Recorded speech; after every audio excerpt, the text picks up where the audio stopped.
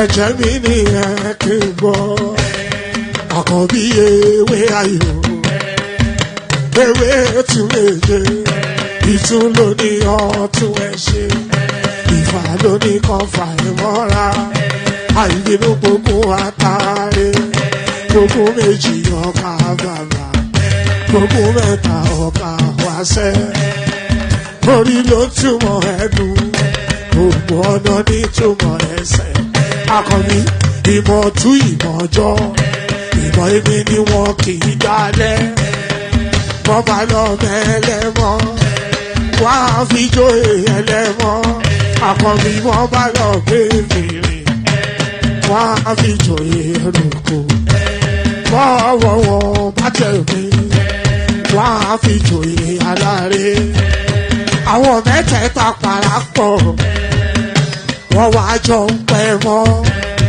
ẹ̀ẹ́mọ́ olóko jẹ wọ́n pa Akíntọ́lá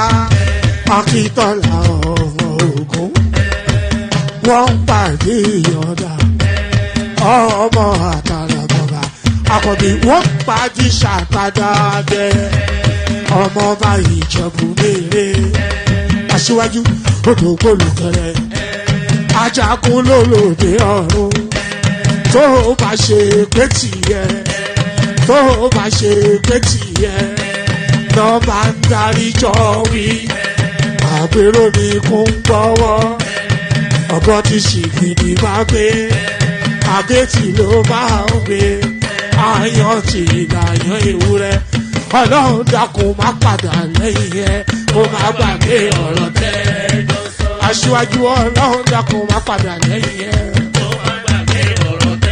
Àkànbí Ọlọ́run dákun má padà lẹ́yìn ẹ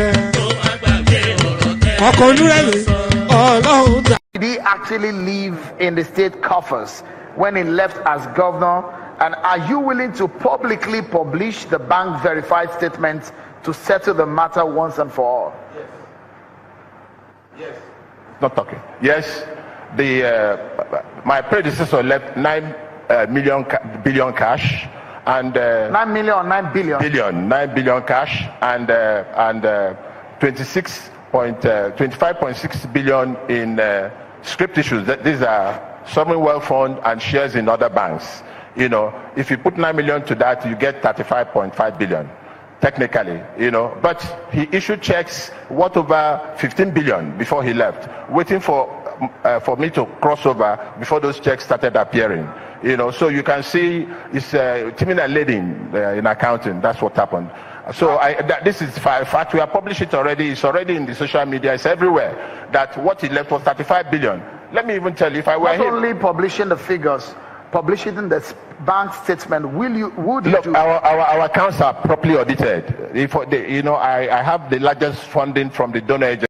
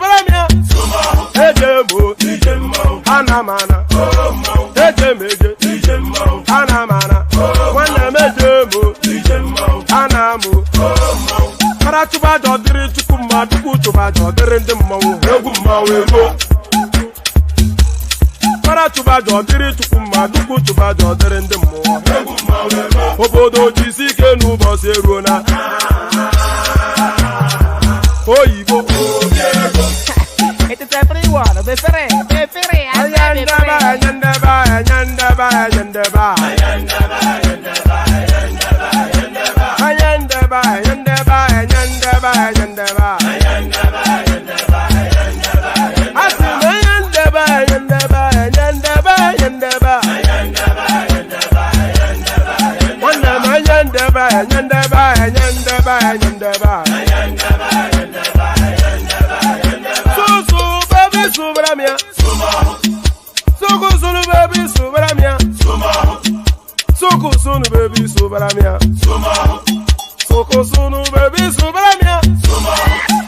Ladies and gentlemen, sometimes you just have to act like you are drunk, like you are crazy. Confuse your enemies, confuse them. We mo. Yeah, we mo. We mo. No basanye ga ponto mo. Iye die gugeme. Okwitara kara mi nguru ma mi ga kwuru mu gwo ya baby mo. Abe Maria. Boy feeling. Ayandaba.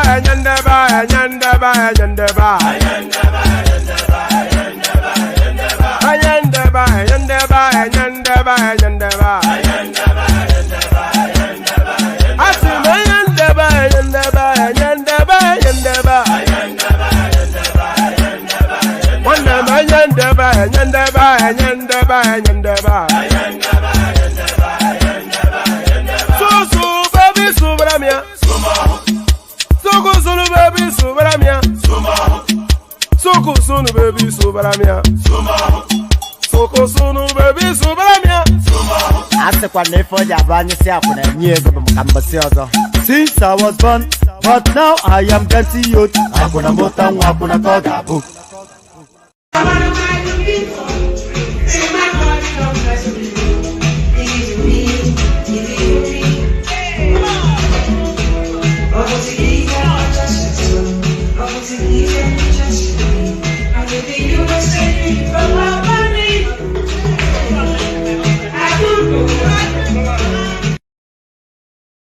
And after a suspension as Minister of Humanitarian Affairs and Poverty Alleviation, BETTA was denied access to President Tinubu at the presidential villa. This vehicle ferried her out of the villa as she was unable to meet with the president.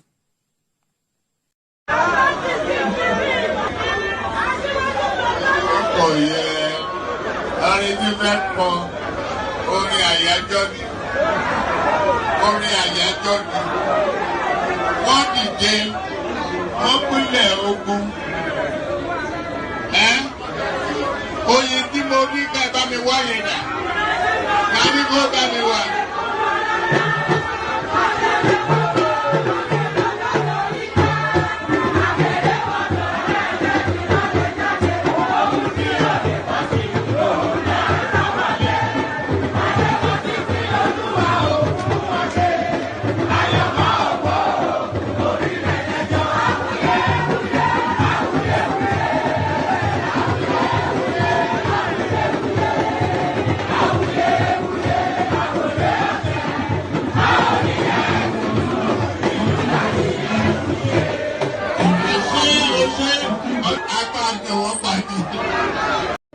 One does not have to be a connoisseur or an expert to appreciate the beauty of their modelling, their virility, their reposeful realism, their dignity and their simplicity.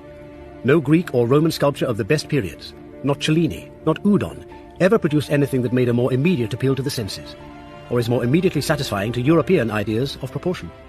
It's hard to exaggerate what a profound reversal of prejudice and hierarchy this represented. Along with Greece and Rome, Florence and Paris, now stood Nigeria. And there it is right there. I was going to start off with a song, but I thought maybe not. I was going to give you a rendition of O Kingston Town. O Kingston Town, the place I long to be. If you gave me the world, I would give it away just to see. Don't worry. I'll give you. If I get enough encouragement, I'll give you the full rendition of that. I was listening to that. You know how these old songs just pop into your head. Oh, Kingston Town. So there it is, Old Kingston Town. So there it is. Here I am, there you are, and here we go. So here we go again. Another day, another. There's so much news today that it's very difficult to condense it into one session. But we'll do some readouts, we'll do some headlines, and hopefully the panelists turn up, and then we'll have a robust conversation, because the stage is set for a robust conversation. But before anything can take place, the usual protocol: click on the like button just as soon as you're coming in. Subscribe if you haven't done that. You can see the notice on the plea on the thing. We're looking to get over a particular threshold. Thank you, Ola. I love you too. Your voice is terrible, it's telling me. That's not our Ola. I think this is some rascally Ola in the comment section.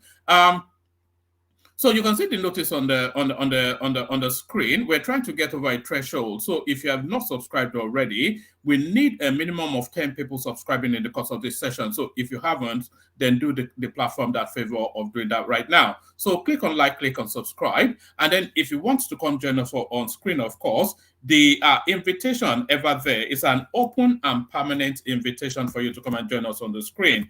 If you are joining us for the first time, you might go through a bit of a screening process because we're putting security measures in place for reasons that is who's laughing at me now? Mojo, you're laughing at me. All right, enough of all that. If anybody laughs at me again, I'll sing some more. So yeah, click on like, click on subscribe, click on the hyperlink that says StreamYard. So now the headline piece, the headline for the session is that Northerners launch full-scale bandit assault on Tinubu's government in a repeat of the attack on Goodluck. What's wrong with that? Should I just take it off? I don't know, man. It's especially chilly where I am. Oh, let me just take it off. All right, maybe that's better. Choma telling me I look a bit silly with the hat. So yes, the headline for the session is Northerners launch full-scale bandit assault on Tinubu's government in a repeat of Goodluck Jonathan's, or in the repeat of how they frustrated Goodluck Jonathan's administration. So that's the headline piece. So now, there is no equivocation that there's a spiking up of activities coming from northern bandits that has just come in like a wave over the past 3-4 weeks. The one in Plateau State, we're still in recovery over that, but then very quickly another one happened in that same space, and then still it continues to, they are now knocking on people's doors and kidnapping them in major capital cities. So let's kick it off with this. Let's start it from this point.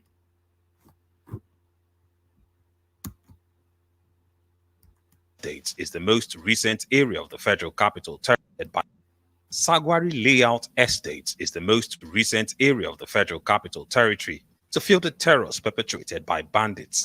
According to media reports, in 2023 alone, no fewer than 36 people were killed and 339 others abducted from various communities in the territory, with satellite towns across the 6 area councils the worst hit.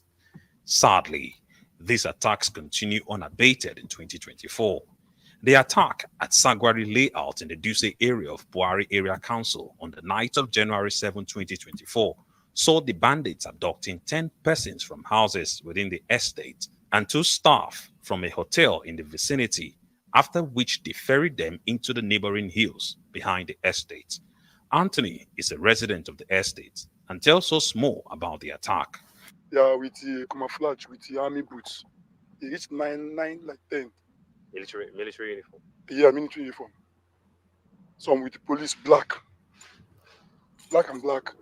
So I dodged. I said, these people not be people go for prayer here. So these people were not different people. He made a squad down. I wear singlet. I just removed my singlet. I fold it. I just bend down. I see somebody, one small boy. He just run past me. I asked him, what's the problem? What's the problem? He said, Fulani. I can't squad them more again. So I can't rush, go tell my people, say, maybe they carry their children, go inside their house. See, here no self. Like this, my neighbor, the barrister. is 5 people, 4 children and your wife. And these people, I never confirmed from there. They say it's 3 and 2 people for that hotel. The attack also raises issues of grazing, as the community complains that security measures like construction of gates are sabotaged by headers. The only security challenge we have here before, the time we put these gates and one gate there. So there you heard it from the victim's mouth. They just casually stroll into an estate, knock on the door, and say, "Excuse me, would you mind terribly if we kidnap you?" This is how they are now. They have even now learned manners. They are now casually strolling into estates in Abuja. And you could see the landscape is not as though it's a foresty area. It's quite open site, and they go rat-a-tat-tat on your door. "Excuse me, do you mind terribly if we kidnap you for ransom?" So this is what is going on. Let's hear this to the end, and I'll bring you one more in that space. But there is no equivocation that the Northerners, just as they did successfully to frustrate Goodluck Jonathan, they are now launching a bandit attack against the Tinubu administration, beyond question. 3 gates. Because these are Hausa people, Fulani, they carry a car, they pass here. And they mess some car. They will, like one day they break my windscreen. I park car here, they carry the car pass, break. I ask, they don't answer me. I keep my car here, they carry battery. So come put this iron, put the 2 iron. You know, each 1 week, these Fulani people come with their group, come scatter this place. So this is the challenge we have since that time. Arise News made attempts to speak to some of the victims' families and estate authorities, but they declined to speak on camera for fear that the abductors might victimize the victims. Also, attempts to get the reactions of the FCT Commissioner of Police on the state of insecurity in the Federal Capital Territory were unsuccessful, as interviews were declined by the police command, perhaps betraying the overwhelming state of affairs. There's now a call on the Minister of the Federal Capital Territory, Nyesom Wike, and other security forces charged with securing the capital city to rise up to the occasion and secure citizens. The footprints are beginning to wear out. Footprints of their loved ones taken into the forest by abductors who raided several homes and houses yesterday, cutting away 10 persons into the bush. Right now, the call is for the security operatives to come and provide some form of security. All right. So there is that one right there. It's quite a thing. Abuja is not especially a large space, and it's the first purpose-built African capital city, by the way. Certainly, yes, I would say African capital city built by Africans. I do not know of any other country on that continent that their capital city was built by the indigenous people of that space. So it's a purpose-built capital city. It's a tiny little enclave, and it's one of the richest square mile, metaphorically, on the planet. So how is it a possibility? And you saw the landscape. You can still see it right behind that chap with the microphone. How is it possible for a band of, they're not even marauding bandits, they just casually strolled in, go into people's houses and cut them away as hostages? And this is what is going on. So there's a full onslaught now. But the gloves they've been unshackled now and launched against the Nigerian state. So they've been unshackled and launched against the Nigerian state, and to buttress, terrorists return to Abuja-Kaduna Expressway, kidnaps scores of passengers. So there's no doubt that the Northerners are showing their hands now. And by the way, as much as it was under Buhari's administration, you saw satellite pockets of skirmishes, and then you saw raging against the South. But a lot of these things was fairly sheathed under that space. A former federal lawmaker and social activist, Senator Shehu Sani, has confirmed that a group of terrorists on Sunday blocked the Abuja-Kaduna Expressway and abducted scores of passengers. Sani revealed this in a post on X, formerly Twitter, saying that the incident happened near Katiri village around 9 p.m. So it's not even in the dead of the night. The former lawmaker added that politicians from the ruling All Progressive Congress APC and opposition parties were amongst those who escaped being abducted by the terrorists. Just when we felt safer, yesterday, kidnappers returned to Kaduna-Abuja Road. They blocked the road, abducted some scores of persons around 9 p.m. near Katari village. Two of my honorable friends from both the ruling and opposition parties had to run through the bush like Usain Bolt. But despite these incidents, there is stronger security presence along the route than used to be in the past, Sani said. So add this to, I can bring you 10 more stories, but I think you've all read the storyline.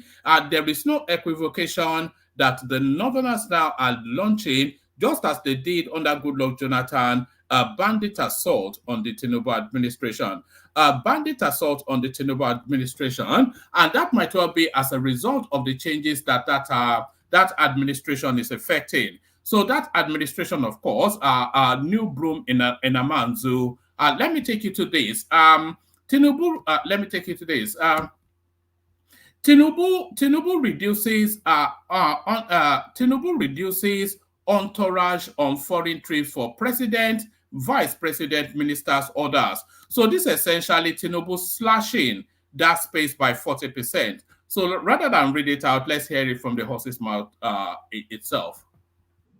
Excellency President Bola Ahmed Tinubu has, by his most recent directive, approved a massive cost-cutting exercise that will cut across the entire federal government of Nigeria and the offices of the president himself, the vice president, and the office of the first lady. It will be conducted in the following fashion. One, the official trips that will be undertaken within the country, that is, when Mr. President or the Vice President travels to any state within the country, the massive bills that accrued due to allowances and ESTA code for security detail coming from Abuja, going and traveling into those states, will be massively cut due to the directive of the President that the security outfits within states, whether it be police, DSS, or branches of the military, will frontline his protective detail when he travels to those states. A major cost-cutting initiative. You wonder why this was not the case all the way through. It's not as though there's not ample security. Do you see the retinue that all of these rascals in state houses all over Nigeria travel with? So it's not as though there's not sufficient enough complement of security details. So he brings his own retinue of security details. And then, of course, to show support, the hosting state will pad that out with another retinue of security details. And then you have these endless convoys of SUVs as people continue to shout Ebin power at them. So enough of that. And these are real dramatic. And by the way, I hope Tinubu's administration is not being led by social media. That's just what I'm saying. Because we're seeing the administration respond to social media commentaries and then do a policy position or a pivoting off the back of that. We saw it with BETTA. We're seeing it now. This is a response to that 160 million naira SUVs that the obedience were banging their heads against the wall about just barely 2-3 weeks ago. So this is a response to that. And we have seen just a series of government taking positions off the back of social media commentaries or social media backlash. So I hope this is not the signs of what forebodes for the future, because if we wanted social media to be our president, then we would have appointed Mark Zuckerberg or something. But enough of this ridiculousness. But really, in terms of this initiative, I'm on board with it. That will affect the office of the vice president as well as the office of the first lady. Additionally, when any international travel is being approved, the following limits have been placed on all ministers of the Federation. 4 members of their staff, appointees and the like, will be allowed to travel with a minister on an official trip. For heads of agency, that will be limited to 2 members of staff allowed to travel on an official trip. Furthermore, the numbers that the president has now approved for official travel with him that will apply to his principal staff are as follows. On international trips, the president has directed that no more than 20 individuals be allowed to travel with him. That number will be cut down to 5 in the case of the First Lady. 20 for the president, 5 for the First Lady. Additionally, the number in the entourage on official international trips for the Vice President will be cut to 5. The number that will be as a limit on the wife of the Vice President is also 5. In terms of local trips, the President has approved a new limit of 25 members of staff to accompany him on domestic trips within the country. The office of the First Lady is now limited to 10 staff members to accompany her on official trips within the country. The Vice President will be limited to 15 members of staff on official trips within the country, while his wife will be limited to 10 members of staff on official trips within the country, the same as the First Lady. It is pertinent to note that there is a difference between the number of members of staff allowed to travel with the presiding officials to international trips and those that are allowed to domestic. You will find that the numbers on international trips than those allowed on. This is international trip expensive across the board, total sanity, prudence, management of the Commonwealth of our people. As a result of this, federal MDA, also including the office of the president itself and the office of the vice president, as well as the offices of the first and second ladies, are affected and bound by this directive of the president. From henceforth, the president is insistent that the notion of government wastage, the notion of recurrent expenditure being in excess, the notion that government officials will be allowed to conduct their affairs in a way that is different from what we are asking of Nigerian citizens with respect to prudence and cost management. Those days are over. The president is insistent that the prudence of government officials must reflect the prudence and efficiency of the Nigerian citizens. And this is the directive of the president. Thank you very much. I'll allow for one more. You have one? Okay, go ahead. One. You have another one too? All right, 2 more questions. That's it.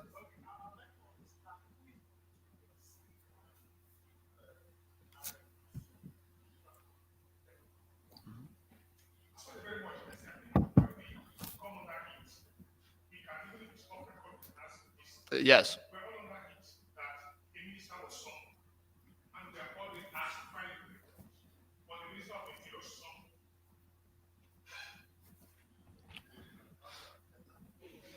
So thank you very much. So let me just, I'm going to do my best to answer what can be answered in one answer for the sake of our electronic friends.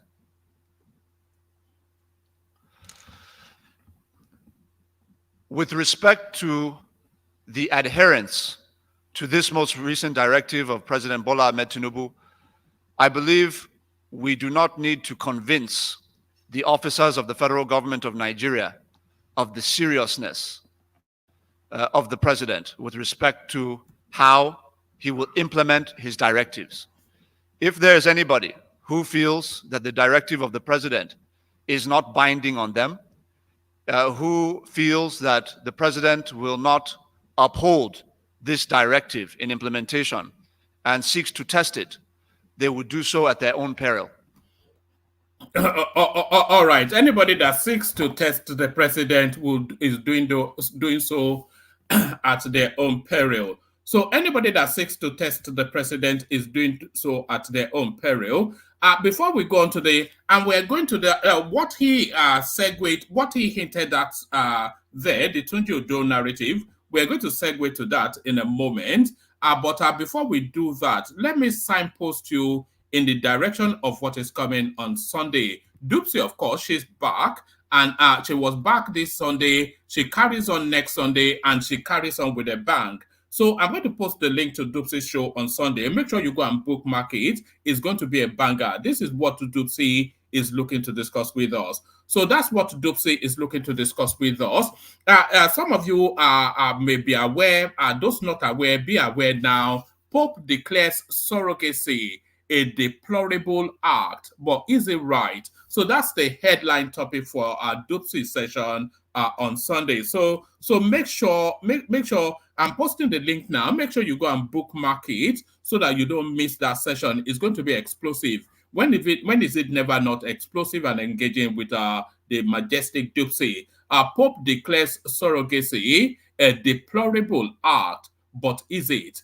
So let's talk about it. Join Dupsy 3 p.m. Sunday UK time. So go bookmark that and be ready to take Dupsy on. So be ready to take Dupsy on. So we go on from what Ajuri just hinted at now. And we discussed this at length yesterday, by the way.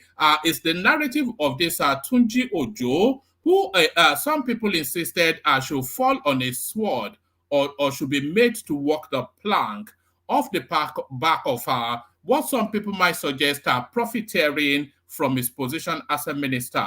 Tinubu wants to find out exactly what is going on. Contract scandal, Tinubu summons interior minister. So there's a new wave now. This is how a country should be run. So, and by the way, the benchmark set by Buhari was so low that anybody that even pretends to do anything near normalcy gets an A-star from Nigerians. So there it is right there. It's not business as usual, apparently, allegedly. Contract scandal, Tinubu summons Interior Minister. President Bola Tinubu has summoned the Minister of Interior, Olubunmi Tunji Ojo, over his alleged involvement in the controversial 438 million naira contract scandal involving the suspended Minister of Humanitarian Affairs and Poverty Alleviation, BETTA Edu. Correspondents report that Mr. Tunji Ojo was summoned by the president on Tuesday. The minister is expected to explain his role in the contract awarded to New Planet Project Limited, a firm linked to him. I'm not quite sure if it's a firm linked to him. By his own admission, he is the founder of that firm. A leaked memo being circulated online showed that a firm linked to the minister received a substantial sum labeled as consultancy fee from the Ministry of Humanitarian Affairs and Poverty Alleviation. Mr. Tunji Ojo had earlier in a television interview denied any involvement in the contract, explaining that he resigned his directorship of the company in 2019. So it's a real hard sell to say that it has no involvement in the contract. So they are both Gen Zs that have just come into governance. So you'd expect that there'll be that clique of the youngest versus the oldest in the FEC meeting. They both sit in FEC meetings together. They are both aligned in terms of the governance, and out of curiosity and totally on merit now, he's claiming that his company got this plum job, a company that he founded and is now trying to distance himself from. So tell that to the birds. Tell that to the birds. The minister is expected to explain his role in the contract awarded to New Planet Project Limited, a firm linked to him and also founded by him.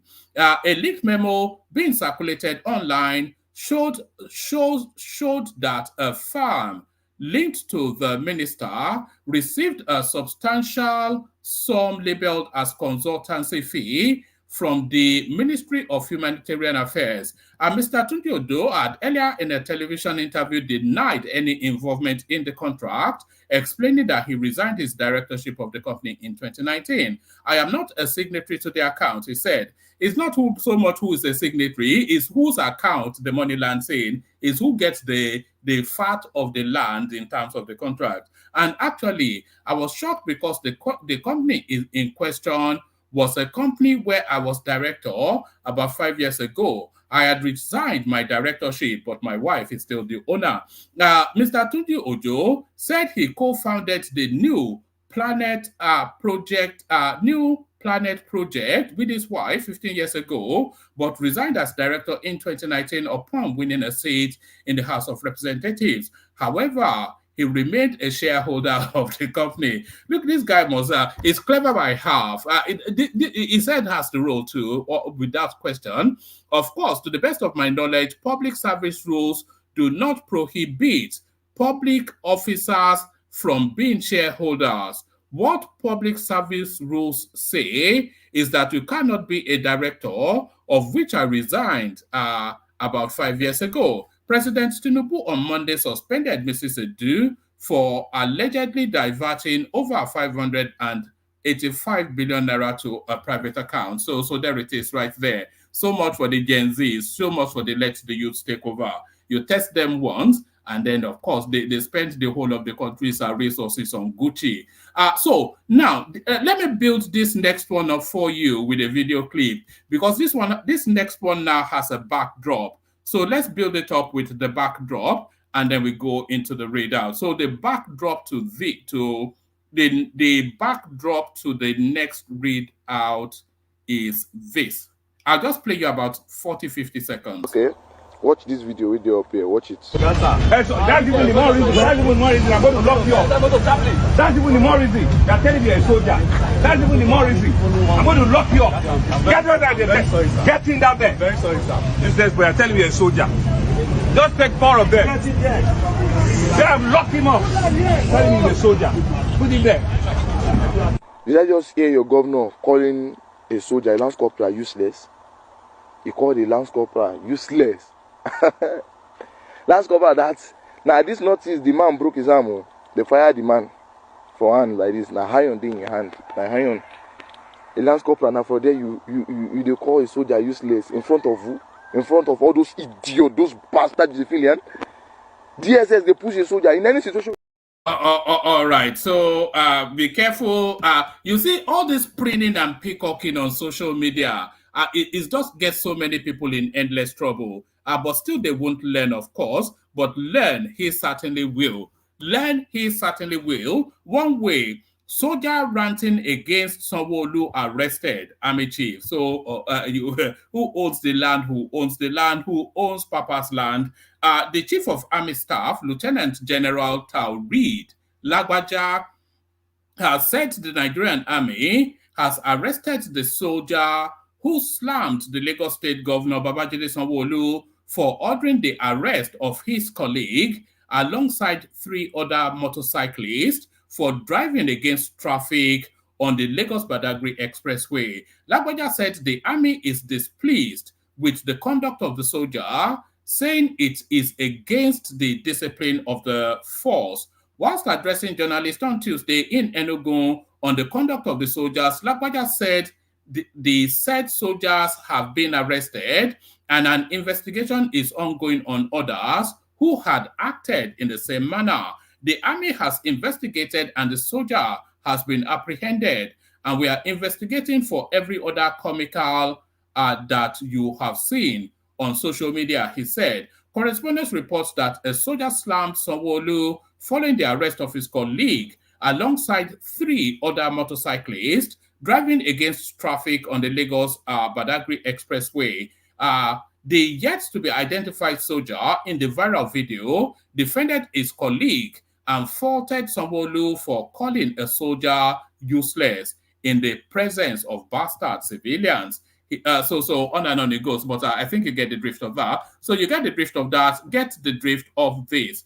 Good news are good tidings coming. Good tidings coming rather much to the chagrin of the obedience.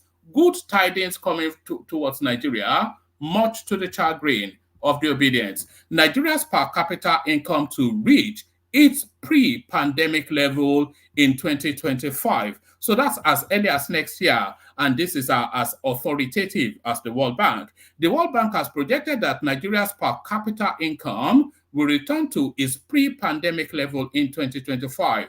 This outlook comes as the country's economy is expected to witness a gradual improvement in the coming years, according to the bank's Global Economic Prospects Report for January 2024. So there it is right there. So put that in your pipe and smoke it, I guess, to the obedience. And we were expecting clap back for this, because we touched on this, of course, yesterday, and the clap back comes swift and fast.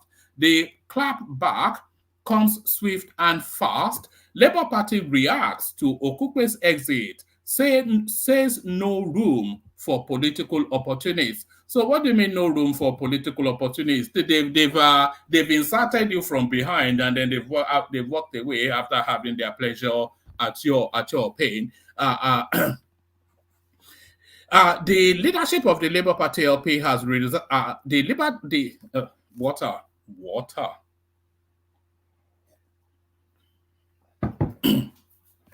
The leadership of the Labour Party LP has reacted to the resignation of Donyo Okukwe, a former Director General of the Presidential Campaign Council from the party. In a statement on Tuesday, Obiora Ifo, the national, so this is now the Abure camp responding. In a statement on Tuesday, Obiora Ifo, National Publicity Secretary of the Labour Party, said there is no room for political opportunists in the party. Okukwe announced his resignation from the party in a letter on Monday. He said his decision to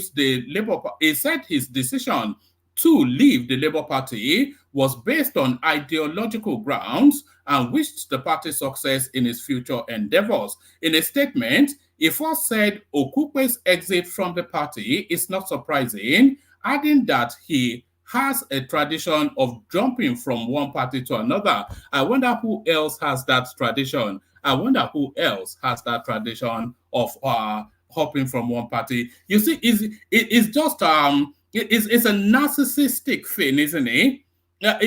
Those are the telltale signals of a narcissist who is only propelled by his own self-interest, hopping to wherever his interest is best served, and not at all wanting to build or stay for the pain of graduating a process. In the statement, Ifo said Okukwe exited from the party is not surprising, adding that he has a tradition, jumping from one party to another. The leadership of the Labour Party, like most Nigerians, read in the social media the purported resignation of the former Director General of so they are not able to discard him with a whiff, of course, because it's the topmost, most senior, most within that space, outside of the presidential candidate and the vice. The leadership of the Labour Party, like most Nigerians, read in the social media the purported resignation of the former Director General of our Presidential Campaign Council, Dr. Donyo Okukwe, from the Labour Party. Ifo said his exit from Labour Party is not in any way surprising to us. In a true character of traditional politicians who move from place, I'm sure somebody in the commentaries will mention the obvious, of course.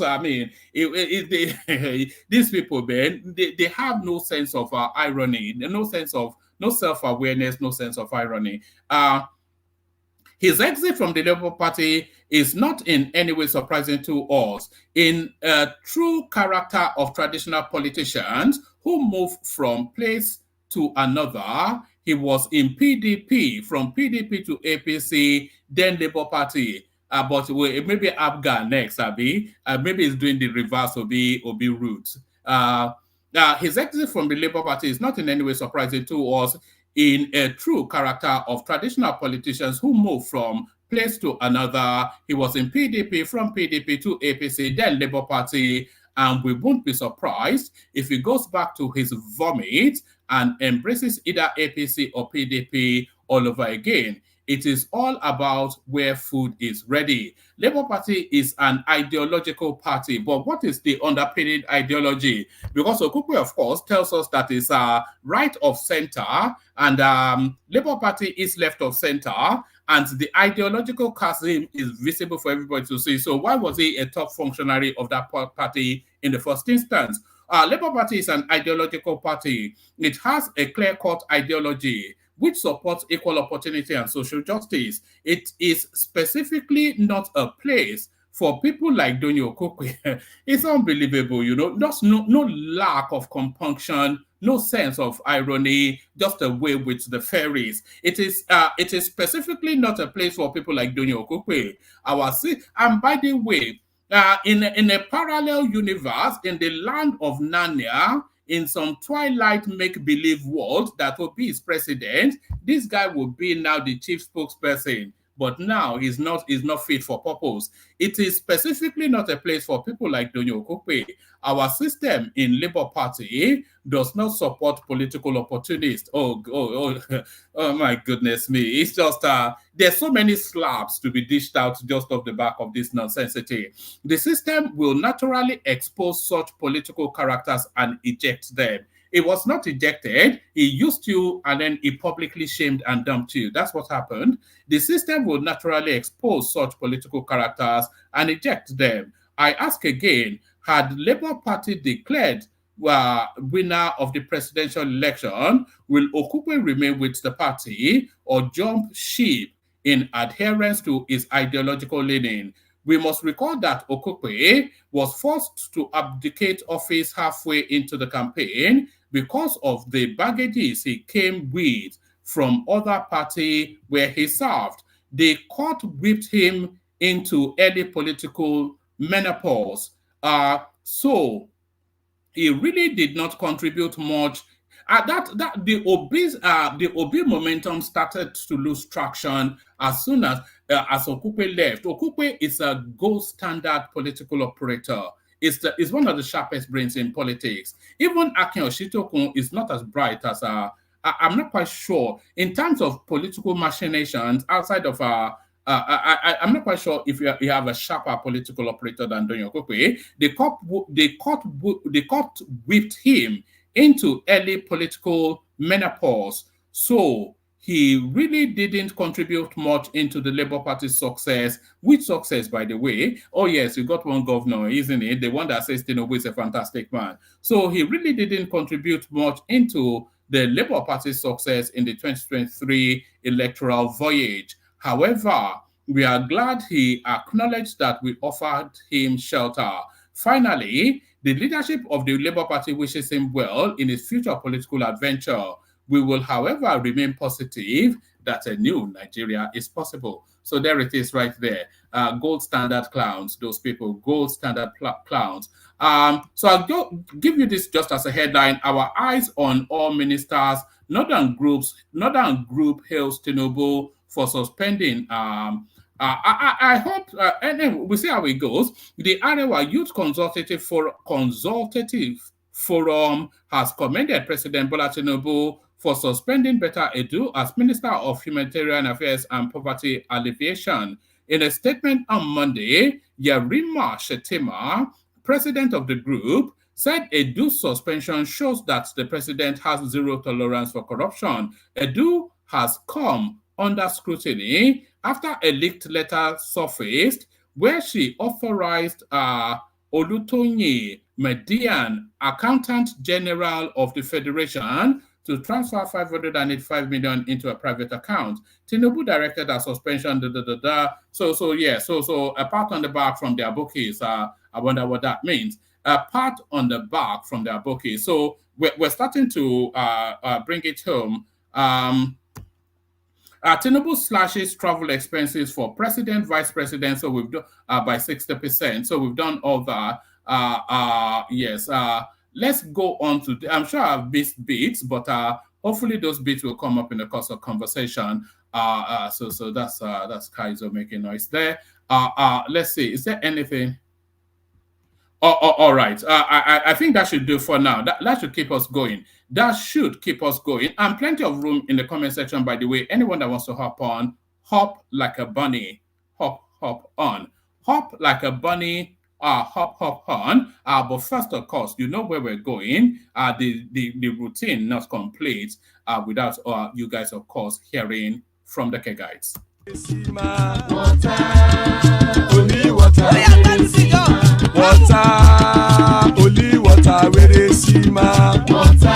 Oh yeah, she go for me get. See ma. Water. Only water. Oh yeah, let me see go. Water. Only water, where they see ma. Water. Oh yeah, she go for me get.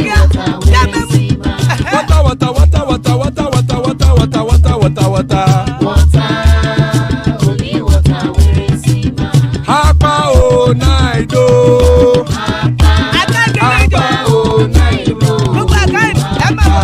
Hapa you don't come o.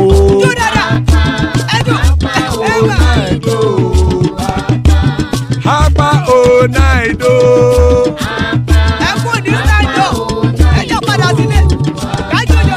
Oro kẹ̀kẹ́ kẹ̀kẹ́ ẹlẹ́mùyé o. Ilé sọ́dí àkẹ́kẹ́ ẹlẹ́mùrè o. Bobby Master kẹ̀kẹ́ ẹlẹ́mùrè o. Chief Wáìlà tí kẹ̀kẹ́ ẹlẹ́mùrè o. Eruku lẹ̀lẹ̀ ẹlẹ́mùdé.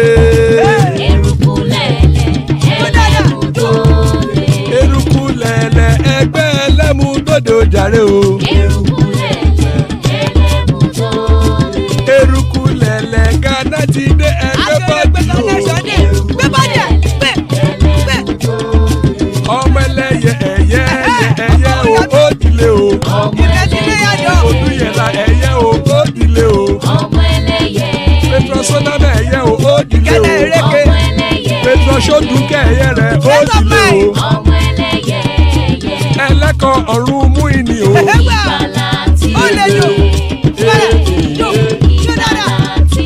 Àkùkọ ọ̀run mẹ́kọ̀.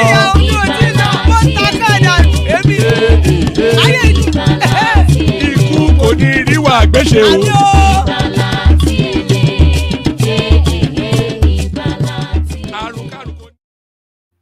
And there it is right there. Iku koniru agbeshe, may death have nothing to do with us. So amen to that on behalf of myself and you, my friends. So Iku koniru agbeshe are from Japan. Konnichiwa, War Peace joins us.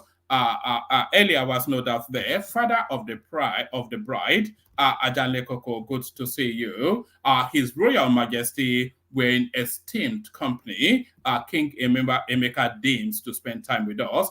And look what the cat dragged in, Pansat. So good to have you, gentlemen. Good to have you, gentlemen. Anyone that wants to hop on Still Spaces. The place fills fairly quickly, and then you might struggle to hop on.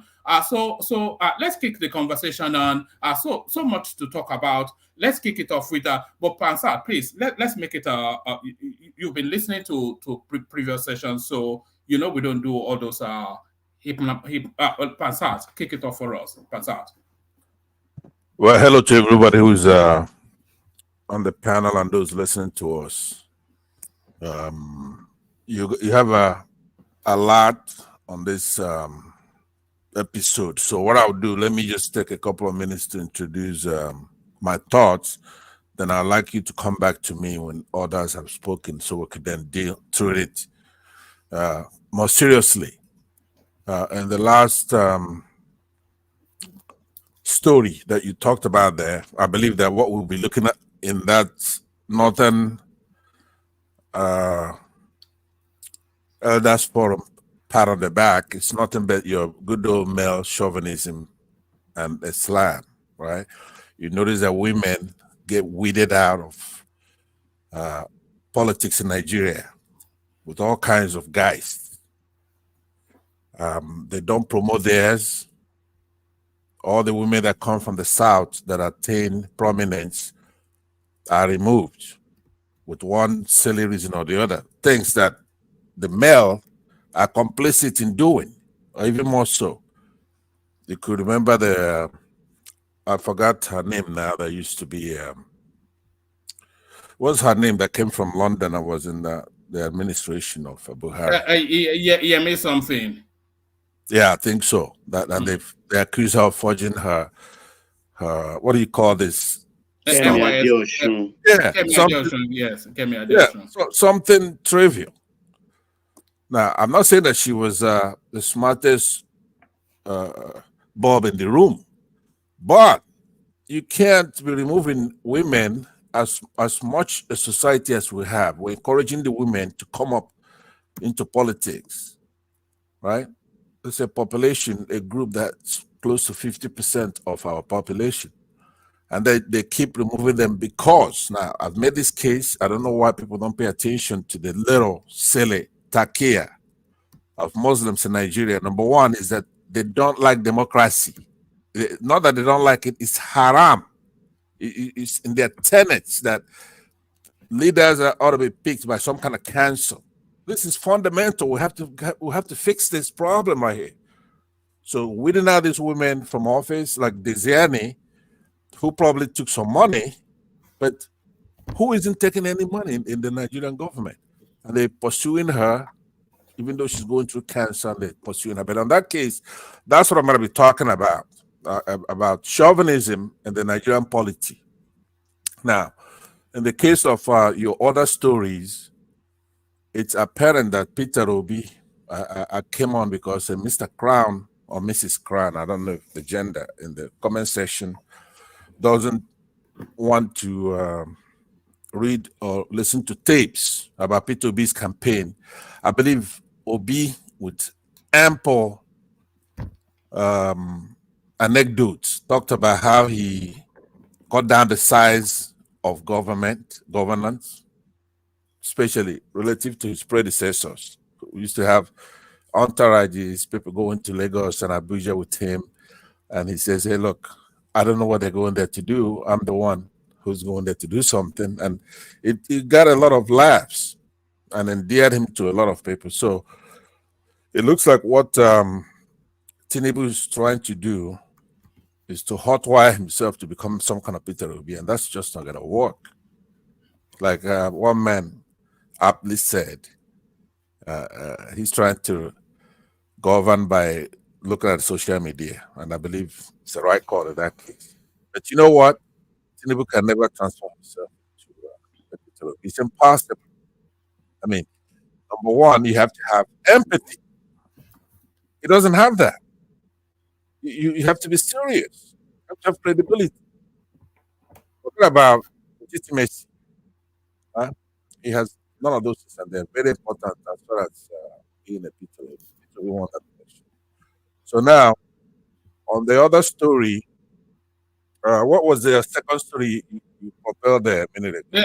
There's a lot, but the headline piece is that essentially the Northerners are launching the same technique that they used to kick Goodluck Jonathan out of office against the Tinubu space, using insult, because we're seeing a real spike up in incidents. Not that we've ever really gotten over the hump of that space, but we're seeing a real ratcheting up to the point that they are now casually strolling into people's houses and kidnapping them in dense cities and broad daylight. So that same technique that they used to frustrate Goodluck Jonathan back in play.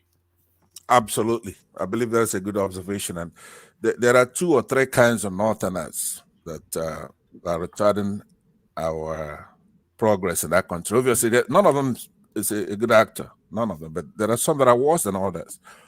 But you have to give Tinubu credit from the beginning. He's quite bold. I didn't think he would do a few things that he's done, which is to remove the shine and this craziness about Northerners thinking that they have some kind of special blessing from God to rule anybody.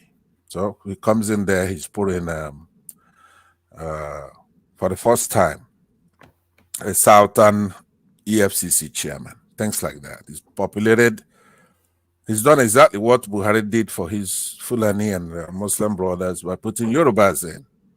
So that's a good thing, at least to show that you don't have exclusivity in that kind of thing. But and he's done quite a lot in that kind of in a way to cut off their nuts, as far as all the stuff they've done over these years, in the last at least 8 years, trying to render the South effete, right, weak. So Tinubu does get credit for doing a few things like that boldly. And to my surprise, they didn't do anything to him, but these people are very patient. So to answer that point directly, there are two types of northern irredentists and violent people, right? They have the very more virulent one, which they give tea, things like that. They did it to Abiola and all that. They go all the way out. I don't think that has been activated, but I believe that Tinubu is doing the right thing in this case with that announcement today to curtail and clip the wings of Shetima, because that's who's going to be the vector of this, right? That's who you have to watch. Now, all right. But finally, people such as Awike, you may not know it, when you see some of this violence coming to fore with violence and like things like Chibok girls, who do you find in that crime scene? When you look at it, like in Chibok case, you find, believe it or not, Wike. In the Chibok case, he was the secretary. It was for the state in education, whatever whatever that language is. So he was there. He's one of those guys, right, that you don't know that use this kind of violence to undermine the government. So if they put hit on him in the River State, watch what he does, because he does have a 2027 ambition. Okay, come back to me later on so I could then deal with what I actually talk about. All right, brilliant. So that's one start, of course. Before I'm going to go to Emeka next, but before I go to Emeka, a bit of administrative stuff. Update on our One Man Went to More Level Up initiative. As you know, we launched that initiative a few weeks ago, and we were able to raise 955 pounds, which came to approximately 1.3 million naira. So we sent 430,000 to Asan to find beneficiaries in the north, and then we sent 430,000 naira to Folly B to find beneficiaries in the southwest. So now we're looking to send the last tranche of that money, 430. It's meant to go to the southeast, but we cannot find anybody that is willing to do the legwork to go on. So maybe at some point, if we can't find anybody we've asked the Kenneth, he more or less rejected he wasn't willing to make the effort, essentially. So if we cannot find anybody to take it on, then I'll come back to the platform to see if you want to split that in half and send it to the north and the southwest again. But we had reports from Folly B's, which we saw, but I've been able to put Folly B's reports together. So I'm rendering it now. So as soon as I finish rendering,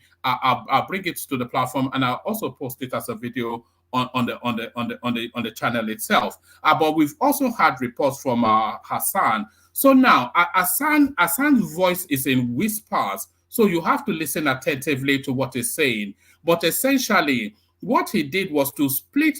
It was meant to give the 430,000 naira to 3 beneficiaries. The 2 beneficiaries we already know because he brought them to the platform, and it was then going to give to a 3rd person, which was a rape victim. But the rape victim said she was not prepared to appear on camera. So he decided to set her to one side and split the money in half. So he gave 250 to Mama Hadiza, who is a grandmother. For reasons of insurgency, finds herself taking care of 7 of her grandchildren, and then he gave 150 to Zainab, a 23-year-old widow who finds herself suddenly struggling with 5 kids, one with with some form of disability. So here is Hassan's report. Listen very delicately because he speaks in whispers.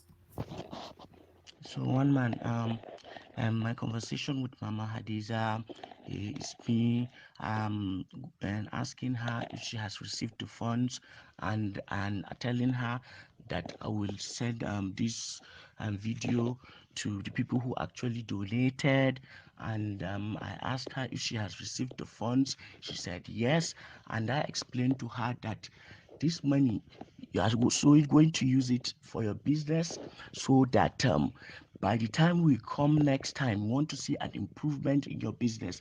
And Mama Diza made a promise to me that when I come back next, we are going to see the business thriving. And so she said a special thank you. She prayed for all the people that supported and helped, and that's about it with Mama Hadiza. And then with Zainab, if you look at the video, she was laughing, smiling, and it was equally the same thing. And I told her that the people who sent that money to her, this is her opportunity to say thank you. And she said thank you, and then she acknowledged that she has received the 180,000, and that is what happened. Now, I did not give the money to this sexual violence survivor, because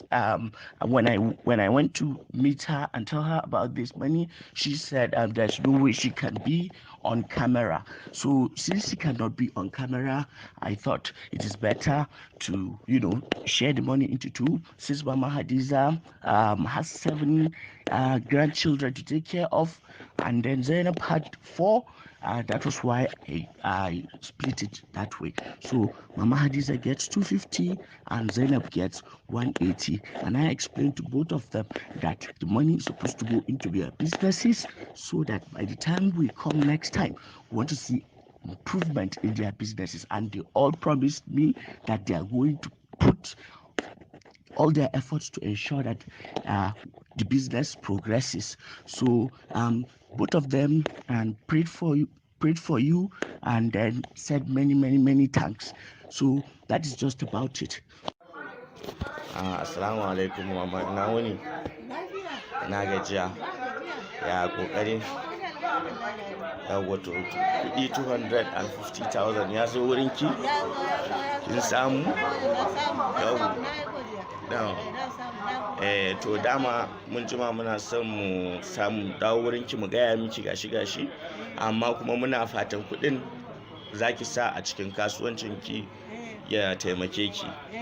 Kada ki kashe kuɗin don kashewa, ki sa kuɗin ya yi ƙarfi saboda jarin ki ya ƙarfi. Kin ga zaki kula da jikokinki ke ma, kin gane? Yawwa to tun da dai tabbas kuɗi 250 ya same ki, yawa sai ki godiya. Ki ce musu kina godiya. Yawwa ina godiya, na gode wa. Na gode. Allah ya saka. Allah ya saka. Na gode. Na gode, Allah ya saka da alheri. Yawa to mama mun gode. Yanzu za mu ka dawo, muna fatan za mu zo mu samu komai ya karu, ya yi kyau sosai insha Allah. To masha Allah mama. Yawa sannu mama.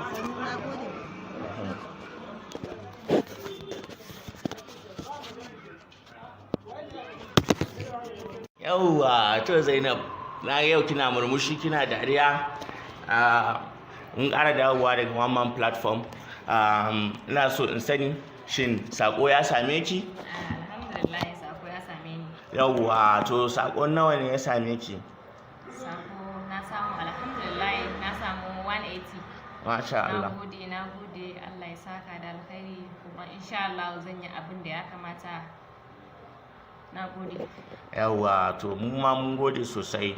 Shawarar da zan baki shine wannan kuɗin da kika samu ki amfani da shi a cikin kasuwancinki, ki sa a business ɗinki ya haɓaka. Insha Allah idan bayan ɗan lokaci muka zo muka ga cewa abin yana haɓaka, har yanzu za mu ƙara iya taimakawa. Allah ya taimaka, Allah ya bada sa'a, kuma duka mutanen wannan platform suna miki godiya da albishir. To me za ki ce musu? Na gode Allah ya saka da alkhairi kuma Allah ya sa haka.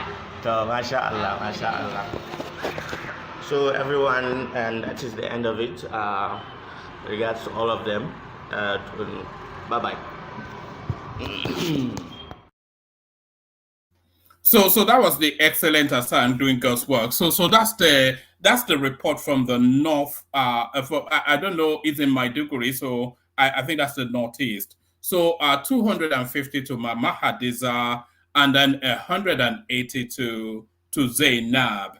So thank you everyone that participated in that. As soon as I finish rendering the Foleybees report, I'll play that in the course of this session as well. So those are two trenches now: 430 to the north, 430 to the southwest. 430 still outstanding to go to the southeast. But if we cannot find anybody to take it on, and then I'll come back to the platform, and then you guys will have to make a decision. So thank you one and all for participating in that. Back to the conversation, and we go to King Emeka. Mekus. Yeah, good evening, woman, and nice reports from Hassan, and we're hoping Foleybees gets back to us. This is a very nice initiative. Special thanks to both of them. I don't know why Ekene, who has gone to the village and is enjoying his millet pap. He couldn't even take a moment from drinking burukutu to go and do some good.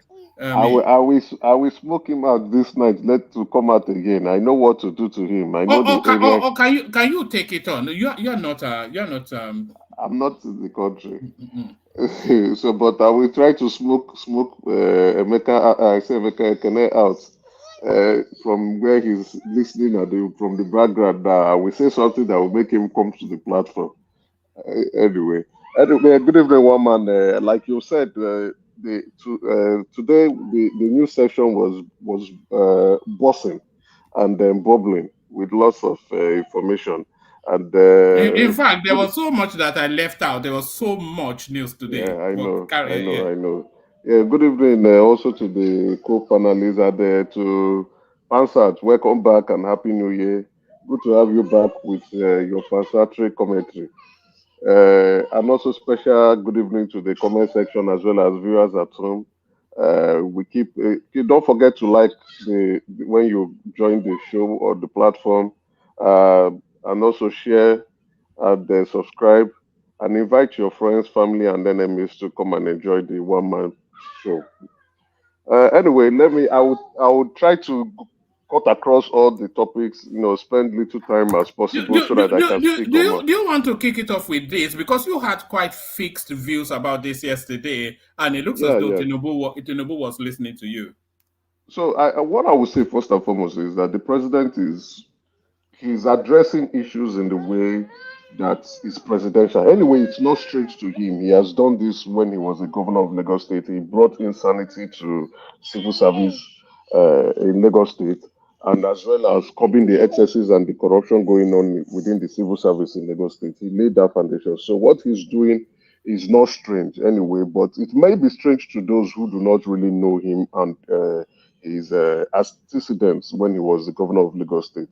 So him summoning the Minister of Interior, he's trying to, at least we can see that the president is trying to express some cautionary measures to ensure that there's an oversight on all his ministers and what they are up to. He didn't only summon the Minister of Interior. He also summoned the Minister of Steel Development as well as the Minister of Power to come for some briefing on what they are doing. And those two guys, apart from the Minister of Interior, those two guys they are poor-performing ministers.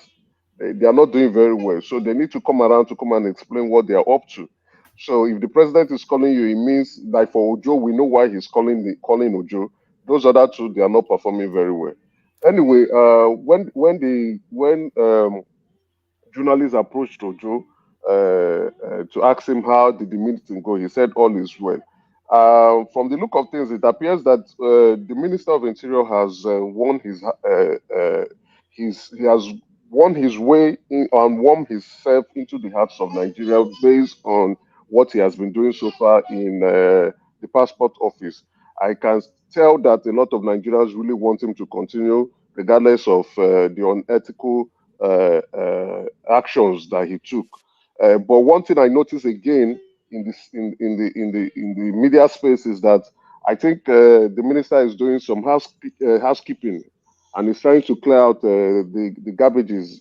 You know, yesterday when he went to channels, he told the entire world, inclusive of Nigerians home and abroad, that the wife is still a director and the owner of the company because he has resigned his directorship. But I saw today that a memo floating from and being received by the CAC shows that he actually resigned as a director, and also there was a letter that same letter said his wife is also resigning, and another person is like 4 people were resigning and to be replaced, and I like something is going on that is amiss here. And that paper looked like a photocopy paper. Yes, you see photocopy stamp. I was just laughing. I said, "This guy, he's a smart individual. He's a smart man." I know him. You know, I mean, the guy must it must be some sort of narcissistic sort of element to think that these people attempt to pull the wool over anybody's eyes. You formed the company. You are a member of cabinet. You are in the same age bracket as this lady. Fortuitously, is one inviting us to believe that it was fortune that lands this now plum contract on in your company, which you are then telling us that you are no longer a director of. But who is the beneficiary of that money that comes in? What's all this nonsense now? What's all this nonsense? Exactly. Say I took the contract and I executed the job. That should be his defense. But he knows the repercussion. Emeka, good morning.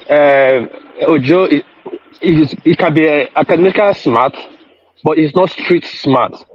And he should not continue going on this trajectory. He should just keep quiet and let them do damage control. I think he panicked. Yes, I think he panicked. Yeah, one man, you're right. He panicked. And again, it was here on this platform, Larry went to CAC and showed that he's the only shareholder with 5%, and the remaining 95% has not. The others who own 95%, their names were not showing on the directory of officers or executive officers of the or shareholders of his company. I think maybe in my view, this is my opinion. I'm not saying I'm right. I'm just speculating. He's probably looking for her to share that 95%. Just like when he told channels yesterday that his wife is still the director, that he has nothing to do with that company anymore. Now, all of a sudden, the next day, your wife too is also resigning with you on the same date that you resigned your directorship in 2019, which is very strange. You didn't tell the world that yesterday. So it now shows that you are trying to clean house. Anyway, whatever you're doing is up to you. But what I can tell is that a lot of Nigerians like him, including myself. I like him. I like what he's doing. But what the issue at hand is unethical. Yes, we agree. Many of us agree, including those who refuse to admit it. Some are saying it's illegal, but what this opens up is that the public service law should now be amended to include those loopholes and the lucanas that public service officers are trying to exploit. Yes, they now need to amend the law to show that yes, even if you have resigned from your directorship or any key executive officer position in a company, if you are still a shareholder or a major shareholder in that company, go and do something with your shares. And also, if you have any interest or direct or indirect influence, you cannot bid for any government contract. Just forget about it. Is it that you focus on public service? Emeka, on your screen is the Oluwole photocopy that is parading. It says at the extraordinary general meeting of the New Planet Project Limited, held on the 1st of February 2019 at the registered office, at the registered address, it was resolved that the following persons are hereby removed as directors of the company. Olubunmi Tunji Ojo, Tunji Ojo, Abimbola, and then some name that I cannot read, then Idris Shaibu, and then Hassan Suleiman. But on what basis was Bumi Ojo, with Abimbola Ojo removed is the thing. Because if No, he's saying that exactly. that he Now, is on his own basis, right? His explanation was that he entered into politics and he became a member of the House of Representatives in 2019, right? So that is the reason. that So explains him. But why should that the is wife? then what Yeah. exactly? Thank you. You're asking a very good question. So what is the reason why your wife is resigning from the company that you founded? Why are you now saying your wife is resigning? But again, what he's trying to do, that's why I said I'm speculating. I'm not saying that's the main reason, but again, we know that he's trying to clean house so that people not begin to ask, because now he's a political exposed person. Just like because he's a political exposed person, that affects his wife as well as his kids. And if you look at the Code of Conduct Bureau, you hear that at every 4 years, anybody who has held public office must submit statement of account as well as asset declaration for after 4 years, and that will include that of their unmarried children. So anyway, he's just trying to cross the T's and dot the I's. Good luck to him. I hope he learns from this if he survives, and I hope he doesn't perpetrate any act. And likewise, other ministers too should take note that the president will not spare you if you get yourself involved in any dirty dealings. So I like where the president is going with this. I like what the president is up to. And not only that, that also includes, the directive of the president slashing travels expenses. I can tell you that it is not as a result of any social media backlash or any social media cries or what social media, especially the headless mob, actually was, but the realities of things. After the Dubai excursion, the B coming to the table of the president showed him the reality of the travels. And if you just suppose that with the revenue that we are going to earn, and he was like, if we do this in 4 years, we'll be out of pocket. So the president had to do the right thing. Just like he came in with his accountant pen and he said, this nonsense has to stop. Let's cut this. And this is not straight with the president anyway. Do you think this is a response to the backlash against the 160 million? I'm talking about Tinubu slashing the cost of governance. Do you think it's a response to the 160 million? It's not. It's a response to the reality. The bill itself, not the because those, the explanation then was. Look at the number of people that went with him.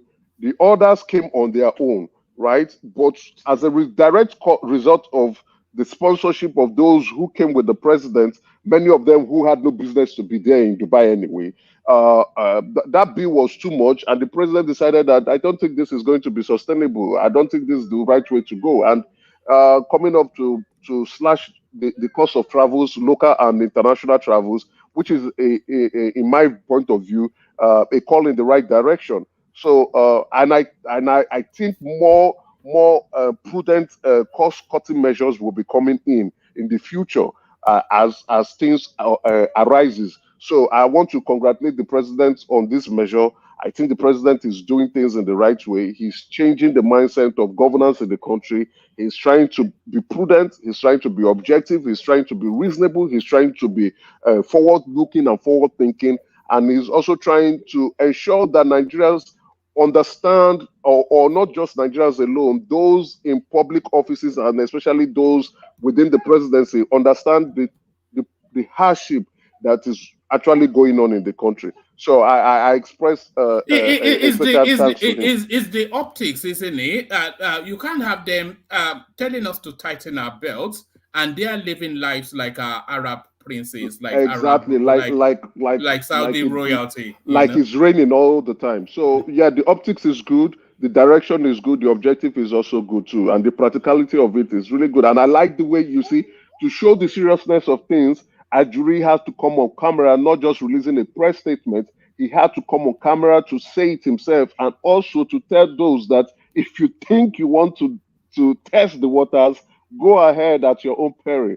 and let's see what the repercussions is going to look like. Now it is now up to us Nigerians to begin to review and hold government officials who are affected by this presidential directive to tax, and begin to watch them when they are traveling, both local and international travels, and bring it up to the limelight so that others can see for themselves if they are obeying the presidential directives in respect to with respect to travels, whether local or international. And we can tell that it's cut across everybody, and they're all affected by it, including the president himself.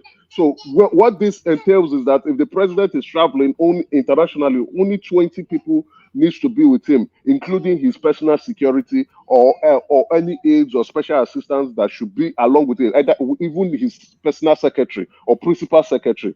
So now, if we see more than that, there's two possibilities. Is either those people who are there paid their own flight expenses to come and see him, because what usually happens, the best way to see the president is when he's out of Aso Rock. If he's traveling, maybe he's in Lagos or he's going somewhere, that's when a lot of these political power stalkers and politicians will rush. So they should come on their own expense and not be sponsored by the Nigerian state or the Nigerian post. But I wish anybody good luck who wants to double dare the president on this directive anyway.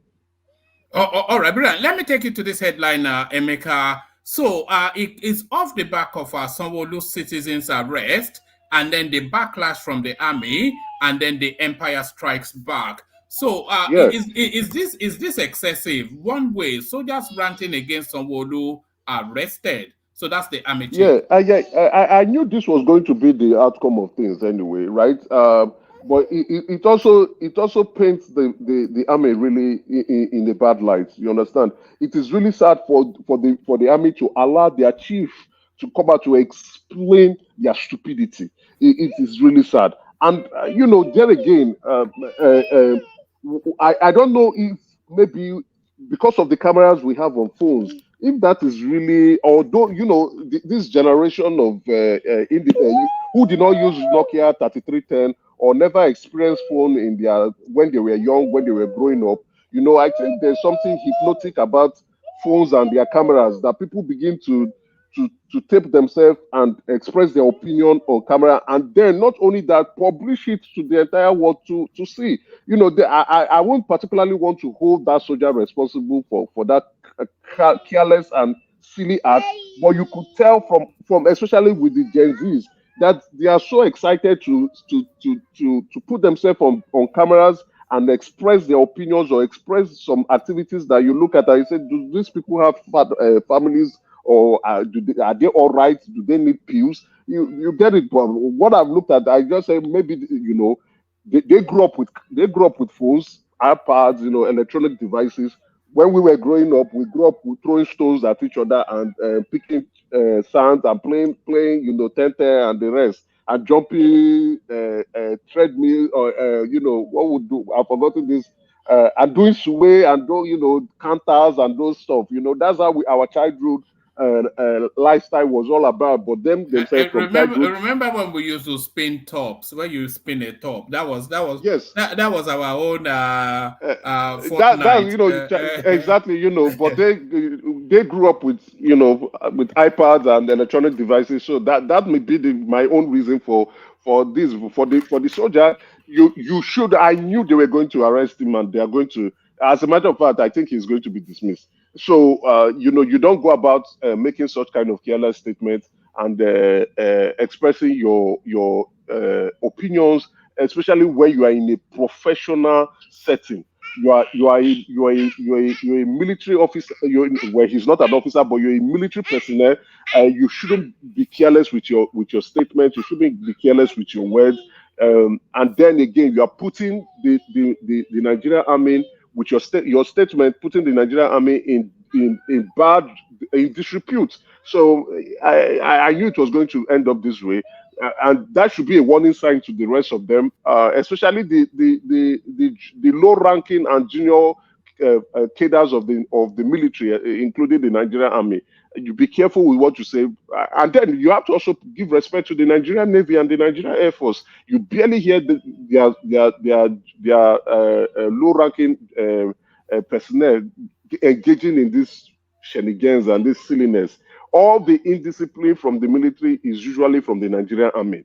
Now, the latest is Nigerian army flogging somebody in Rivers State, and they were videotaping it. These behaviors, I just don't get it. And it's really sad for your chief. For your chief, that's your highest ranking officer who is responsible for the army, coming out to be explaining why his boys are indisciplined. It's very embarrassing. I think they should go the high route. And I also heard him saying that the officer responsible for signals and administration has sent signals to all the cantonments to inform them of this marching order and to ensure that the Nigerian armies are well disciplined. So anyway, let's see how it goes. I'm not hoping the next time we want to see the chief of army staff is not on these frivolous issues, is to tell us that they stop insecurity in the country and not explaining somebody who is on camera and cannot respect himself. All right, Emeka, the green shoots of hope starts to spring. Nigeria's per capita income to reach its pre-pandemic level in 2025. This is as senior a space as the World Bank, their annual report, and as early as next year, the recovery starts to become visible. Most definitely, right? With you see, that was why I was trying to explain to some other on the different platform that you see. The last administration, we didn't know, the bus driver didn't even know where he was going to. He was just driving blind, right? But with this administration, in view of the challenges we're experiencing currently, the bus driver is telling us, I know where I want to go to. I know I might not know the route entirely, but I know my destination. He has clearly explained that he wants to grow the economy to a $1 trillion economy. He has also explained that he wants to expand the economy productivity-wise, as well as create more jobs, and then improve on our resources, our mineral resources, so that we can be economically strong. And he's not just saying it; he has shown that with examples by going to different countries, going to different summits, engaging with different heads of states, and trying to sell the Nigerian project to them. So. What we are going to begin to see with all these plans is that from next year, which the World Bank has actually predicted, we'll begin to see some growth. And I hope we begin to sustain this growth so that, because we really missed the mark after the Obasanjo administration. By 2020, it was estimated that we will become a world developing economy. And we missed it completely with Jonathan and Buhari. And that is really, really sad that we missed that, because if we were going at the rate at which Obasanjo was trying to grow the economy by then, by 2020, a lot of things would have been going on very well for us. And I don't think the Japa syndrome would have kicked in. Those who want to travel would have traveled by choice and not by force. So anyway, I think can I interject you, Emeka? I have a question for you. Hold on, let me land this point. I think the World Bank is looking at the economic policies and the blueprint of the Tinubu administration and their plans, and they are making that prediction, that growth predictions on how the economy would look like or shape like. It may not be. I will not let you get away with such an assertion. That is completely inaccurate. Hold on to Nigeria. It is a prediction. It is a prediction. It may not. So you are saying it because of Tinubu's administration's policy. Yes, that's what the report is even saying. It's a prediction of what the economic outlook will look like in 2025. It was always going to be like that.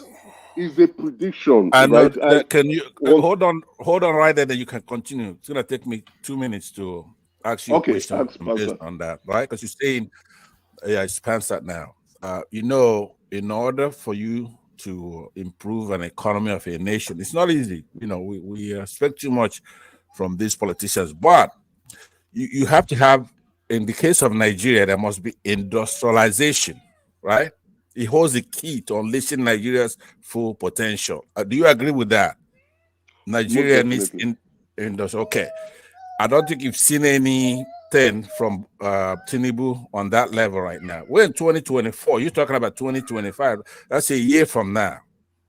So to strengthen our economy, you are stipulating that you do need massive I don't agree with that, by the way, but carry on. No, Passat is not entirely wrong, right? Industrialization, manufacturing, and production, which they're all tied together.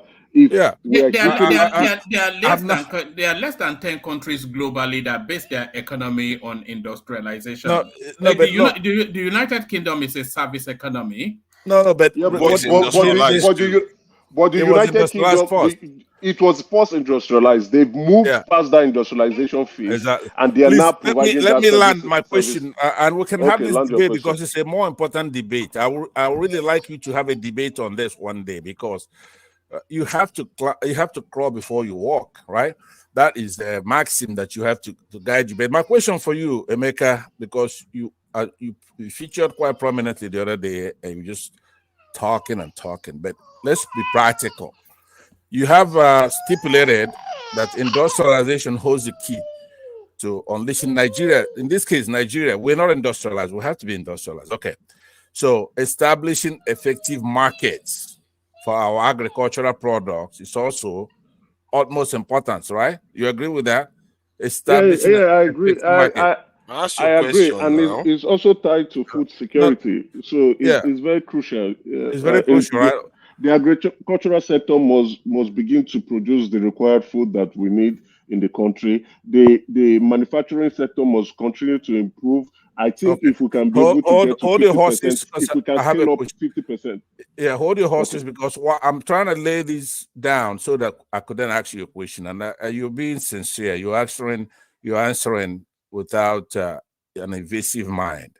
So I wasn't talking about agricultural products per se, but I'm talking about a well-functioning market system that will allow our farmers to receive fair prices for and then stimulate the economy. So the market, when you put it to the agricultural thing, agriculture is important too, but I'm saying the market itself. So we need a robust and accessible healthcare system. It's essential for the well-being of our nation, right? You agree with that? Yeah, I agree with that. Okay. But again, I agree with each sector, trying to scale up as best as they can. If we intend to grow, I'm getting fed up with your questions. Ask your question and move on, so that can talk. You're not a moderator here. You're just hanging on to the mic. I am not. If I'm hanging on to the mic, I won't be making good points. Because I want to challenge some of the stuff these guys. I know, but hold on. It's not how long you speak. I want to. He and I were having a good dialogue. We're not disagreeing for one thing. And there's nothing wrong with disagreement. I will fall asleep. Just listen to this. Carry on. Go to sleep. So now, what's your name again? Yeah, Emeka. So we agreed on industrialization, right? We agreed on the markets for the agriculture. We agreed on a robust and accessible healthcare system for well-being of our nation. Now, do you agree that education plays a crucial role in fostering the development of human capital and driving economic growth? You agree with that? Yeah, I agree, because you have to churn out those who are capable to take up the jobs that the economy is producing. You must train people to have the required skill sets to take up the jobs that you want them to do. Yes, I totally agree with that. Yes. Okay, good. So finally, right, because I want you to now treat this topic very well. So finally, it's imperative that we prioritize the enhancement of our electricity infrastructure. Do you agree? That's important for that projection you're making for 2025. Not just 2025, not just only 2025. So that 2025 is a projection not made by the Nigerian state. It's a projection made by the World Bank. Okay, so let's distinguish. Yeah, but you agree that electricity, that infrastructure, electricity is important. Correct. Okay. Then again, So now my question to you is that what's the milestone achievement so far of this administration, that even if it's 2026? But you're saying 2025. So if I give you additional year, I'm a fair guy. So based on these stipulations that you've made, could you now then lead us to what's your confidence? Why would you just come and talk and cheer on people? Now, I really want you to be fascinating. I'm actually not talking to. All right, let Emeka address that, and then we'll move on. I don't want to. Yeah, I'm not talking to cheer on. Right, I'm only going by what the plans that the president has on power. I'll answer swiftly. I think you just need to Google presidential power initiative. Just put Nigeria presidential power initiative. That is what the cement guys are doing, and that has been expedited. I don't want to take time on that. Just Google it. You have all the results you have on agriculture.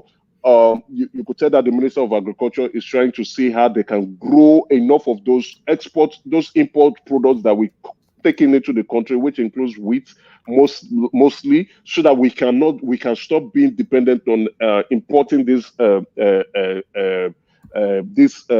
staple items into the country. Now we are also expanding our rice production. You know, those grains. Exactly, that's the word I was looking for. The grains.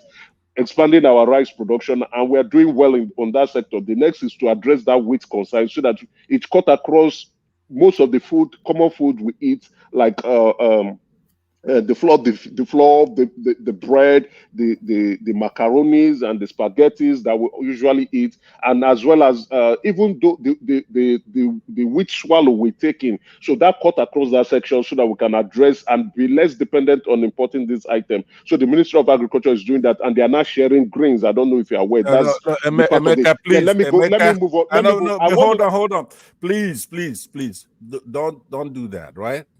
Now, I would have been more patient if you say, okay, look, he's gonna try to, let's have a secure nation, let's have a united nation.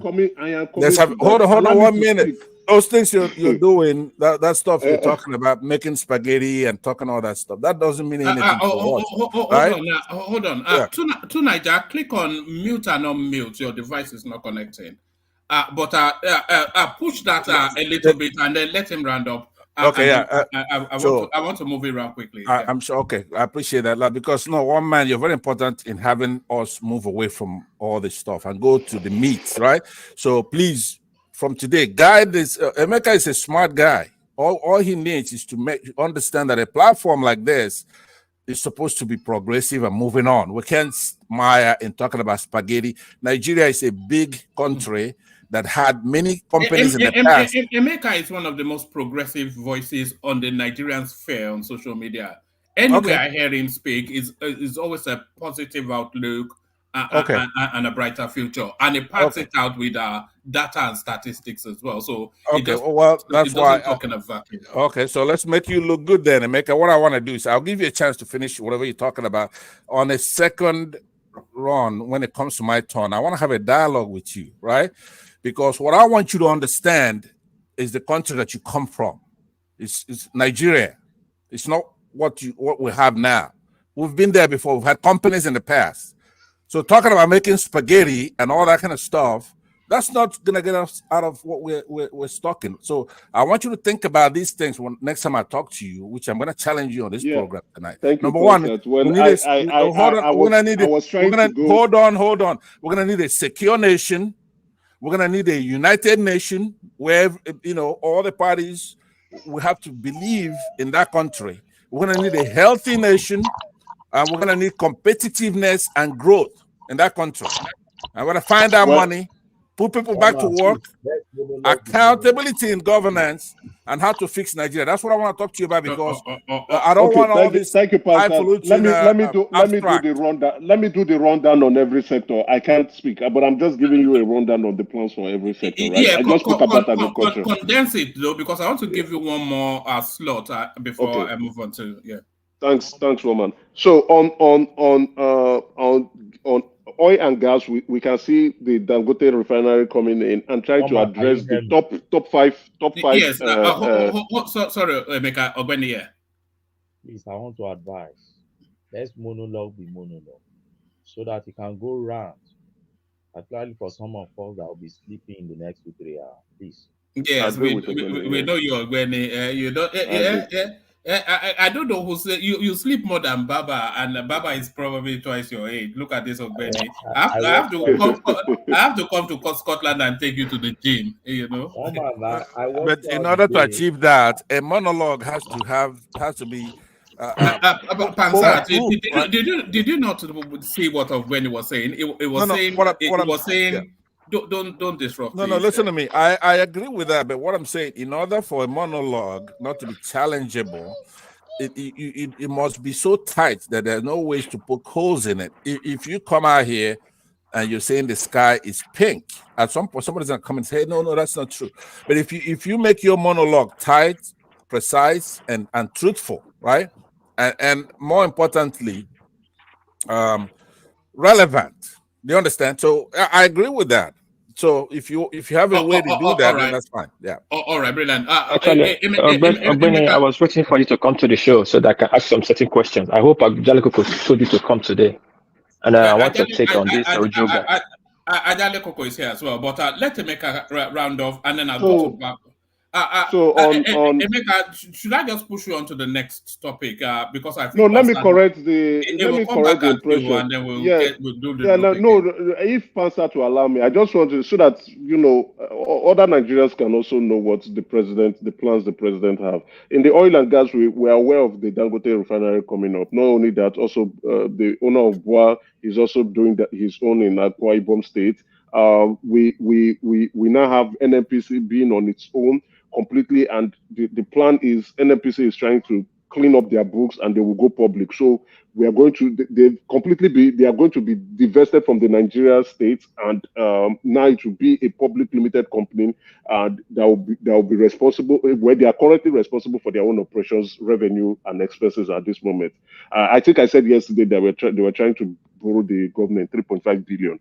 Anyway, the main concern that we are currently having now is the FX issues, which they are trying to address. And then if we go to the educational sector, which Pansat brought up, we saw that there's a 50 billion student loan to those who think they want to go to school but do not have the funds to go to school. So we are now preparing the next set of generation to acquire the skill that will be necessary for the output of jobs that may be coming out as a result of these economic plans going on. Now we also have Bosu Tijani, who is now saying he wants to train 1 million Nigerians for IT skills acquisition and to make He has Nigeria already the technological hub. he's already opened the portal for that. And Oh, people are he's already- done. yeah. The first is 30,000, 300,000, and thereabout to train more, so that Nigeria will be the African hub of IT technocrats. So we will now be the major exporter of IT specialists in Africa. And if you are looking for African IT individuals, those who operate within the IT space, definitely Nigeria will be your hub. So we are going to be exporting these highly trained, skilled workers to the rest of the world, which is currently going on now, and that's good. It's now preparing the next generation, the youth, for the next phase of life and the next phase of the industrialized world. So now the manufacturing sector, which Pansat has actually spoke about, what they were saying is the FX issue and power, and that's why I referred Pansat to the Presidential Power Initiative. Let him go take a read on it and then educate himself properly on what is going on in that space. And then with other economic plans that is coming up, we're seeing that the president is putting up plans that will move us closer to take us back to where we are supposed to be during the Obasanjo phase, and from there we can now see if we can move further. But the industrialization will come when we begin to put the building blocks in place. Can you move me to the next space? Please? Yeah, it's going to be a tiny little soup on this one, just a tiny little texture. The Labour Party reacts to Okupe's exit, says Oh, yeah. political opportunities. Thank you for blabbing we were discussing this yesterday. It was it's a gift that keeps on giving. That Labour Party is just honestly speaking, I almost forgot about that space with Pansat interjection, but thank God for redirecting me back to that place. You see, the Labour Party, right? This statement they gave, they would as well as not just written anything. They would have just completely just ignored Okupe. Whoever wrote this, the national secretary who wrote this, I think he did a very poor job. You understand? Or when I was reading the statement, I thought he was describing Peter Obi, and then I just looked, I saw the name and I saw the picture there. So okay, it's Doye Okupe. All the characteristics he described are the characteristics of Peter Obi. The jumping from one party to another party is what Peter Obi did. The lack of ideology. Peter Obi lacks ideology. He said that he doesn't believe in mandate. And all of a sudden, they drew his attention back again, and they said, "Oh, we have to do a manifesto. We have to do a manifesto for the political party." So all the description and the descriptive statements that they wrote on that stuff, that's this, and it's for people to be. And then again, what they are saying is, when they were now referring to the court case, the issue of the money laundering issue of Doyin Okupe. Doyin Okupe actually was the one who resigned as the Director General of that the Peter Obi campaign. It was not the Labour Party that said he should resign. He said remember his statement, it is actually on his tweet. You can just go on his Twitter feed and you will see it there. The Labour Party did not say we are suspending you or we are pushing you away from this party because you are a convicted criminal. He resigned himself. So when they are referring to that, is that the Labour Party actually housed him. They housed the criminal. They made the criminal the Director General of the Obedient Movement and the Labour Party movement and the Obi and Dati campaign group. They made a convicted criminal. So when obedience are coming out or the headless ones are coming out to be saying things, these are the issues we need to be referring them to. That what they are saying is that a criminal was actually once the Director General, and that criminal looked at himself and said, "Okay, let me resign from being the Director General of this movement, of this campaign movement, and allow someone else to come in." And just like you rightly said, when Okupe resigned as the DG of the campaign group, the campaign of Obi and Dati, the noise really died down because the other person, I can't remember his name. That guy didn't do much. Okupe was actually still directing the show in the background. So it's a shame. It's a shame for the Labour Party. It is a shame. Hold on. I'm delivering. Allow me. Let me not lose my train of thought. This is my highlight. This is my highlight, and I want to deliver. One man, please tell Passat. This is my highlight moment. I want to deliver this properly, this statement, so that it dwells deep into. You don't have a highlight. You don't have a highlight. It dwells really deep into the scores of the obedient movement and Ekene. I hope I spoke Ekene out and Joel of Nazareth. Let them come and explain themselves that they allowed a criminal, a convicted, not alleged, a convicted criminal. What was he convicted of? Money laundering. Money laundering was convicted. Okupe is convicted of now. money laundering, and there's no one on the other parties that have been convicted of the same. No. There's no. This one convicted. The court has convicted you. They've convicted you already. Right? He's a convicted criminal. All he needs is a presidential pardon. Even with the presidential pardon, he was once a convicted criminal that has been pardoned, but he has not been pardoned, so he's a criminal. So Doyin Okupe is a criminal. So now that they are referring to him, could you hold on? Emeka, let me land. Hold on. Has he served this conviction? Has he served this conviction? All right, Emeka, bring it to in about 2 more If he has served this conviction, then it's over, then, isn't it? He's still a criminal. He's still a criminal. He's still a criminal. One man. It's not a criminal if you've served it. He has not served it. Hold on, guys. Emeka, he was jailed in December 2022. He out of how many convictions he was found guilty? Out of 59 counts, he was found guilty of how many? But he just got jailed in 2022 December, so he hasn't started. He's appealed, yeah. So he was found guilty in 26 of 59 counts charged against him. In 2022, late 2022. December 19, 2022. But they just said they appealed it. Okay, if it is 2022, that was after or before Labour Party took him on. The crime happened before that. It happened before that. He paid but guys, allow me cook. No, but the conviction was after. No, because what you are doing, you are maligning a people. No, Emeka, what you are doing is not fair because you are maligning the people that took him on when he wasn't a convict, and that is very unedifying behavior. No, he was a convict. He was a convict. He was a convict before they took him on. He was sentenced. He was convicted in December. He was sentenced. Tunaja, calm down. He was sentenced in December. He was already been convicted before the sentence. Okay, I see. And the crime happened way before that. When was he convicted again? Jesus. No, we have to know when. That matters. But Tunaja, you are acting like you don't have data. Wait, but Tunaja, you are acting like you don't have data, right? No, but Tunaja is right. The conviction was not before. It was not before. Because it matters. Because it might matter whether he was convicted before Labour took him on or not. Exactly. He was convicted before Labour took him on. Wait, he filed. the Hold scandal on a that came out. second. I have the information. Calm down. He filed an appeal for his conviction March 2023. That means he had been convicted earlier than that. Sorry, he was convicted December 19, 2022. And that means, wait. So the case had been going on way before that. Yes. So it was already in court.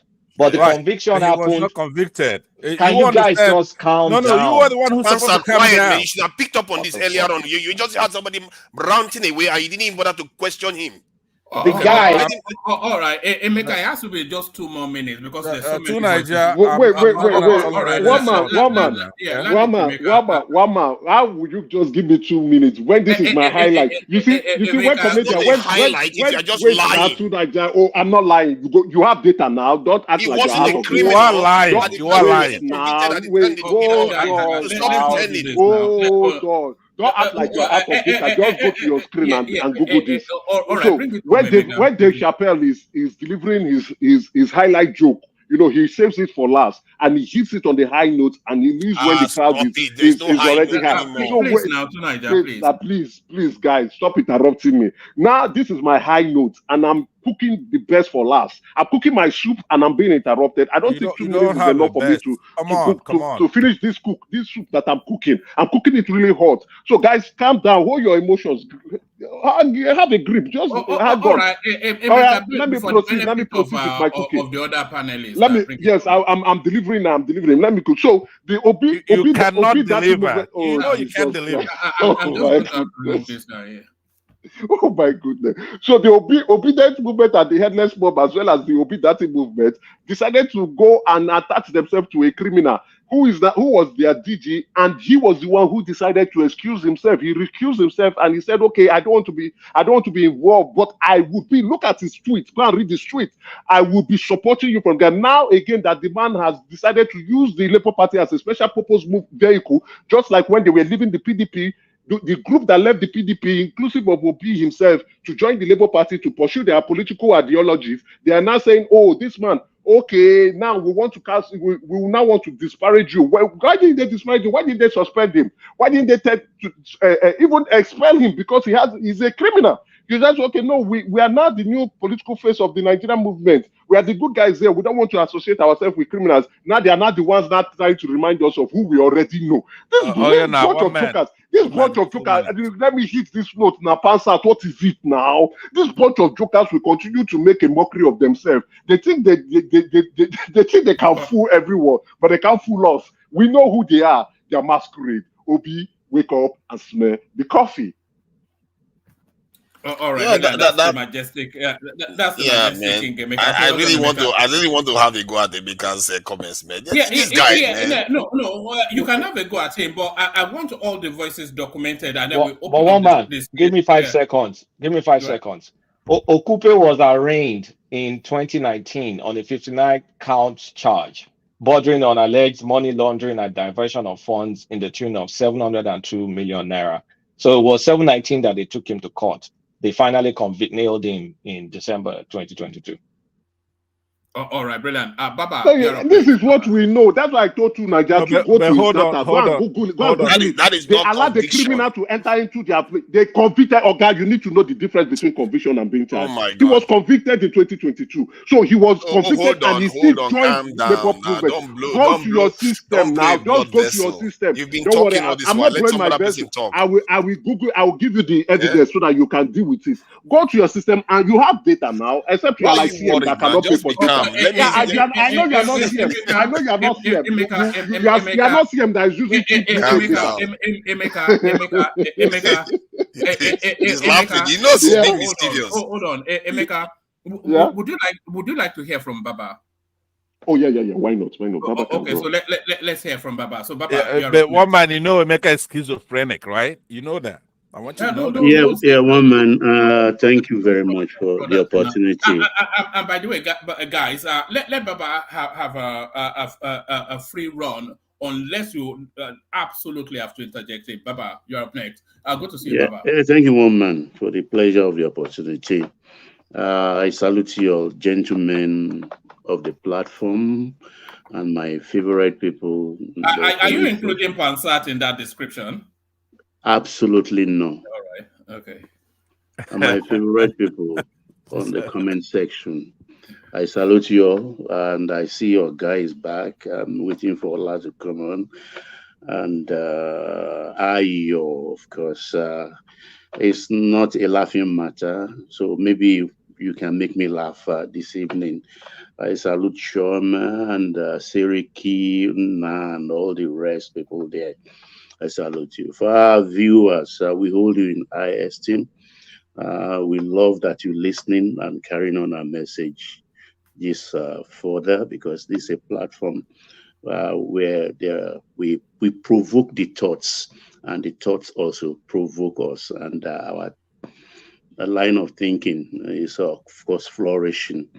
And please like, share, and subscribe to this panel. You love it, that's why you come every day. So by all means, please click on the like button right now to give us leverage and the opportunity to come back tomorrow. One man, I want to talk about Tunji Ojo and BETTA Edu. My voice is low. I am sad because these are, whether we like it or not, these are brilliant people, well educated. We all share when they were appointed. We believe they will do something. But here we are right now. Let me start with Tunji Ojo. It's so saddening. I will not blame the system. I will blame him, and it has shown that good education is just not enough. Even street smart is not just enough. You have to imbibe the culture of the streets also. In a situation like this, these things, I know how it works. I'm not existing in the world. I'm living. So I know how it works. And there is no way, as the ethics regulations are at present, there is just no way you will not be tempted to do such things, because when you are a director of a company, a shareholder, you operate the company and you are going into government, there is no, whether you give your share or directorship, you submit it, you resign, or anywhere. First and foremost, we are not angels. We are human beings. If you give it to proxy, who is the proxy? Your friend, your cousin, your children. It's the same thing. No doubt about it. But Planets, New Planet, the company he runs, the first question I ask myself, is this company just formatted today to rig the system? No, it's an old company. The company is eminently qualified in the field of ICT. They've been doing contracts with NNPC, with other big industries outside government. So it's not today. Hold on. Bouquet, that didn't go.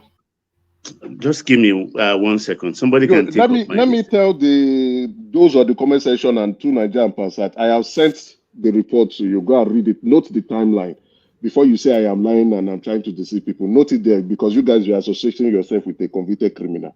So go and read it and educate yourself. Now, not allow me cook well today, but tomorrow I will cook better. So come tomorrow so that I can cook a good soup. Today I cook ogbolo. Tomorrow I will cook fried egusi. All this talk is not cooking. All right. Let Ogbeni take the floor whilst Baba is sorting out the matter. So Ogbeni, people especially wanted to hear your take on this Tunji Ojo thing. So this now millennial youth takeover that there's been clamoring Yes, for. woman, I'm back. Sorry. All right, carry on. I'm so sorry about that, panelists and our listeners. And is eminently qualified. But when you are going into government, I think the new regulation, because what we are using at the moment, I think was put in place 2009. So it's not fit for purpose at this moment in time in our country's development administratively. Here we are. The questions we should be asking, because I always go deeper than the surface. I take my time. And if you remember in the last 2 days or so, I just listen to the background, what people are saying, and also having a feel of what is happening on the ground and in the atmosphere around government in Abuja. Is this the first time the company New Planet has been working for that? It was formerly an agency because before it became a ministry under EDU. Is it the first time it's working for that ministry or agency? No. Has he earned some sumptuous money from that agency / ministry? Of course, yes. It was just a legislator then. So he's a cash cow. So when he became a minister, I think basically he should have asked whoever is running the company to hands off government contract. He has sufficient leverage and popular enough in the private sector. Baba, there's a bit of background noise where you are. Well, Fumi, shut the door. Shut the door, Fumi. Shut the door. Bookie's door. Okay. All right, carry on. Yeah. Moving. They are full of wahala. Look at that. It's hair and makeup, Abby. So it should have hands off government contract. But in this case, that contract particularly is for reviewing the data for which they will use in distributing the monies to people. BETTA came in August, I think around August 2022 or so. And here we are, they were given the contract. There were about 6 or 8 companies in all. Did they bid for it? I don't know. But payments made to all the companies amounted to close to 5 billion just to clean data, upgrade the register so they can move forward and disburse the money. This is wrong. In a country where we need money, you don't need consultants to do this thing. Because that 5 billion can still cover a lot more people. It can make the dragnet very, very wide. So why waste that money for these people? And one of the companies given this contract by BETTA Edu is an interior decorator. An interior decorator. So how much of these incompetent companies are amongst the 8 companies? And can they check with CAC in Abuja? Because this is the usual practice. Do these 8 companies have common directors, a thread of directors flowing out in and out of each of these companies? So for us to establish whether it is a cartel or not. So for only 1 month, these consultants use in checking the data and everything of the registrar. How can you use 1 month to cover people you want to reach in the remotest parts of the country, the poor of the poor? It's not possible. It's not possible. So they didn't do anything. In my own considered opinion, they just shared the money. And in this light, like I said for BETTA 3 days ago, that she has to be suspended. So I'm very happy she was suspended eventually yesterday. And in the light of what has come up with Tinubu'S, brilliant young man, he's done very well. I think he's the brightest star of this present administration, doing so well. I doubt if anybody can do what he's doing now. But then, do we cut our nose to spite our face? But does that excuse this though? Because they clamor for a more that's where I'm coming, one man. Yeah, I think it should not be pushed. It should not be shoved down the mountain. He should just ease himself out of the administration and resign. It is the proper thing to do. It's painful, very painful, because the things all of us are clamoring for, we are sharing him for instance, the passport thing.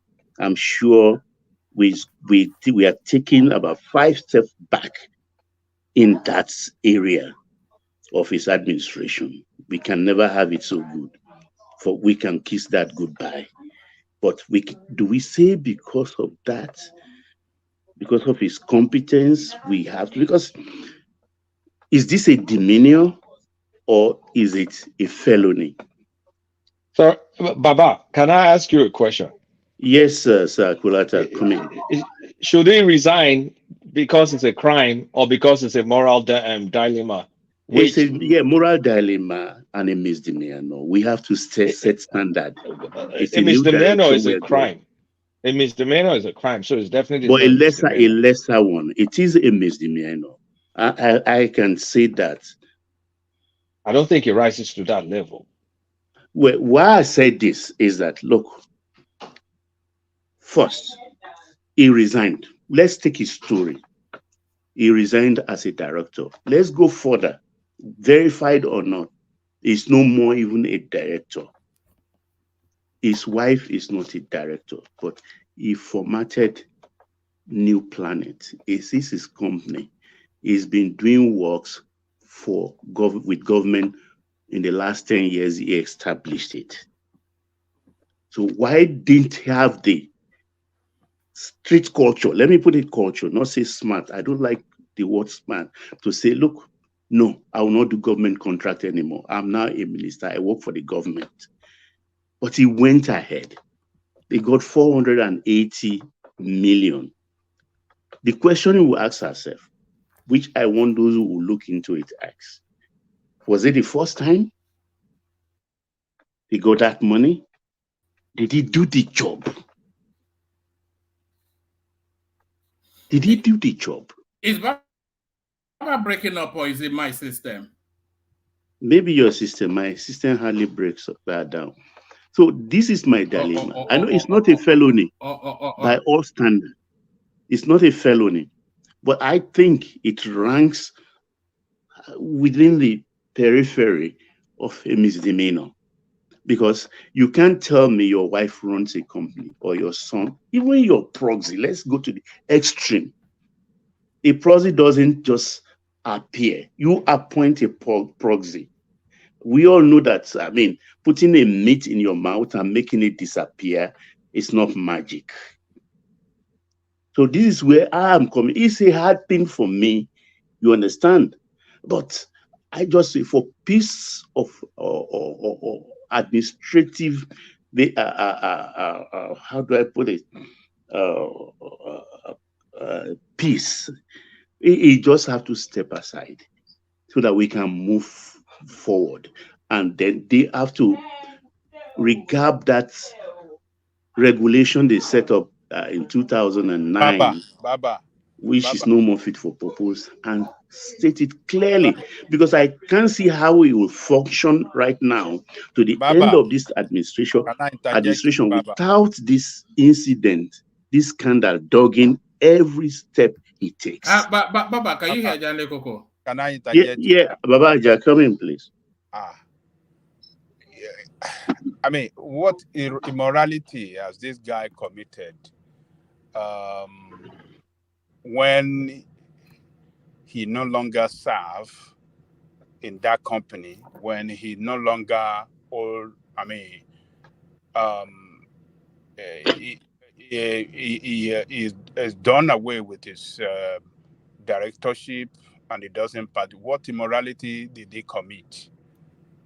What As it immorality stands today, has he personally hold on, sir. What immorality has he personally committed that deserve him as we are calling for him to step down? What immorality?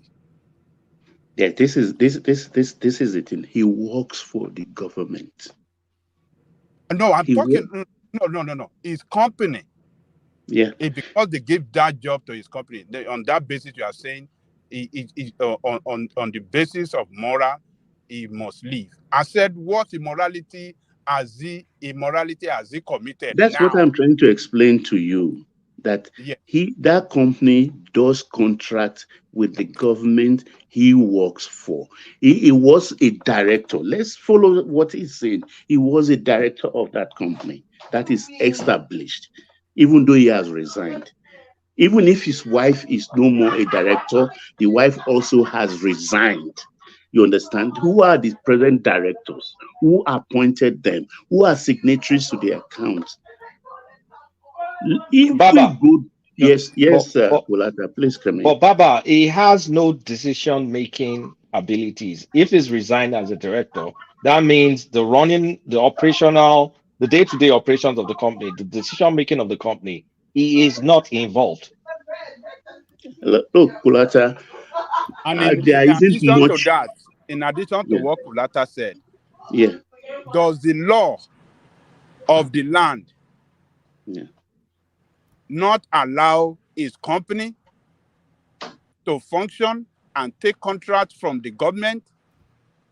I mean, we have to look at this. Does the law deny his company, or is it illegal for his company to do business with the government of Nigeria? If then he has committed nothing. He has not done anything wrong. Okay. I will address that. Does Ajaneko know anything about conflict of interest? Let me say something now. I will address that when it comes to my turn. Yeah, thank you, Ogbeni. That's why I'm saying this explicitly. There is morality. There is law. Law is law. Moral is moral. Even, in fact, there is 11th commandment. Thou shalt not be caught. You understand? In this aspect, there isn't much I could really say here, because if he allows this to drag on, quote me here, the can of worms will be opened. And that could really destroy his political career right now. Because how did they come about the contract? Did they do any work? They didn't do any work. Let me interject you a little bit for 1 minute. No, I'll give you 30 seconds. Thank you. Now, Ajanle Koko and Kulata, the standard for a conflict of interest is what they call appearance. That is the key. It's appearance. It's not if somebody's been convicted or has even been accused. If there's an appearance of conflict, that is sufficient to put it in this process that we're going through right now. What are you even talking about, appearance? Okay, let me give you an example. Carry on, Baba. Carry on. Let me give you an example. When John Mahama came into government, he took over from Atta Mills, who died.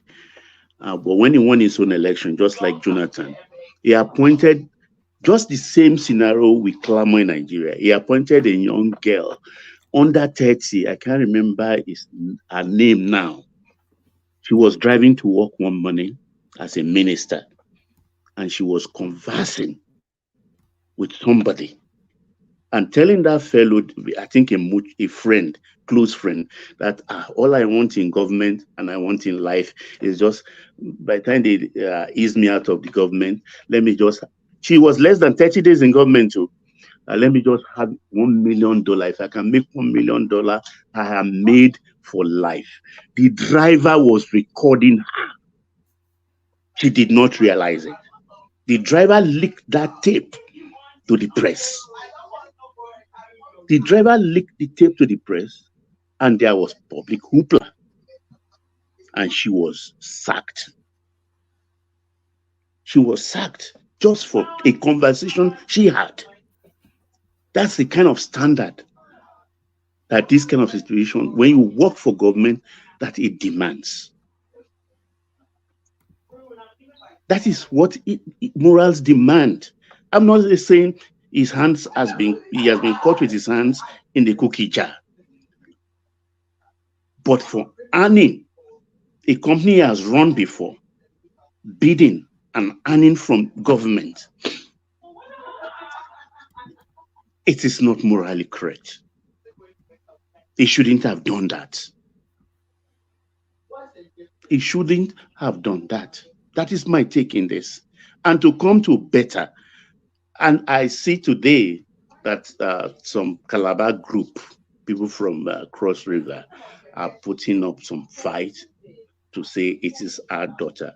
For God's sake, we have to stop all of this. I know she comes with a very high connection. I mean, she started the wife of Ayade is her colleague, because that one too, a medical doctor. She was the one who introduced her to the husband in the first place. Before under 30 or about 30, she was made an advisor. And I think 2 years later, she became commissioner for health in that state. So they are coming up with these things right now. They should just let sleeping dog lie. Yes, woman. Yeah. Bring it home, Baba. The background sound is heavily causing into. Yeah. Once they found themselves trouble. Yeah. So the thing actually is, I think we should stop this. It is my thief, your thief thing in Nigeria. If something, because we are going in a new direction in this country. I am a believer in this government, but I only know that the best he can do or achieve is to point us in the right direction for us to be abreast and equipped with what obtains in other advanced countries. So we can arm ourselves with the right tools. It will lay the proper foundation. It will put us in a proper direction. So those coming after him can follow suit, and we become grounded. And that is the way of advancement. We should not, because of one parochial interest of today, sabotage that tomorrow, which we are now working towards. Because I believe we are formatting a new nation, armed with proper political and economic tools of modern times. So that is my take. Thank you, one man, for the opportunity. All right, brilliant, Baba. I will look around back to you fairly quickly, Baba, but I'm keen to get all of the voices document their thoughts. So we will do an 8-minute monologue whip round, just so every voice is documented, and then we open up the space to a free-for-all sort of a conversation. No, is Ogbeni going next? Because I want to throw him a question so he can address it. Yeah, exactly. So Ogbeni is going next, and then I'm glad. Okay. Ogbeni goes next, then to Niger, then yourself, then War Peace. War Peace will tell me that he came in first, but War Peace, with your permission, Ogbeni, let's hear from you. I think you especially came in for the tribute, please. Yeah, can I throw the question so Ogbeni, whenever you form your thought around it, that's fine. A conflict of interest only becomes a legal matter when an individual tries to influence the outcome of a decision, not by happenstance, right? If an individual actively tries to influence a decision, then it becomes a legal matter. Otherwise, it just remains a moral matter. Like, okay, I was a director, but if I'm not actively trying to influence that decision, then it's just, well, conflict of interest, coincidence, whatever. So my take is, do you agree that it's only when you're actively trying to influence the outcome, and that's when it becomes like a legal matter, when you can say, okay, you better go and resign? Okay. Good morning, everyone from Scotland. Please like and share our page and subscribe too if you have not done so. All right, Oma. See, this Tunji Ojo's matter has for me, two legs. First, legal, the other one moral. Let me start with the legal one. Has Tunji Ojo breached any of the laws that regulates his office or his position as a public officer? Before I answer my question, let me tell you the three laws that banned Tunji Ojo, or the most relevant laws here. First, your Code of Conduct, Bureau and Tribunal Act. What does it say? Section 5 of that law explicitly states that a public officer shall not put himself in a position where his personal interest conflict with his duties and responsibility. Please mark those phrases. His personal interest conflict with his duties and responsibility. That is one. Two, Nigerian Procurement Act. If you are applying for a contract as a company, what do you follow? What you follow is our Procurement Act. You must follow it. If you don't follow it strictly, if you breach anything there, it amounts to breach of our law. Now, what's the third one? Public service rules. What does it say? Then probably the last one, your constitution, which your constitution doesn't really regulate that area, because it has already donated power generally, or authority generally, to the Code of Conduct to make law for themselves, make National Assembly to make those laws, and all sorts of laws. So what has happened here? Summary of the fact of what happened here is this. Tunji Ojo claimed to have established this company like any entrepreneur in Nigeria, New Planet Projects. Did he just establish it? The answer is no. He established it 2009, 15 years ago, right? And they've been doing jobs, they've been getting contracts from governments over years, and they've been executing and delivering their contract. It's not a new company. It's a company well known in the IT solution and consultancy field in Nigeria. If you are conversant with that area, you will understand that it is not new. I lead one called Sino Softwares. Go to my LinkedIn, you will see I'm the team lead there, and we're doing some contracts we've done some in Germany, we've done some in US, we are presently in Afghanistan doing contracts there.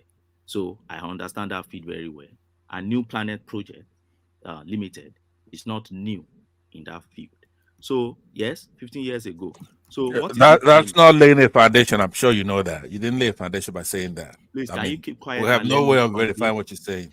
Can you keep quiet and let me complete just let him speak. Let Obeni cook. To agitate. After all, some folks like you came here to defend Peter Obi when he was awarding contract to his family company. So no, I don't regard people. Ogbeni, stay on track. Don't let people. So my point is take this: you off the track. So when you look at all these four laws, he said he established that company, and in 2019, his first time to enter into active partisan politics, he resigned. So the first question you will ask me is that what the law prescribed? And I will tell you yes. Ask me which law public service rules. The public service rule says you cannot be a public officer and at the same time be a director. It doesn't say you can't be a shareholder. Let me give you an instance. For instance, if I purchase shares in Microsoft today and I become a minister today, should I stop Microsoft or Elon Musk to apply to Nigeria or to get contract from Nigeria? The answer is no. The reason why that law is there is because as a shareholder, you cannot control anything. It's the directors that are the head and the brain of any company and not the shareholders. So I believe he remains a shareholder if he's ever one and then resign as a director. Now, that is what public service rules provide. I believe he has a lawyer who advised him that what the law requires you to do is to resign. So he said he resigned. So should the company stop getting contract from government because an ex-director of the company is now a politician? The answer is no. Our law doesn't say so. Our law doesn't say a company that have been having government as a major client before or customer should stop getting contract from that customer, okay, because an ex-director who can no longer control what the company does has become a politician. So fast forward it to what could I push back on that, please? I'm going to let me. You're not a lawyer. What are you pushing back? No, let me push back. Let him land first. Let him land, please. We are looking at the legal angle here, please. Pansat, I beg you. I will make it a legal issue. I want to. No, please, Pansat, I beg you. To remove this guy. I'm sorry. I apologize. Calm down, poor man. Let. Okay, no, I cannot abide the guy. I'm sorry. Law is tomatoes selling. Better go to law school and go and spend 10 years first before you understand all this. So first, when you look at the Nigerian Procurement Act, that's the first thing I will look at here. Is there any breach here? I will say no, because this man has become ex-director of that company as at the time they apply for this contract. Even if they had applied before he got to the government, what the law requires is the moment you get to the government, you've been appointed, you must resign as director so that you are not in control again. Secondly, as this guy breached Code of Conduct Act, don't forget, what does Code of Conduct Act said? I've read it to you the other time, section 5. He said that a public officer, now let's say Tunji Ojo. So what he's saying now, Tunji Ojo should not put himself in a position where Tunji Ojo's personal interests will conflict with Tunji Ojo's duties and responsibilities. That's the simplest way we read law. So you put the man's name there. So in this case now, my point is, what is Tunji Ojo's duties and responsibility? Tunji Ojo's duties and responsibility is the Ministry of Interiors. By collecting contract by his ex-company now, collecting contract from Ministry of Humanitarian Affairs, has that put Tunji Ojo in a conflict of interest? The answer is no. The answer is very simple as far as I'm concerned. As far as that law is concerned, Tunji Ojo does not have duty and responsibility in the Ministry of Humanitarian Affairs. So there is no way Tunji Ojo, assuming he has interest, assuming he's even still a director in that company, there is no way Tunji Ojo company will be a conflict of interest as per Tunji Ojo. Now, everybody has a legitimate ambition, okay? It's a legitimate one to have your company. And everybody has a legitimate ambition to be an entrepreneur. And secondly, what many people analyzing this issue don't understand is this. You are separate from a company. You know, most times people say, it is my company. You don't own a company. It's not your company. Don't say it's my company. You may be a shareholder in a company. You may be a director in a company. A company is a separate entity from you.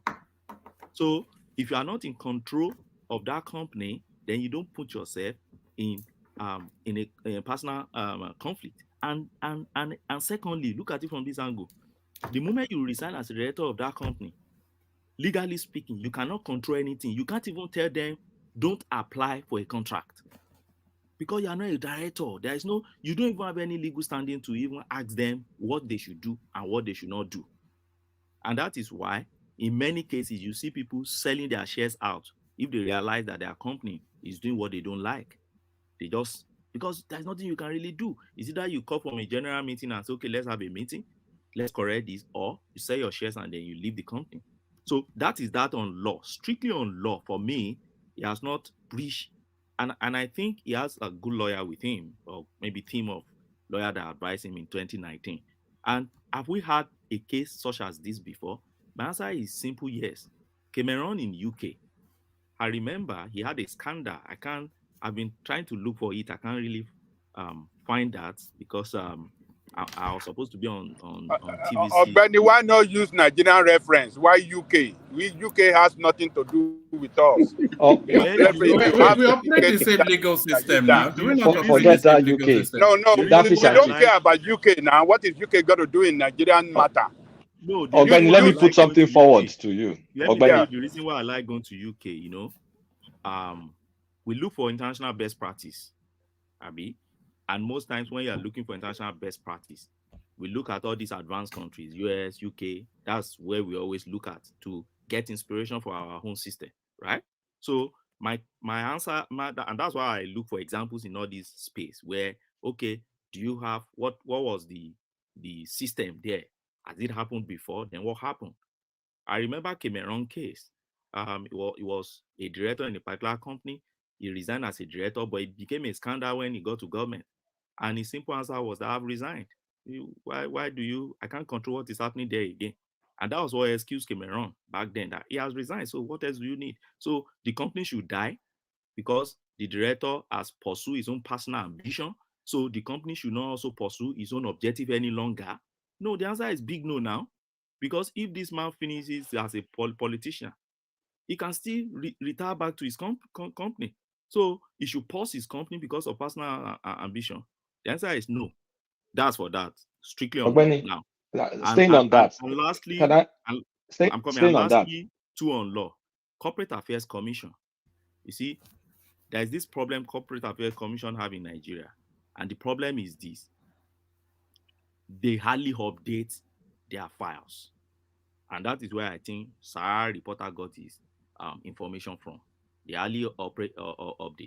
I know of two companies now, my farm and one other company that was the director before, that, for instance, my farm I've shut down and I've wound up that particular part. For the other company where I used to be a director, I've resigned. Yet, as I speak now, if you go to internet, if you go to CAC, you still find my name there. They hardly update their website. So, too bad for Tunji Ojo, but for me, in all this, I've not seen the man breach any law. Let me, I told you two legs to it. Let me. Well, Ogbeni, just before you move to the second leg, assuming I work in Ministry of Culture, you work in Ministry of Power, but you have shares in Julius Berger. Sorry, I work in Ministry of Works. Let's use practical example. You work in Ministry of Power. You have shares in Julius Berger. You are not a director in Julius Berger. My ministry awards Julius Berger contracts for road. It's exactly the same thing. So how can that even be conflict of interest? Because it's just a shareholder. Kulata, I've given you an example of Microsoft, which fall exactly to this example you have given me. I have shares in Microsoft. I'm not a director in Microsoft. I'm not a minister of Interior. Should Microsoft now stop getting contract from Nigeria because one of the shareholders is now a minister? The best Microsoft will do is this. We will not approach that ministry, but we can approach other ministry because Microsoft is a going concern. So you won't. Ogbeni. Yeah. I know you're a lawyer. You want to speak truth to power. Just notice the pattern you are stressing your first leg. Make sure you stress your second leg like this too. Because me and you will have a naked dance. We will have a naked dance on King Square if you now beat it down. So I'm not interjecting you now. Right? Continue. Continue. Just continue. I would talk on morality.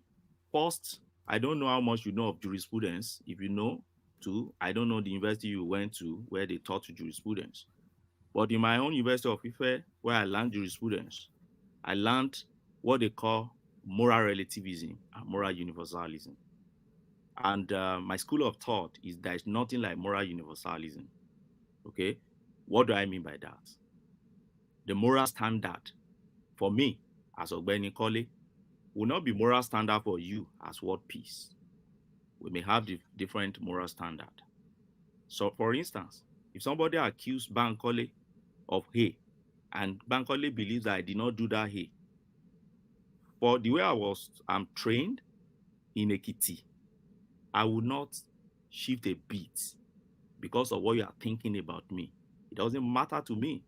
You can go and dance anywhere you want to dance. It's not Bankole's trouble. But for world peace, maybe every single accusation, whether you do it or not, you just bow out and you resign. That is your moral standard. That's what they call moral relativism. So there's no moral universalism. That's the keynote. That's the point I want to start with. Now, let me go into morality. So what is morality here? So morality is this, conflict of interest. That's the only morality I see here many people speaking about. So, and I asked myself the question. So please, what's the conflict of interest? First and foremost, does Minister of Interior has any responsibility in the Ministry of Humanitarian Affairs? My first question is no. That's my first big question. No. Minister of Interior doesn't have his office inside the Ministry of Humanitarian Affairs. Minister of Interior doesn't sign any paper on humanitarian affairs. Minister of Interior cannot order or instruct Minister of Humanitarian Affairs. Minister of Interior does not share meetings with on contract in that space. That is one I'll talk about. Secondly, people talk about your wife is still a director in that company. So the next thing I look at is, okay, my wife. Can my wife pursue her own personal ambition separate from mine? Or because I have my own personal ambition, I should hurt my wife's personal ambition too? The answer is no. We've had cases of governors. Would that contract have been given to his company without his influence? It's possible, because when you look at the antecedent, that company has been getting contract from government over time, not even Tinubu's government. Don't forget, it was a company established in 2009. And he told you that I've been collecting contracts, I've been delivering contracts before now. So if the company has been delivering, it's not the first time the company is entering that industry. I asked my question, so where's the morality? So the morality is that I should kill the company and shut it down because I'm now a minister. Even at the time when people believe that as a minister, you shouldn't even go there to embezzle. You should go there to only serve people and come back to your life you were living before. That is one. Now, when people talk of appearance of conflict, what do you mean by appearance of conflict? Let me tell you what they call appearance. Appearance simply means what appears or what seems like a conflict. So in this case, the best you can talk about what seems like conflict is that, oh, maybe Tunji Ojo will be the one whispering to the wife to apply. Okay, but is the wife the one approving? So when you talk of appearance, you talk about the approving authority. Okay, let's say he's the one who even say, go and apply in Ministry of Humanitarian. So the insinuation there is that having applied, since that wife now has appeared, maybe Tunji Ojo now went to meet the Minister of Humanitarian and said, see, this company is my company. I want you to award a contract to this company. And my answer to that is that unless you find an evidence to show that, at least a little evidence to show that, because already this man has said, I've been collecting contract over time. It's not today. Benny, please factor into it. They both sit in Federal Executive Council. Yes, do you know how FEC work? Let me tell you how FEC work. Every minister sits in FEC, right? So when every minister sits in FEC, what do you do in FEC? Everybody comes with their update of what they are doing. Each person speak on update. The president talk on it. They make approvals of contract. They make approvals of and there's a limit to the contract they make approval of. All right. So everybody, you come, you present your own, you approve, you go. You present your own, you approve, you go. You present your own, you approve, you go. So then I ask the question. So where is the conflict there? Are you saying the Minister of Interior has power to disapprove or approve a contract that belongs to humanitarian? No, they don't vote. It's not as if Ministry of Humanitarian Affairs will bring the contract and they will now say, okay, Minister of Interior, what do you have to say about? No, it doesn't work that way. You come, you present yours, Mr. President look at it, then approves or disapproves, because that's the only man all of you are answerable to. So the only area I can find conflict of interest is if that company, let's say it's Tinubu now that is in position of Tunji Ojo, fine, because the humanitarian minister is answerable to Tinubu. In fact, she's enjoying Tinubu's delegated authority.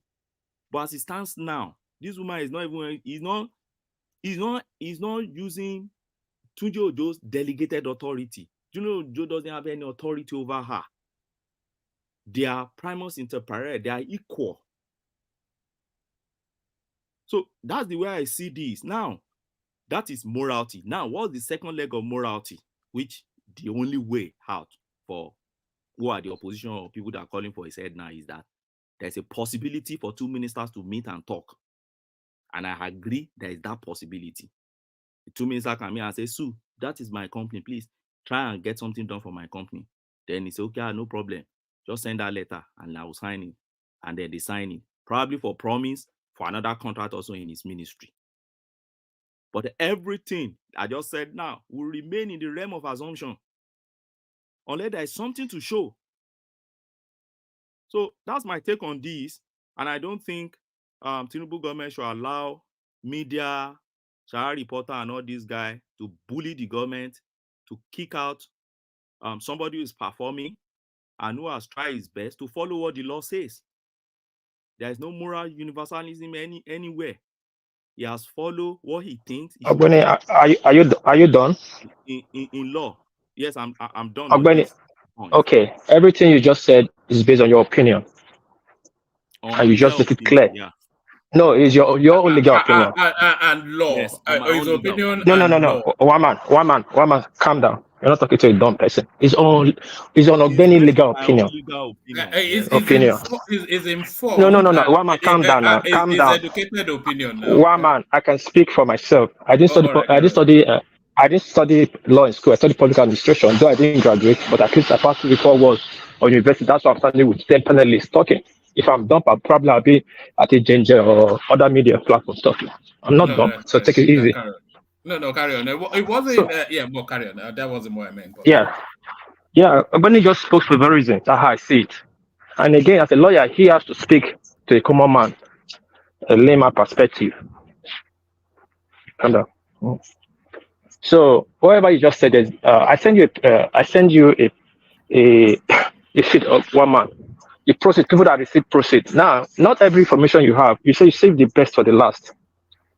It even worse for Tunde Ojo to even rush to the news media to defend himself, knowing that there's investigation going on that department, past administration and this administration, involving his company.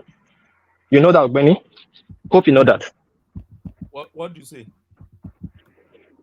The BETTA ministry is under investigation for 2 administration, the past administration and this present administration. You know that? Past administration? Yes. That's the ministry, right? The ministry. Yes, yeah. And his company is part of, he has been receiving contract from that company before, subject to investigation. That one is on ground, pending. Yes. Now there's a new one again, involving that same company again. Yes. And you're telling me there's no conflict of interest. And this new award just came in when he became a minister. And you're telling me there's no conflict of interest. That he has not done anything wrong. Hold on, calm down. Hold on. Of conflict of interest first, so that will be on same. Yes, like you said, it has no moral standard, not yours or mine. But because the government know, because the people in power have access to information, that's why they put a lot of gag and leash so that that information they not make use of that information, because it will be lopsided. What's your understanding of conflict of interest? Let's start with that. Conflict of interest have no, as I said, it has no moral standard. If where I work has a problem, seems to indict me, there's no way I can really defend it. In as much I have myself, that somebody. Sorry, what piece? Are you talking of the conflict of interest as defined by Section 5 of Code of Conduct Bureau or your own? I'm not using that. I'm just saying on moral standard, okay, like you just said. All right. Yeah. So we're not talking about there's legality. Wait, before you go to moral, did you agree with the point that I said he has not breached any law, or you are disagreeing with that? Like you said, you're following this program since yesterday, and nobody was talking about the legality. We were talking about the moral standard, which in any word, in every word, same word. In Japan, they used to name the former Minister of Agriculture. Hope you know that last year was a moral standard, 400 million yen. What happened to him? So he committed suicide. He almost arrested. He committed suicide and killed himself. What happened? Is a He moral work contract to his own company. Yeah, work contract to the Prime Minister's wife, ex-Prime Minister's wife. He sold the land, the school, former school, to the. No, now, but he's no longer a minister. Hold on, he's no longer a minister. Answerable to the Prime Minister. No, ex-minister, ex-Prime Minister, ex-Prime Minister. Okay. Yeah, the wife, but you see a conflict of interest. He was supposed to go to jail. He hanged himself. So there's no moral standard for it. Why they say just desist from so that your name does not appear, so that the government can vouch for you.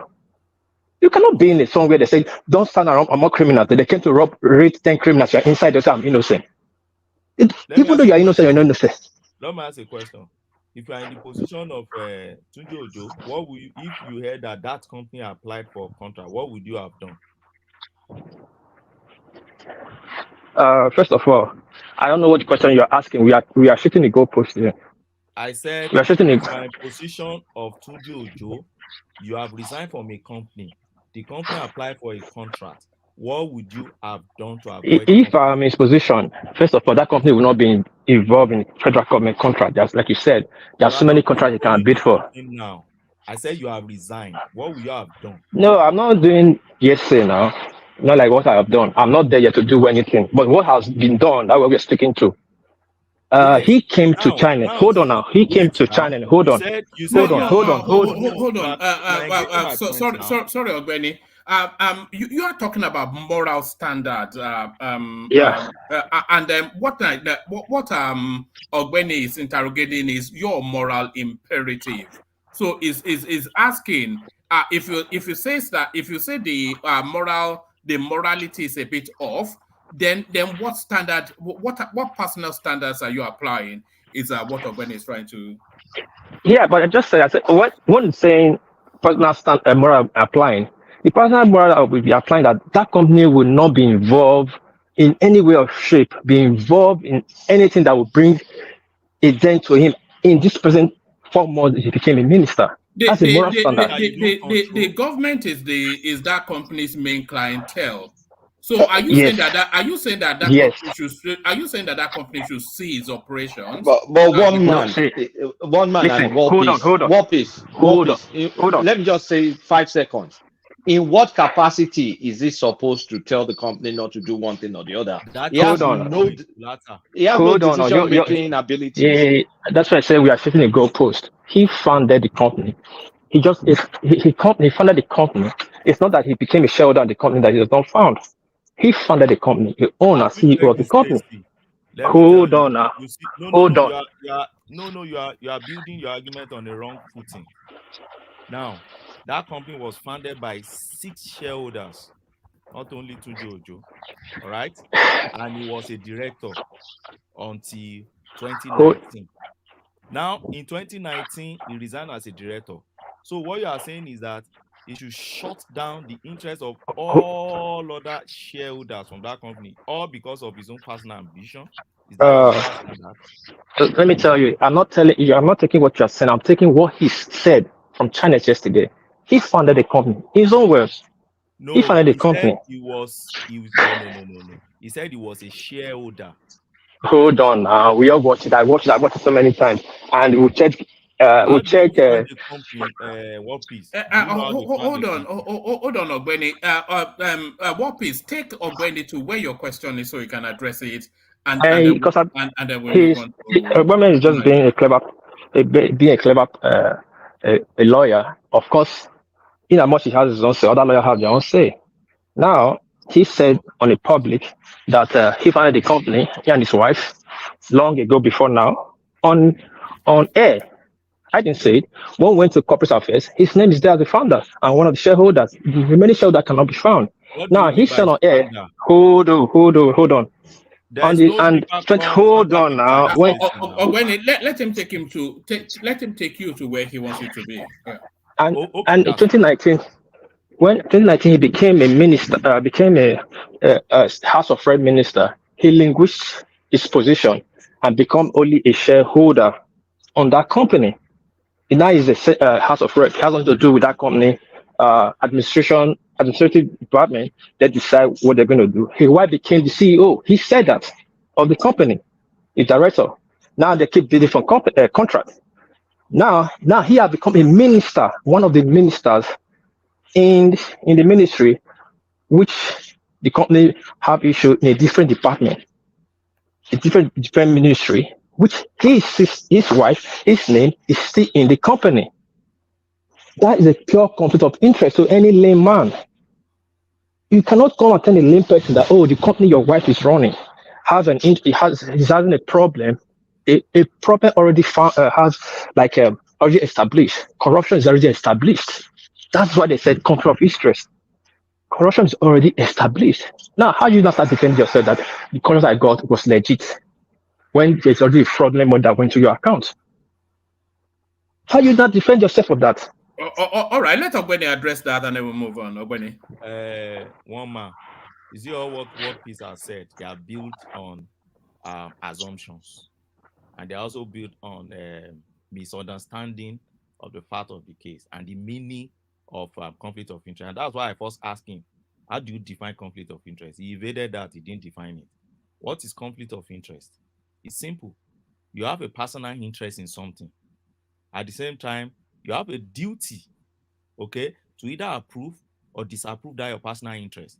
So if you put yourself in a situation where you are now the authority to approve or disapprove, or you are a proxy to the authority to approve or disapprove that your personal interest, then there's a conflict of interest. Because there is no way as a human being, it is natural that you will tilt to favor your interest. So it's simple. That is conflict of interest.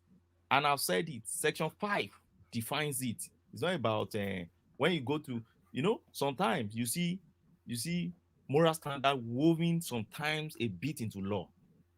And don't forget that your Code of Conduct Act is more of the conduct of the public officers. So it's more of a moral law or legislation. And he defined it so simply. He said, don't put yourself in a position where your personal interest now conflict with your own duties and responsibilities. And that's why I ask, what are the duties of Tunji Ojo? Duties of Tunji Ojo they are all limited to Ministry of Interior. Now, does he have any duty in that company? The answer is no. Is that company applying to Ministry of Interior? The answer is still no. So where is the company applying to? Humanitarian. Okay, does he have any influence or any authority on humanitarian? The answer is a big no. So if the answer is no, then where is the conflict of interest here? Is the Minister of Humanitarian Affairs answerable to Tunji Ojo? No. Is she using delegated authority of Tunji Ojo? The answer is still no. So how do you now build your moral standard? Now, secondly, I asked him, and that's why I asked him this question. I said, what would you have done to keep your moral this thing intact? He didn't answer that question too, because he knew where I was going to. So he would have said, oh, you should have told your company not to apply, but you don't have control over that company. So which, like Kulata asked, which is what was in my mind, on which authority would you ask that company that has other Benji, I didn't want to interject. I want you to be smooth this thing, though you keep interjecting me. But in your own words, you said if you know that you cannot take control of that company and direct them, you sell off your shares. Any share you have, so you are completely out of that company. And that's the only way your argument will stand. He still have people 1% of that thing share in that company, meaning you are still attached to that company. Baba Jalukoko, sorry, Baba Jalukoko. This Baba thing Jacko, sorry now, to say. he has explained But to you the law of Nigeria allows him to own share Baba in Aja company. Aleko. The Baba only thing Jalekoko, the sorry law to does not allow him is not to be a director. What is it? What do Baba you Jal want? Since Baba yesterday, you have been Jalekoko. arguing this thing. Baba Ajalokoko, you are speaking from emotional base and you are supporting your tribal man. And I will tell you to your face, I'm not scared of you. I will tell you. And your action is proving that. And please, I'm not the first to accuse you of this. Babati have one accuse of What it. is When they first of tribal all, in this thing? no, What no, is tribal? you think I'm We are stupid and talking about law. What the law says. coming. We are You talking are about talking law. about You tribal. are What is tribal in this why issue? must you stress it to me? Are you the one to teach me? Are you my teacher to tell me? I'm not arguing with you. Ogani have told, he has But lectured every you one and of I can, us. He explained what the law we says. can You have, still don't we want to. can You have. want to continue to push Why back. must you? Why would I On the push back? premises of what? Why would I Oh push my back? God! Why are you making On the my premises sense? of what? Why are you making me sense? The Did he receive law money from allows the? him to own The share law in did not allow companies, him. but not The to be law does not director. allow him. Oh, okay. One piece. Continue. Which law are you quoting here, please? No law. I'm not speaking law. Law. No law that allow You him. said the If law this, doesn't allow him. hold on. Listen. If this all you are guys are saying, I can have a minister in position, tell my cousin to go open a company and be getting contract, and there'll be no conflict of interest. These are the things the law. These are the things the law is trying to prevent. No, if All you, these loopholes. Hold on. I'm coming. If you advise your cousin to go and open a company and your cousin apply to get contracts, there's no conflict of interest there. But those are the things the government is trying to prevent the underwritten law, so that it will not happen. Hold on, not the argument. Listen, you just said the argument. But one piece, you are repeating yourself now. I mean, you said you are not quoting Nigerian law. It's your own version of morals that you're quoting. I'm quoting Nigerian law. He's quoting his own law. His own law. What is law? Ajaloko, please, from this argument, I don't want to engage you, please. But I know you're already biased, so that's why I'm not engaging you. Another thing, everything I said yesterday is what I'm not Ogbeni, as if engaging I'm you. a lawyer. Everything I said yesterday is what Ogbeni have explained, I've said in details today. Everything. But you have been arguing these things since yesterday. You just want to hold on one point. Oh, conflict of interest. Conflict of interest. Ogbeni now explain what conflict of interest means. You must be linked directly to the crime. And the legal implication of it must be established. But still, you don't want to listen. What is it, for God's sake? He's now you are using done. his experience, his knowledge in law to explain to us, but you want to continue to quote your own law. You don't want to follow what the law says, Nigerian law. I won't take this from your platform. I won't allow Ajaloko to impose his opinion on me and impose on the rest of Nigeria because he felt that Ojo is an Egba man. He has to start, Jebu man has to start speaking and speaking. Ojo is not the best of the best in Nigeria. We have billions of it. Ojo is from Akoko. Okay, let's leave it at it. I said it like that not because I don't want to go tribal, like no tribal. Hold on. I don't want to hold on. If you are very smart, you know I don't want to go to say Yorubas. That's why I don't want to make it general, make personality, make it personal, so that Jaleko will understand I'm coming for him, and he's making it like that. Now, since yesterday we'll be speaking about the conflict of interest, morality. That's what we'll be talking about. Now, this is the reason why when you get your hand in the cookie jar, there's no ignorance of the law. You know that there's no ignorance of the law. Oh, I didn't know. Yes, you face the music. That's why you said distance yourself for anything that will stain you. Hold on, please. You're taking too much of my time, please. Now, and I think this will be the last question so that I can move on another issue. Now, my question is simple. Does morality have any universal standard? And if your answer is no, that's why your standard cannot be. That's why your own standard cannot be more than mine, and mine cannot be more than yours. So why is Ajaloko not shouting that I must take yours? No, that's why we have laws now. If morality, hold on, if morality is subjective, that's why we have laws. You go to law, and if the law states, then the law will follow as the law states. You know. Then you move forward. You see, one man. You see why you say there's no moral standard. If there's no moral standard, Your own start. Your own stop where my own start. My own stop. Who Hold on, one establishes man. the standard? Let me land. Your moral Okay, go standard on. stop where my own start. And where my own stop where your own start. If not, he will not be going to seek presidency to explain himself. He has done nothing wrong, like Ogbeni has been saying. We should be. We are not This session stupid was now. supposed to be 8 The minutes. Hold on. invited Hold him on. now. Hold It on. went No, on no, for no, no, 30 no. minutes or more. I thought it was supposed to be So, 8 minutes. somebody did wrong for his ethics. For the ethics he's sworn to, he found wanting that ethics. And you are coming to tell me that there's nothing wrong about the ethics. I'm not It saying has the not legal been piece. found wanting. How has it been found wanting? Okay, It's to round it company. up, One Piece, your morals is not Ogbeni's morals. Moral relativity. Let's move on. The ethics And is sworn Ogbeni's moral standard is not Nigerian. It's not the Nigerian moral standard or the federal government standard to prosecute Yeah, him. that's why we have laws. So why Ogbeni go shout for me? I should take Ogbeni's own. All right. He's a dog crook, or Joe is a dog crook. He's not smart enough to cover his track. That's how I would say. All right. Well, I don't know about that. It's a minister of state at 40.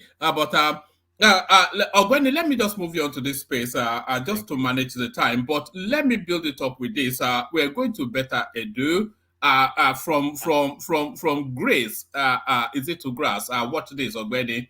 This is her in the one man. I've discussed BETTA Edu before 2 days ago. We can all right. other issue. Yes. Oh, okay. Let me move you to this one then. This new initiative, long overdue. Tinubu reduces entourage on. Let me show it from here. Tinubu reduces entourage on foreign trips for president, vice president, ministers, others. So they've said that they've done the math, and it's essentially a 60% slash in the free for all that has always obtained. One man, I think well, it's a good development. I'm not too excited about it. I only hope Hillary is right this time around, so that tomorrow we don't see Baba's convoy still have that good numbers of vehicles around, and we'll come back to ask this guy, why did you say what your master didn't send you to go and say? But by and large, I'm not too excited about it. And the reason is, if you want to cut costs, start from your budget. That's my answer. Start from your budget. Not how much what's the impact of all this entourage on the public fund? Very minute. What's the impact? How much will you be spending on each visit? And how many places it even? Most time is foreign trip is. Is this not a reaction to social media outcry? Because that's how I read it when I saw it. I also think so. Yeah. But one man, don't forget that social media is a reality that has come to stay with us. We have to find a way to manage it now. Ogbeni, sorry to cut you short. You'll be very surprised the budget for travels listed in ministries. You'll be very surprised. Running into the billions. I can do a snippet and show you. So I'm even surprised that Ogbeni is saying that though. But Ogbeni, please, because I know you will soon leave. Let me just ask you this one question, right? To your minister, the interior minister, the company he had, have they done government contract before? They've been doing it over years, since 2009. Okay, alrighty, thank you. It's not the first time they are doing contract. According to I said with government. I'm not saying private. I understand he can do contract. Yes, that's what we just showed me again now. That in fact the company has been having issue on their past contract with that same Ministry of Interior. That make it worse. But that's the business of the company. It's not the owner of the company any longer. So whatever happened to the company, because when he got contract with when he was they're not a rep, he did contract with that company. That's around 2018, 2017. And just let's subject to investigation. Joe now, so we can move on. That's how I didn't speak yesterday. Yes, if we can reduce the interjections, then Ogbeni, carry on. So, that's why I'm not excited. Yes.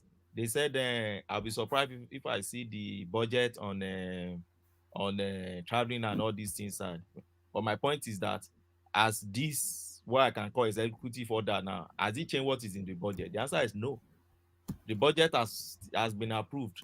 the bogus money is still there. Now they are coming out and say we are cutting down. Will they return the money Yeah, back? yeah, no, definitely. No, it's a budget, right? So since he has cut down on the number of people who can travel local and international, which means you cannot exceed what your budgetary allocation for travels has said, and that will really cut down the amount that will be spent for travels. So if previously it was budgeted, I think like a minister would budget, oh, I'll be traveling with 200 to 50, 20 to 50 aids, right? If I'm going to travel internationally or I'm going to travel locally. But now that they've cut it down to 4 or 2, how's it going to work? Are you going to say the flight ticket is this amount or for this number of people? No, it's going to cut down. It will trim it down. I understand you. So also, Benny, do you think it's an offshoot of that Uju's budget? Remember when she budgeted #1 billion to go to Geneva? Is that what? Do you remember? Yes. For me, it's that's not Uju. That's the fine woman. Uju is different. Woman. You know, is it still our babe? Still, she's our babe. She's our babe. Yeah. It's still. No, is it still Edu that did that? No, this one is an Minister of Trade. Minister of Trade. Oh, all right. Okay, yeah. And that money is not for only traveling. It's to pay the workers their backlog of their salary and rents they are owing. Woman, you know, I started by saying it's a good development. But my own is I'm not too excited about it. For me, there are other spaces they need to cut costs down seriously than these. So it's a welcome development. They are just starting, but there are other space. And I will insist again, they should go back to their budget and cut costs in so many areas. So many areas. Not just this area. This area is just because this is what media is making noise about today. We are just following it. But talking about social media, woman, is a reality that has come to our space in this generation. We must learn how to live with it. We must learn how to react to it. We must, in fact, there's no public office for me personally now that I will have without having at least a special advisor on this social media thing. It may not be officially, but I must employ somebody that will be watching social media for me and then be correcting whatever wrong narrative that is on social media. Social media if they've still not taken the learning from the Obi phenomenon, then they would never learn anything. Yes. If they still don't know the impact of social media after what they saw from Peter Obi, then they would never learn anything. Ogbeni, I can tell you that they are enjoying our show. Even on the other platform, they say those people are disorganized. This our show, they like it very well. I can tell you that. We now. Let me tell you something I just observed today. I'm not taking you back to the Minister of Interior anyway, because I have just one point here to make, which is on this Soja and Co. So, you remember when we raised the issue of Obi, that Obi was awarding contract to his family company. These same people were defending Obi back then. Many of my friends now on social media now, they are the one now condemning Minister of Interior who did not award contract to his own own company. Company that is no longer there. They are condemning him now. But when Obi came, they said, oh no, there's no problem with that. After all, the company initiated and executed the order. So is what I call selective righteousness. That Obi one was a real case of conflict of interest. When it was the governor of Anambra State, the bulk of the contracts were going to Paul Ododiem, who was his partner at Next International. And it wasn't going through the state assembly. It was just there was no sophistication to it. Just breach code of conduct, breach procurement act, breach everything. But this same set of guys were all hailing Obi back then and said we should forgive him. But today now we should go and hang Minister of Interior for resigning from a company before taking up partisan politics. But anyway, that is on that. Let me talk on this soldier ranting thing. I don't know why they arrested this guy. I don't know what's wrong with our soldier. They are killing people everywhere. They've taken over Kaduna Road, but although that one is social media sensation and crazy for me. The events happened. I won't say they don't happen, but to say they've taken over, that's all these journalists, what do you even call it? thing they are doing in Nigeria. Abuja issues, yes, I'm aware of that Abuja issue. I was still in Abuja November, December, and all those issues that happen around. There are insecurity that we all face in Nigeria, and we need our military to face it scarcely. So if they have all these in their hands, what's their business with somebody who's ranting? It is freedom of speech now. So why are they gagging him? He's just expressing his own. The same way Sanwo-Olu says somebody is useless. Why would Sanwo-Olu say a military officer is useless, even if he has breached the law? Why would you say he's a useless man? So Sanwo-Olu express his own, enjoy his own freedom of expression. Then this soldier enjoy his own freedom of expression. So why did you arrest the soldier? I don't know. Maybe there's a code of conduct for military officer. That's the only one I don't know. There is. They are not supposed to talk to the press or post anything. They are not supposed to do whatsapp, because Sanwo-Olu is not a CNC. Sanwo-Olu doesn't have a direct command over that soldier.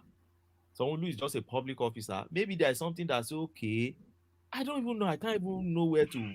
It's coming to the press. You understand? If they look at, out of all of them, it is that first soldier, the one in a military environment, the one with khaki camouflage, who talk about Ojoro. The rest of them are skit makers. Yes, skit I know. makers. Okay, Even I that's saw one, the man was wearing blue beret of UN peacekeepers.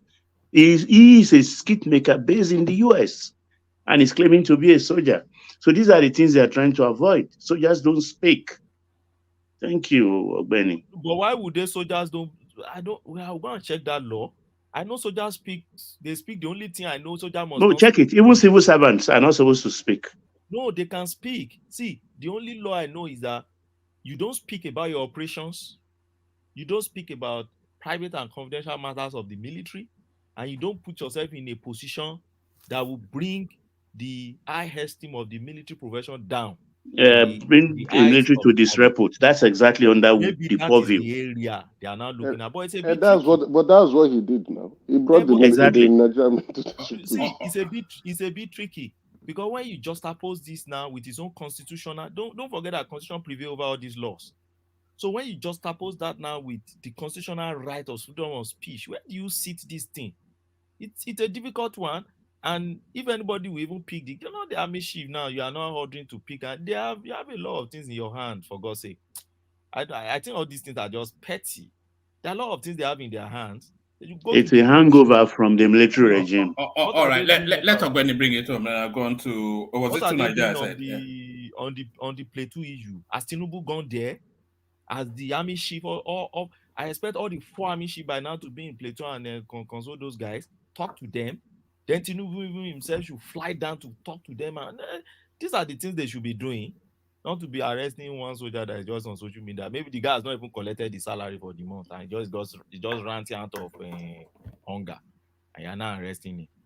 I don't know. I don't see anything really they are doing in all this. If a whole service chief should be having time to be dealing with somebody. So if don't forget, he made an allegation that when he wants to do his dirty job, he engages soldiers to do it for him. That's heavy, serious stuff. Okay, the guy said so. Yeah, he said so. The real soldier said so. Okay, they should just call him for interrogation now and put him in guard room to learn lesson. Well, it shouldn't make news. All right, brother. It shouldn't even be a major headline. All right, brother. You even notice that all these are newspaper, they don't even read news again. They now they have to carry news themselves now. You know, who wants to carry who carries real news these days? They want they just follow. They want sexy news, not Sometimes you see them referring to Instagram of one faceless people, and they will make it a major headline. They will now, when you now read into it, you now see on DGEJ'S Instagram, he reacted. I said, so that's why you are making major headline. Where do you put journalism these days? I don't know. Anyway, thank you, one man, for the opportunity. All right, brilliant. Before you go, Benny, let me signpost this. This is Doopsy's session. I suspect you might want to turn up for this one. So this is Doopsy's session coming up on Sunday. So Doopsy is taking on that thorny issue, that the delicate issue. The Pope came out just a couple of days ago to declare surrogacy as a deplorable act. But is it right? That's the question.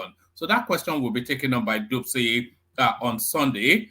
So whoever wants to join Doopsy, the link in the comment section, bookmark it. So a real delicate conversation to be guided by Doopsy on Sunday, Ogweni.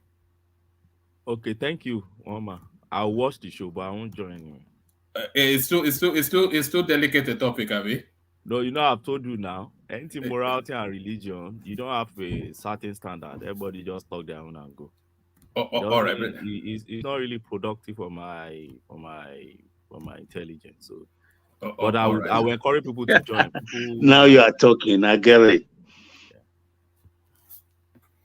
All right, brilliant. Let's go from your Ogweni to Niger, who I think is just about ready to come on now. So to Niger, to the conversation from whichever entry point you'd like. To Niger. Yeah, Woman, thank you for having me, and greetings to everyone on the panel and to the chat and the viewers. Yeah, I think since there was a bit of a talk, the last one was about the soldier that was arrested. I think yeah, it was right to arrest him and discipline him, because they are not supposed to do that, and they know it. Anybody that is in the military knows that you are not supposed to come out and start talking, commenting on public issues, not to mention going after a governor, which is silly, really.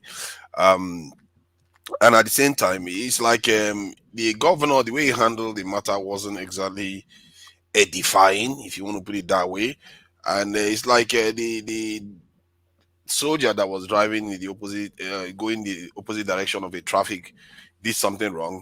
The governor did something wrong, and the soldier that commented on it did something wrong. It's like three wrongs. How does he ever make it right? So I think it's good that they arrested him, so that at least the other, they will set an example. Because you can't have soldiers coming out. That can lead to indiscipline very quickly. And the soldiers are the backbone. The military and security forces are the backbone of the company. Of the country. You can't afford, indiscipline in that manner. Any nation. He will be disciplined for it. If he was in the US, if he was in the UK, you face a reprimand. And yeah, so that's fine. Regarding this Ojo matter, from what I found out, he seems to have been awarded, that's the company that he used to be a director for, was awarded I think they were given about 400 something million naira, which is equivalent to 400 something thousand naira, within how many months of being in government, and for what they quote consultancy something, which sounds very, very sketchy too. There's nothing concrete there. So we don't know what the company is supposed to be doing, not to mention his link with the company. And if you want to judge that things, it's quite straightforward. If the company is used to doing that, and they used to get contract even before he became House of Assembly member, not to mention as a minister, you can excuse that, okay, the pattern remains the same. But if it's an unusual pattern, then definitely he deserves to be investigated. And I'm sure that's the reason why the president is calling him in, because the president probably had looked at it and thought, this doesn't look right. It looks like somebody, the pattern has changed. In other words, and they have to be held accountable. The idea that we have to be leaving these people to just be doing what they like. We know in the Nigerian space, people are fed up with corruption. They are really fed up. They don't just know how to go after these politicians. They're just exhausted. Somebody on the chat was saying maybe they should just legalize corruption. No, you can't legalize corruption, because it leads to decay in so many other areas. If anything, I think Tinubu, when he was talking about being, very, he's going to hold his ministers accountable and they have to do their job and all the rest. I was saying it the other day, I think I was here then, or maybe one other panel. I was saying that there is no standard. He didn't put any standard there. And I don't think these people take their public service seriously. It's really, interesting how our people perceive public service, and our families, the way they perceive public service too, is all wrong. Like you have family members pressuring their fellow family members to go and embezzle money from the state or give them contract that they know they are not going to fulfill, which is still the same thing as embezzling money. Really, these people just pressure each other and they go and make money, and then people die. I want people to understand this. When they do this, when they carry out this corruption, people actually die because of what they are doing. They are supposed to fix a road, you don't do it, people die. If you're supposed to build a hospital or buy equipment or whatever, people die. If you're supposed to pay people properly so that they can do their job properly and they don't do it, people die. And I think that the way to start reversing this is for every ministry to have a serious analysis about the life this effect they have on people. And when you steal money based on the gravity of the offense you commit, and if it causes the loss of life, you should be sentenced to death.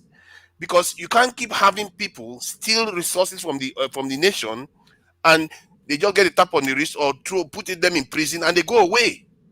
No, that's not how it should be.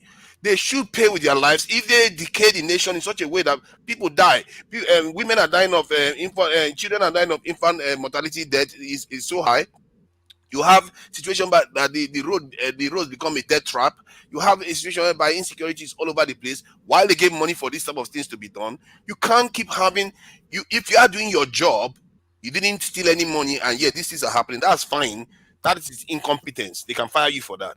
But if they find you stealing public resources that is meant to help the people, because when you are helping people, it's not only one person, you're paying thousands of people, and you cause people to lose their lives, you should pay. And the corruption shouldn't just be corruption. It should be tied to the amount that you steal, the damage you do. And I think when you do it that way, and there are some countries where if they catch you being corrupt, they don't just punish you, they punish members of your family too. Because I think now I begin to understand why they did that. I'm beginning to understand it now. Because the reason why they have to go in that direction, because to deter the family members from encouraging their own person from defrauding the state. We have to find a way to rein this thing back, so that if somebody is going to office, the family members will be the ones telling him, you better behave yourself, you don't bring trouble to this house. So if you try it, that will be the opposite. You have to change the direction of the way the people think. I don't normally talk about corruption because my focus is on security, but because people everywhere you go, they keep shouting at me, oh, you don't condemn the government, they are stealing our money constantly. But the problem is solvable. You have to deter people from behaving like that. If you don't put serious offense, like in China, if you do there are some crimes you commit in China, you will die. They're not going to let you get away with it. You'll be dead. Even in Saudi Arabia, there are certain things you're going to do some countries, you will die. Because how can you cost people their life and you get away with it? That is just not right. Because personally, I value life so much, because if you take one life, you're not just taking that life. In 200 years' time, you may have taken thousands of life from that person, because that person goes on to have children and the children have children. That's how it goes. And you just take people's life, it's okay, because you stole billions upon billions of naira and they just slap you on the wrist. You go to jail for 3 years, you come out and your village members start praising you. What kind of rubbish is that? You can't keep having that kind of behavior. If Tinubu is serious, have the ministries run the analysis, call out, say this is the lives you're affecting, and if you don't do your job, just know people lives depend on your performance. And I think there is a disconnect there. The ministers and the people don't truly understand it fully. How dangerous their behavior is, how impactful and how tragic some of their mismanagement, what they are doing, is resulting on the streets, on the hospitals, in the schools.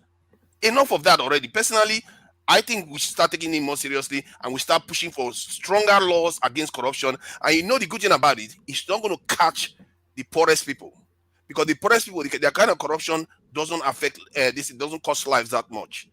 But the rich ones is going to catch them. The ones that are stealing our national coffers is going to catch them. And believe me, they will fight it. So that's what I think about this thing. And this Ojo, this thing, it depends, like I said. And I'm sure there's a pattern that has been altered. That's the reason why Tinubu is calling him in. If Tinubu has seen that they've been winning contract already and this one is no big deal, he's not going to bother. Tinubu is not an apologist for anybody. He's not going to call him in. He's calling him in because he has seen something that he doesn't like. And if that is what he's doing, how many months in office, they're already slashing money left, and God knows these are the ones we know about. They're already scattering money all over the place. With the little money we have, you're already wasting it. Consultancy for what? What are you consulting for? You're supposed to be giving people money, not consulting this thing. Paying almost $500,000 for consultation. This thing. What kind of consultation is that? So that kind of stuff, I really don't like it. And if I was Tinubu, I would take it seriously and set an example, a very serious one for that matter. When there's this kind of example you set there, it's going to send chill down all the ministers' spine, and everybody will sit up and do their job. And if he wants to be taken seriously, he has to set an example with Edu, and because if you can punish small infringements, people would imagine, if I get caught stealing crude oil, what are they going to do to me if they can do this kind of stuff with these people? I think that's where Tinubu direction. If you can do that, personally, I'll be impressed. Do you applaud this move to Niger? Calling him in? No, the Edu sacking and the calling in. Yes, I think it's the right thing to do. I think he dilly-dallied for a bit. Maybe it's procedural stuff, but I suspect, I like the idea that he suspended her immediately. That's after a while, and called this Tunde this in Ojo in, because clearly there must have been something there. If there wasn't anything there, I don't think he would have called him in. I wouldn't. If I saw that the company's been getting contract left and right even before Tunde Ojo made it into office, I won't bother. I'll just tell people he's been getting contract. Go and check his history. Go and check the company history. But if it turns out that within how many months of him getting into office, he's just got a massive one that is disproportionate to anything else they've ever had, something has happened. It doesn't matter how. Something has happened. And you have to look into it closely. And so from that point of view, I think it deserves to be, at least I give him credit for, moving in this direction. We don't know what the outcome is. For all you know, this is just for show. After all, do you think this is a departure from the norm? We never saw this much under the Buhari administration. But I must say though, there was a chill in the air during Buhari's administration. When I came to Nigeria, I saw that people were scared of being corrupt openly. However, remember, Buhari was sick for a very long time. He was barely present in the country, especially in the early days of his presidency. So that may have affected outcomes in his time in office. But if Tinubu is serious, he can do very, very serious things. And, when Emeka was talking about what this current administration is doing, most of the stuff they've done, nothing has really, that they've done themselves, have really changed lives for the better. If anything, it's made everything worse for us. But it doesn't mean that Nigeria cannot do better. What the World Bank was basically saying was basically spelling out the obvious. One of my one of the things I've often said was that Nigeria could experience a turning point in 2023 and 24. My assumption was that the oil refineries are going to come online. Can you imagine 2 oil refineries major refineries coming online in Nigeria, and the others are on the line to come online too? Nigeria could experience a turning point if our leaders don't go and sabotage it. Clearly, some of them have not listened. These guys are just busy distributing money left and right. They want to sabotage it, and I hope Tinubu himself doesn't sabotage it, because so far, most of the stuff he's done has actually put Nigeria's economy in danger. Nigeria is not the largest economy now in Africa because of some of the things he's done. Sometimes, all you have to do is just sit there, don't do anything. Because the foundation has already been laid. You just have to do a little bit of stuff. But he's changing too many stuff that sometimes I fear that he might damage something. The only thing he was supposed to focus on was security. I don't even know why he's bothering with everything else. Just focus on security. The rest, Nigerians will take care of the rest. Just focus. That's it. Do you know that's the primary job of a ruler? Security, the primary. To Niger. No. I'm serious. Wow. That is number one primary job. Anybody that knows about statecraft, your job is security, your top priority.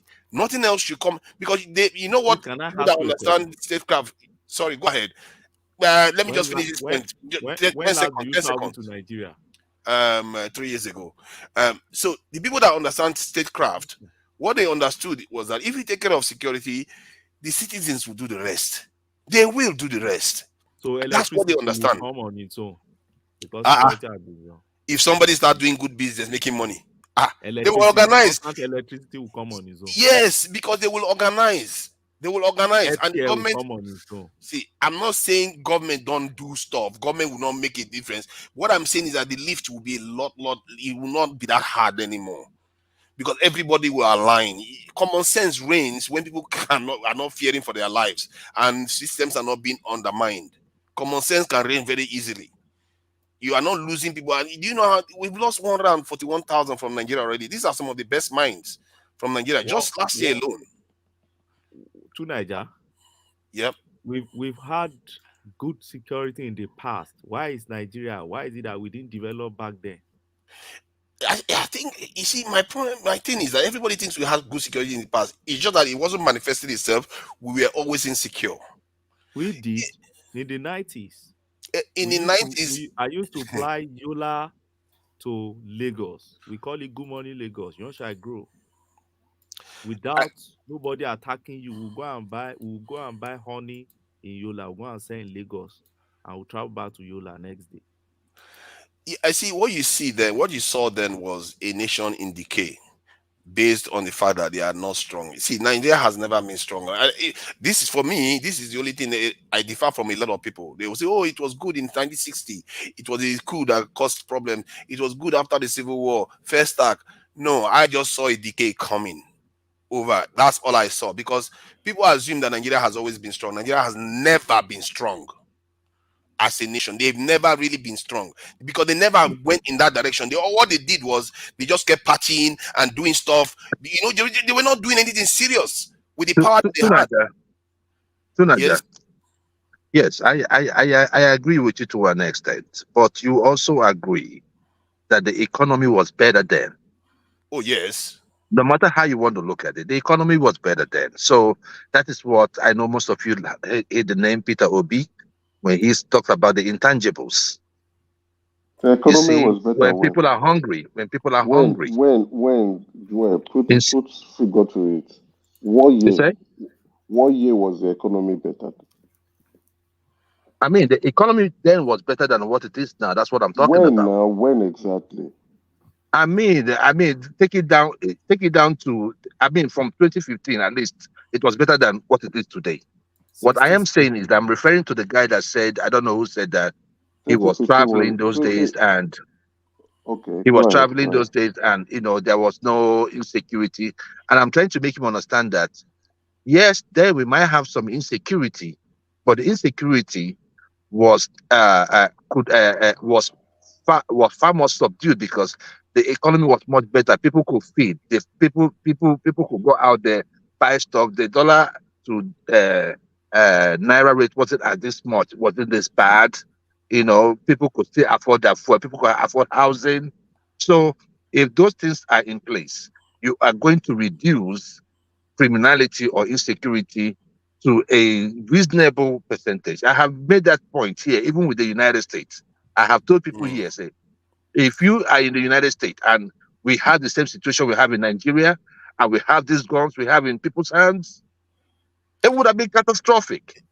See, the reason why I consider that is that if, let's say, you have a property and you don't have doors, you don't have windows, and you started off going to work, and every year you're making money, you buy plasma TV, SUVs and everything, and you're living in a highly deprived area where people need resources, chances are that you might get away with it for a while, maybe a month, 2 months, maybe even a year, but sooner or later you'll be poor.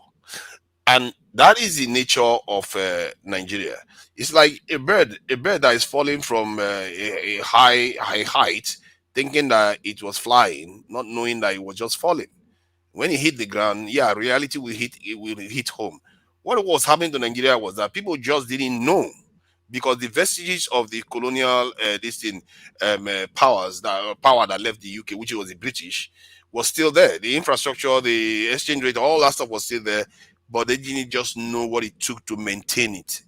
They didn't do what they needed to do to maintain it. While others in Asia, even Middle East, a lot of them fixed their nation, made it strong. Even when we were borrowing them money, we thought we were better than them. They were fixing their nations, we didn't do ours. And now we are paying the price for it. And I'm not even sure people have even woken up to that reality.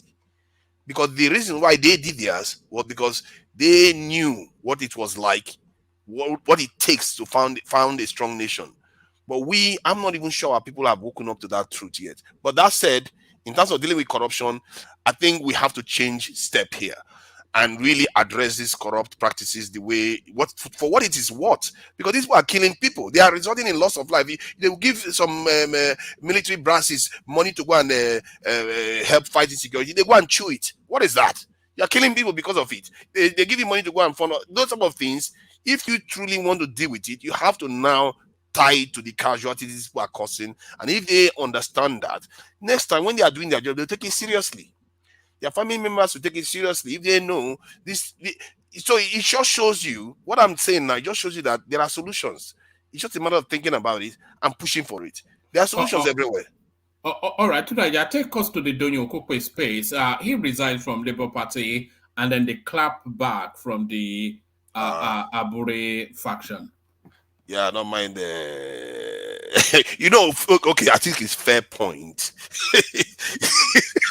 It's a fair point to be making it about political opportunism, to criticize them for doing that, because clearly everybody's, even P2B is moving from one party to another. So yeah, you shouldn't. I don't see why you be making that kind of comment. I don't know why people do this type of stuff. You are saying stuff you don't even think about what you are saying. You know, like, what is that? Why are you talking about that when you know full well that P2P is doing the same thing? It described the Labour Party as a special purpose vehicle that they just used them for the election. Yeah, that guy just whoever is writing that nonsense didn't know what he was writing. And there's the political class in Nigeria right now. They barely have any ideology. I don't know why they even bother calling it a center right. Do you know what right means? Right means you should be strong in security, but they are not. So they are just center money. That's all they're after. Wherever there is money, that's where they want to go. But is there some veracity to that? Because that seems to be the understanding of everybody as well. There was no ideological meshing together. The obedient movement going to Labour Party. Yeah, Donyo Okokwe said that we left PDP abruptly and we were looking for a special purpose vehicle and we went to Labour Party. So it's just a cynical exploitation. That's what it's always been, and to an extent, in a way, that's what I wouldn't say PWB was doing.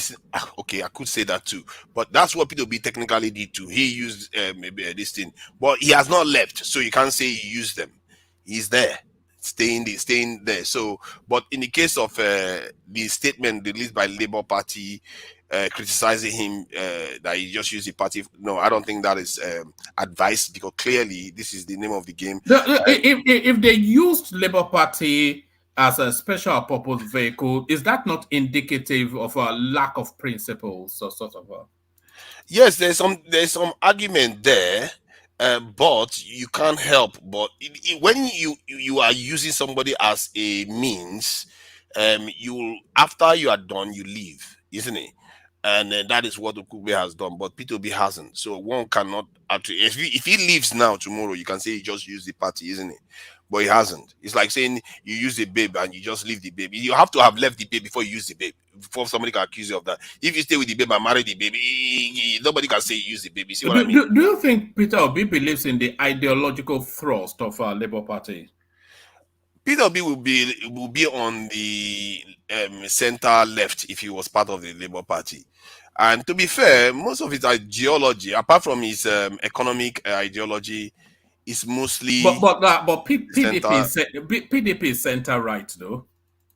Yes, PDP center right. They are and it was with PDP man and boy. Yes, economically, P2B is on the center right economically.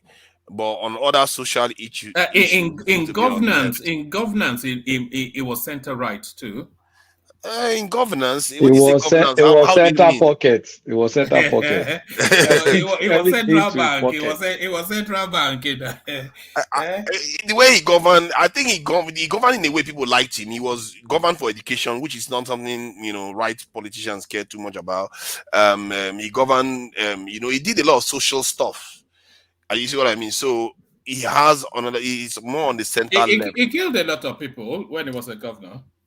Yes, center left people can be brutal too. Center left people can be very brutal when it comes to rule of law. But in terms of security, I guess in terms of security, you call him center right, center left. He's not. He's a little bit. How can you say the Bajwe did a lot of social stuff? He gave his people beer to be drinking now.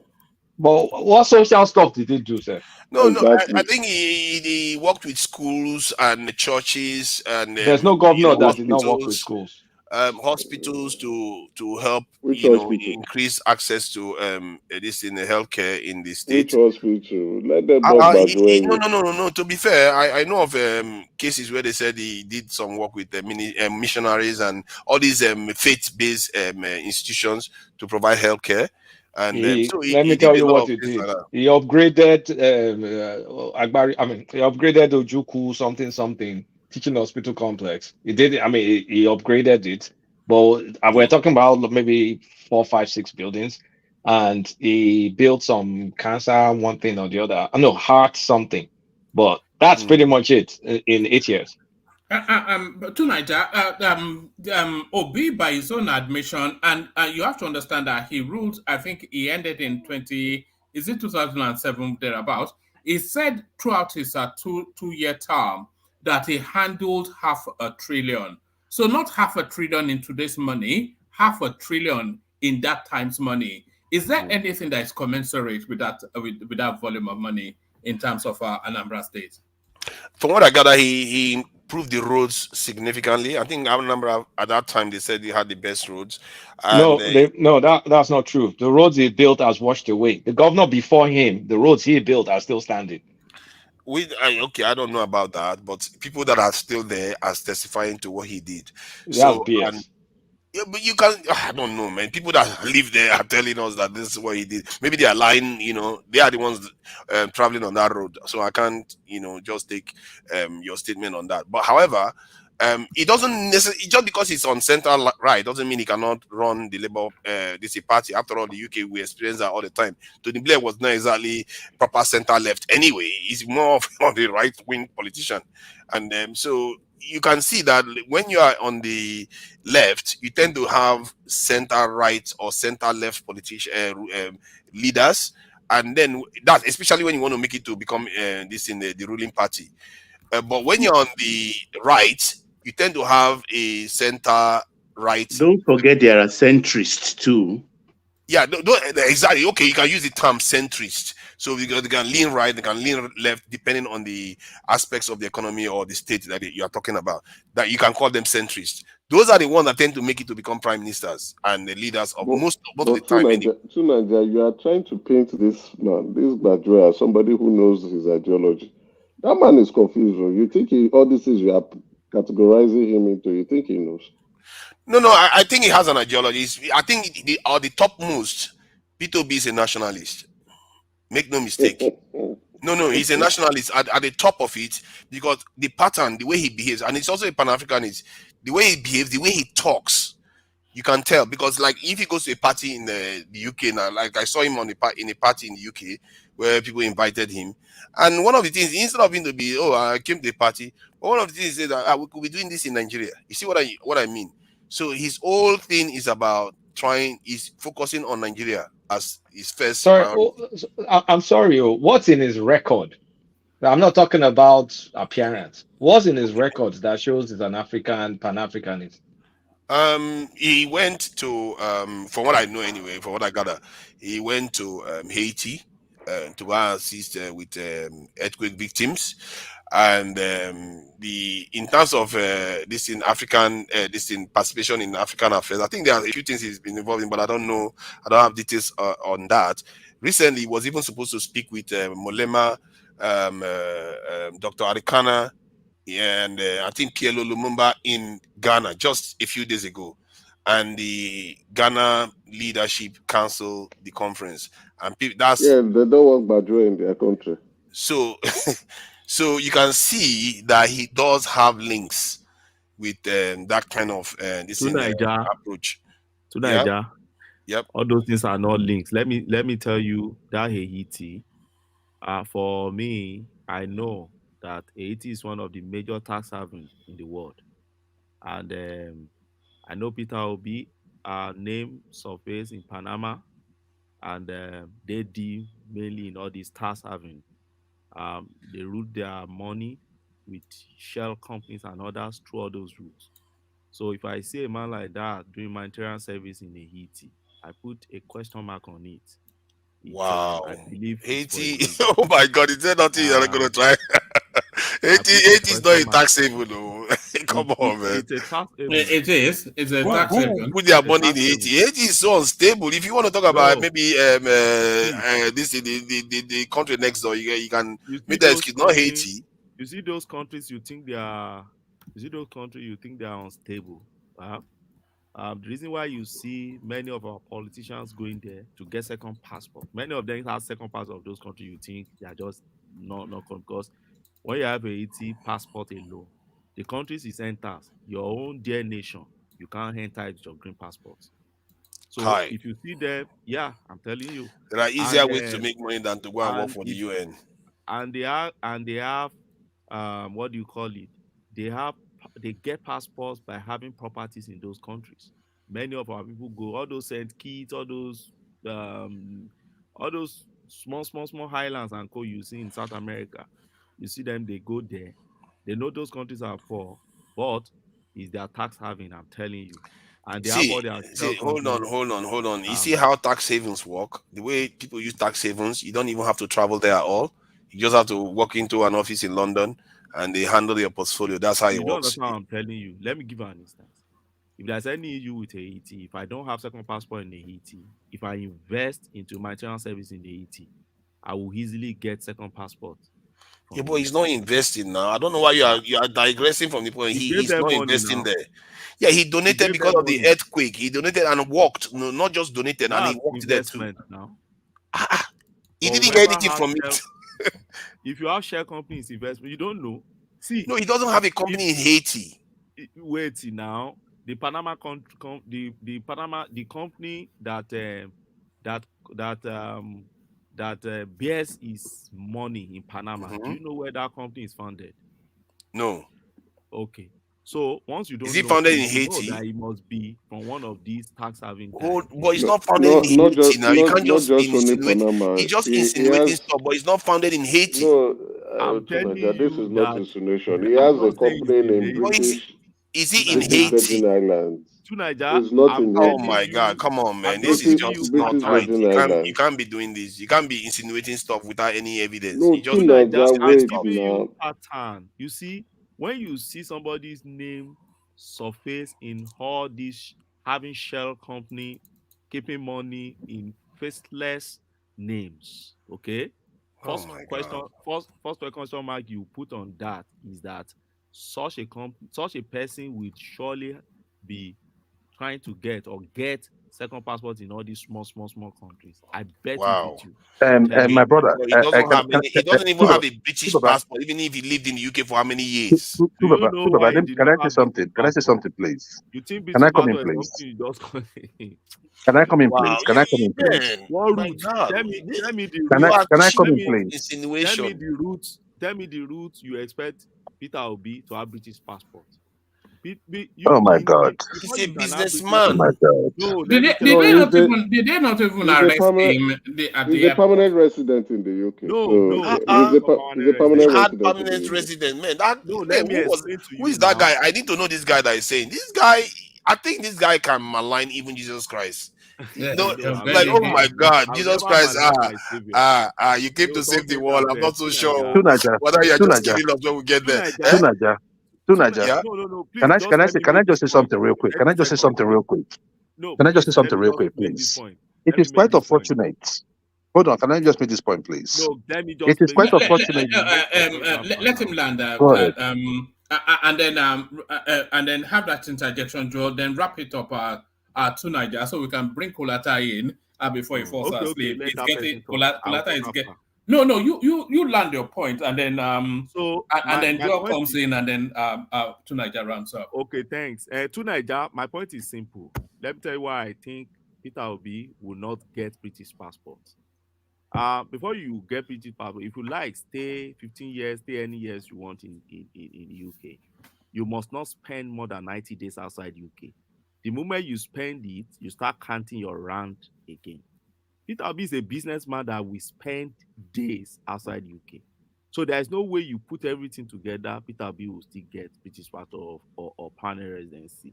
So forget it. That Peter Obi doesn't have. It's not as if Peter Obi doesn't want it. That's my understanding of that space. Sorry, what is this guy's username again? Just to be now, you know his voice now. He's your long-standing friend now, Ogbeni Kole. Ogbeni, okay, yeah, I have to keep him in check because this guy is out of control, man. Can I say something, please? Can I say something, please? Yeah. Go ahead. Is this Ogbeni saying all these things? Is this Ogbeni?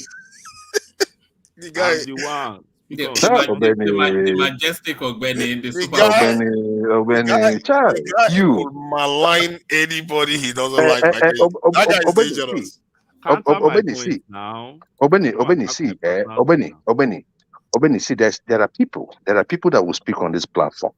I will look at them, I will be like, okay, it's one of those people, that needs to go back to high school. Or you're a lawyer, and you have lived away from Nigeria for quite a while. Right? I mean, there are many people that have business interests, but you never see them go on. Hold on. No, I'm not patronizing. No. Address his point. No, address the fraud. No. I'm not trying to patronize. But now you are telling me to address the point. Ogbeni just sat there maligning people baselessly. Let me come in now. Let me finish now. I'm sorry, but I didn't malign him. Hold on. Let me say this, right? You see, you see, there are expectations, right? And there are things that you see from people. You see someone, you say, oh, like if I see one man, I know that he's an Abadorian, right? And I know that whenever you mention Peter Obi, he gets pissed. It's expected to the likes of Kulata, right? So now, if I'm looking for a fake data, I know where to go to go get the fake data. I know it's Kulata. But you see, Kulata actually he has something, because I believe that from nonsense you can make sense, right? So everybody has something that they bring to the table. You as a lawyer, you are trained to lie. You're a liar, and I understand you went through school to it, but you are trained to do what you're doing, and I get it. But no. Most lawyers are trained to lie. All lawyers are trained to lie. We are not trained to lie. No. Don't worry. Anyway, you guys are trained to lie. But I mean, that is my opinion, right? But the issue there is this, right? It is not nice whenever we see someone trying to do something for humanity, then we try to tie it to things that we are not really, really sure of. If you were sure of what you were saying, how does that apply to Peter Obi? What's it doing for humanity? Because no. Going to Haiti. Hold on one man. You live abroad, one man. Right here. I know there have been cases of tornado that happened in my state. I left where I was and I went there to help. I do not come out to say it, probably because it's in the public space that he has to say it. But if that time comes, I'm going to present it. So one man, what we do for humanity, in terms of humanity, what we do for humanity, whenever there is earthquake or tornado somewhere, there are people that actually go there. Those are the heroes that we normally see. So if you cannot reduce, I mean, I know your hate for Peter Obi is quite is astronomical. However, whenever we see something right, uncle, I'm sorry, right, let us like give him that prop so that we can encourage others to do it. That is my point. Whenever it has to do with human beings, right? I have one 2-second question. Did he take his photographer with him to Haiti? It did not. You mean the one he took to all the flood scenes and whatnot? Exactly. That was when he was governor. That was when he was governor. You cannot hide. You cannot prevent the press from taking pictures of you. That was when he was governor. Joe, no worry. We don't. I don't get my answer. He was not Joe. He was not governor there. He had left office. When It was during the Jonathan's administration. When he was going on Kano. No, that was during the presidential election campaign period. And now, before he was not governor at all. Hold on now, let me tell you now. Can I just say something? Put the record straight. Hold on now. Obi went before I don't election. want to speak on that hate. Can I just say something now? Let me just so that we can have a conversation. You might not have me to go. During his time as governor. I said if it's your uncle, right? During no, his time no, as I've governor. never seen anybody with such deep hatred for me to be that. One man. I've seen one man. Apologies, Joe, but why is it that whenever people are critical of, or not even critical, hold him to account, people always say it's hatred? No, but it's hatred because from the point of hate. Why is it hatred to hold people let me answer that. Let me because take that, it comes from a point of hatred. Because it's not based on fact. From platform to platform. Let me take that. No, because it's not based on fact. One man. It's not based on fact. It's not factual that he answer. One man, when he was governor, right? When he was governor, when there was flood, we saw him. His do you hate Tinubu? And when there do you hate with the people. Do you hate good question, Aja? Do you hate Tinubu? No. I don't hate Tinubu, but I hate his ways. You always criticize. You always go after him because I hate his ways. So you can see the result. Can we conclude too that you hate him? See, Can I just answer this? Can we conclude that you hate Tinubu? No, he's a certificate forger and a drug addict. Others, when they criticize they hate he's a druggie and a certificate forger. And that's the problem I have with him. Right? That is what I hate. That's what I don't like. And now you are seeing the effect in government. Time to speak. Come on, hold on. All right. Bring it. Have the floor back to Nigeria. Bring it home in a short summary, and then we go on to Kulata. Good. Yeah, this maligning P2B because he's doing the right thing is wrong, and I'm not going to start criticizing Tinubu when he goes and helps people in the north when there is flooding or stuff like that, because that is just not edifying. You can even when somebody's doing that and you start maligning, it just shows that you've lost perspective on what you should be looking out for. And on this thing that I needed to address, that when he was working for the Labour Party, he was being tried, but he wasn't convicted at the time. So it was before he was convicted, he resigned his position. So the way Emeka came earlier on to shout, "Would they employ a criminal?" and all that wasn't the case. And I just thought I should correct that. Regarding this insecurity. Wait, Tunaja, what are you correcting? I said something to you that guy was convicted. Don't let him have it just for the time. Okay, you were shouting on the roof that they employed the criminal. He wasn't convicted then. If you are not convicted, let me allow you flow. Don't worry. Yeah. You are not letting me flow though. You're like, they employed the criminal. He's a criminal. No, but he's not. That is not fair. Some of the things we do sometimes just because we want to play politics is not edifying. And the way you are like praising Tinubu for things, he hasn't even done any major stuff that really yielded results.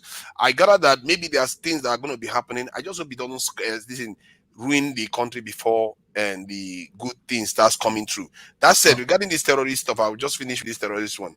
Yeah, but make it brief though. Yeah, very, very brief. This terrorist one, there's always going to be up and down. And at the same time, if Tinubu is not responding to the threat, it's going to keep happening. And maybe, it's true. It might actually get worse under his time because the northern part, there are some elements in the north that were held back a little bit because they had a northern leader. And there is a way Tinubu will act in the north. He will be more careful than just the way someone like Buhari would have been. So you can see now that let's say the ability for insecurity to increase in the north would have notched up maybe about 5% to 10% because of the person he is, at the same time because the people that are acting have less reason to hold back. So you can see this also, and that's why I think he has to act very swiftly and very, very strongly on security. If he does that, he will be the most successful leader Nigeria has ever seen, and he has the opportunity to do that. All right, brilliant. So that's the excellent, majestic to Niger. None other, the elegance that is to Niger. So the elegance that is to Niger. Up next is Kulata. So let's ginger Kulata up so we can get the best out of him. And there is only one thing that ginger Kulata, as we all know, is always a pretty girl. So let's bring Kulata in with this.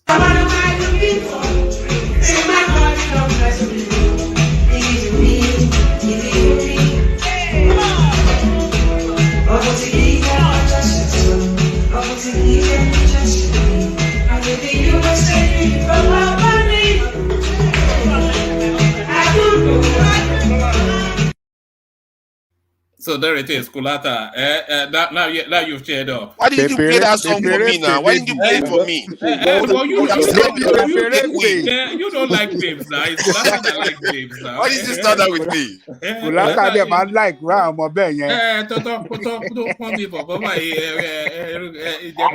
Was that better? One man. Yes. Why did you play that music before Kulata? Kulata has not been seen to be romantic. I mean, what the hell? Come on. What does romance mean? He does a jealous Kulata. Is it by doing Kata guy? Is that a jealous Kulata? Anyway, that BETTA, that's a. I mean, she dealt a death knell to all this. Let's get our youths. That's a youth, too.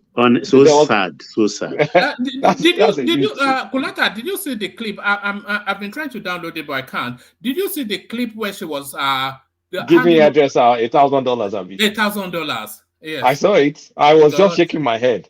I'm just giving like $1,000, just like I mean. It was the way just you acting like somebody that won the lottery. Some last class. You know, the thing is, she was a commissioner before in what's it called, Calabar, Cross River State. So you know that this is not new rodeo for her, because you will not. If they make me minister right now, I won't be thinking of how I'm going to like start stealing. You have to first think of the plan. Like, what's my plan to do this? What are my North Stars? Then what is my plan? What are the milestones I want to hit? Then how am I going to drive the exit delivery? That's all I'll care about. And the money will come. I mean, first of all, if you're going for minister, except you steal, the money won't come. So you probably have to take a pay cut if you're going to go take Nigerian minister, because if it's based on salary and benefit, because your Naira salary can never really match what you earn abroad, which is just the way it is. But of course, your influence and your power, then you can make more money. But I don't want to go there to make money. I want to go there to do a job. So for all this, Nigeria is the old politicians. What did you say? Say it again. I won't go there to make money now. He's not in Nigeria now. He doesn't have blood in his body, in his veins. My hometown people will swear for me. They will hate me. But I mean, because I'm not like that. But why is Emeka laughing at that now? As if that's what he should be going to office to do. Jesus Christ. I'm laughing because that's not the reality. But when you get there, they may force you. If you don't chop money, they probably will kill you. That's why I'll never. It's not about see. You know what? You know, I like when people theorize things. And when you go there, when you see, okay, let me not say. There's something I want to say. When you go there, most likely you will do one or two things because they will make you do it. The system will swallow you, no doubt. When vendors are paying you, how can you start from here behaving like that? Then you are okay with Nigeria being this bad. I don't understand how you can just be. We can rest on our laurels like this. You guys don't even want to improve things. Jeez. Nigeria, please. We theorize a lot. The reality of things, it differs. We live in a real world. But you know, all what we say start is from the point of trying to improve things, not conceding ground already. It's part of the okay. My bedtime done the pass. You know, I be old man. So the what's it called? The BETTA whatever. I mean, it's a disgrace. But it goes back to the larger Tinubu conversation. When Tinubu selected this as ministerial list, and I looked at it, I think Ogbeni was saying, I was too judgmental, I was too early. I looked at that list, that this is a shitty list. Like, I mean, the crop of ministers, they're shitty. Let's say the truth. Just a few, very few of them that you can give a bit of kudos to. Very, very few. I mean, look at the likes from Uju, that's Joel's auntie, to even that Zita's friend. They're not performing to all these health minister. Oh, one minister. You know something? Just do you know they spend about 2 hours every morning to do their faces? All the women ministers, they turn out as if every day is party time. Thank you. It's crap. Even I'm not going to talk about women, oh, men too. What are they? I mean, very few ministers are doing something tangible. Maybe Bosun, the TJ guy, fine. I mean, the finance one, because Umahi as well is Umahi is doing something. But for the love of God, the rest are crap. Tinubu wasted an opportunity. I've said it in areas where it wasn't politically strong. Wike. Oh, Wike, yeah, Wike is too. Even though that one makes too much noise, but Wike at least is doing some things. But areas where Tinubu is politically weak, for example, like the southeast, you could have gone for competence rather than this nonsense tokenism of picking someone's doing political. We're seeing the results right now. By now, we should be beyond planning. It should take you 3 months to plan and get your milestones and start executing. What are they doing? As soon as they settle down, they start stealing money, like literally stealing.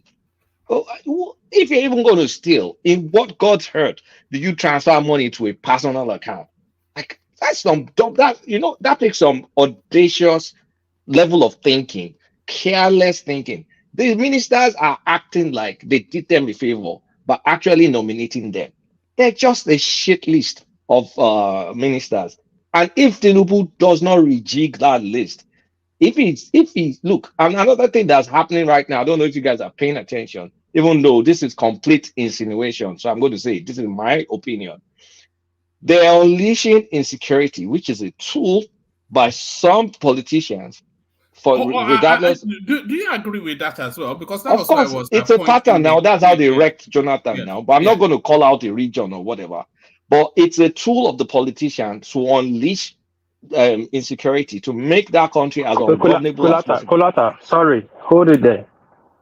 We all know they are unleashing insecurity, but it was started by this thing that APC against Jonathan, and we are surprised. We are surprised. It happened under Obasanjo too. There are many things that get on. There are many things that they release. In getting Jonathan out of the power was one of the instruments. Insecurity. And Lab Mohammed was on TV every day. You're right. Before we even hear about it. You're right. What are we not surprised? Why are we surprised? Why are we surprised about now that they are doing against themselves? It wasn't really APC. It's a sectional interest. No, don't push it. It was APC. Right. They were there for all sections. There was the major section. There was the physical boot on ground. There was the psychological part of it. People in international media.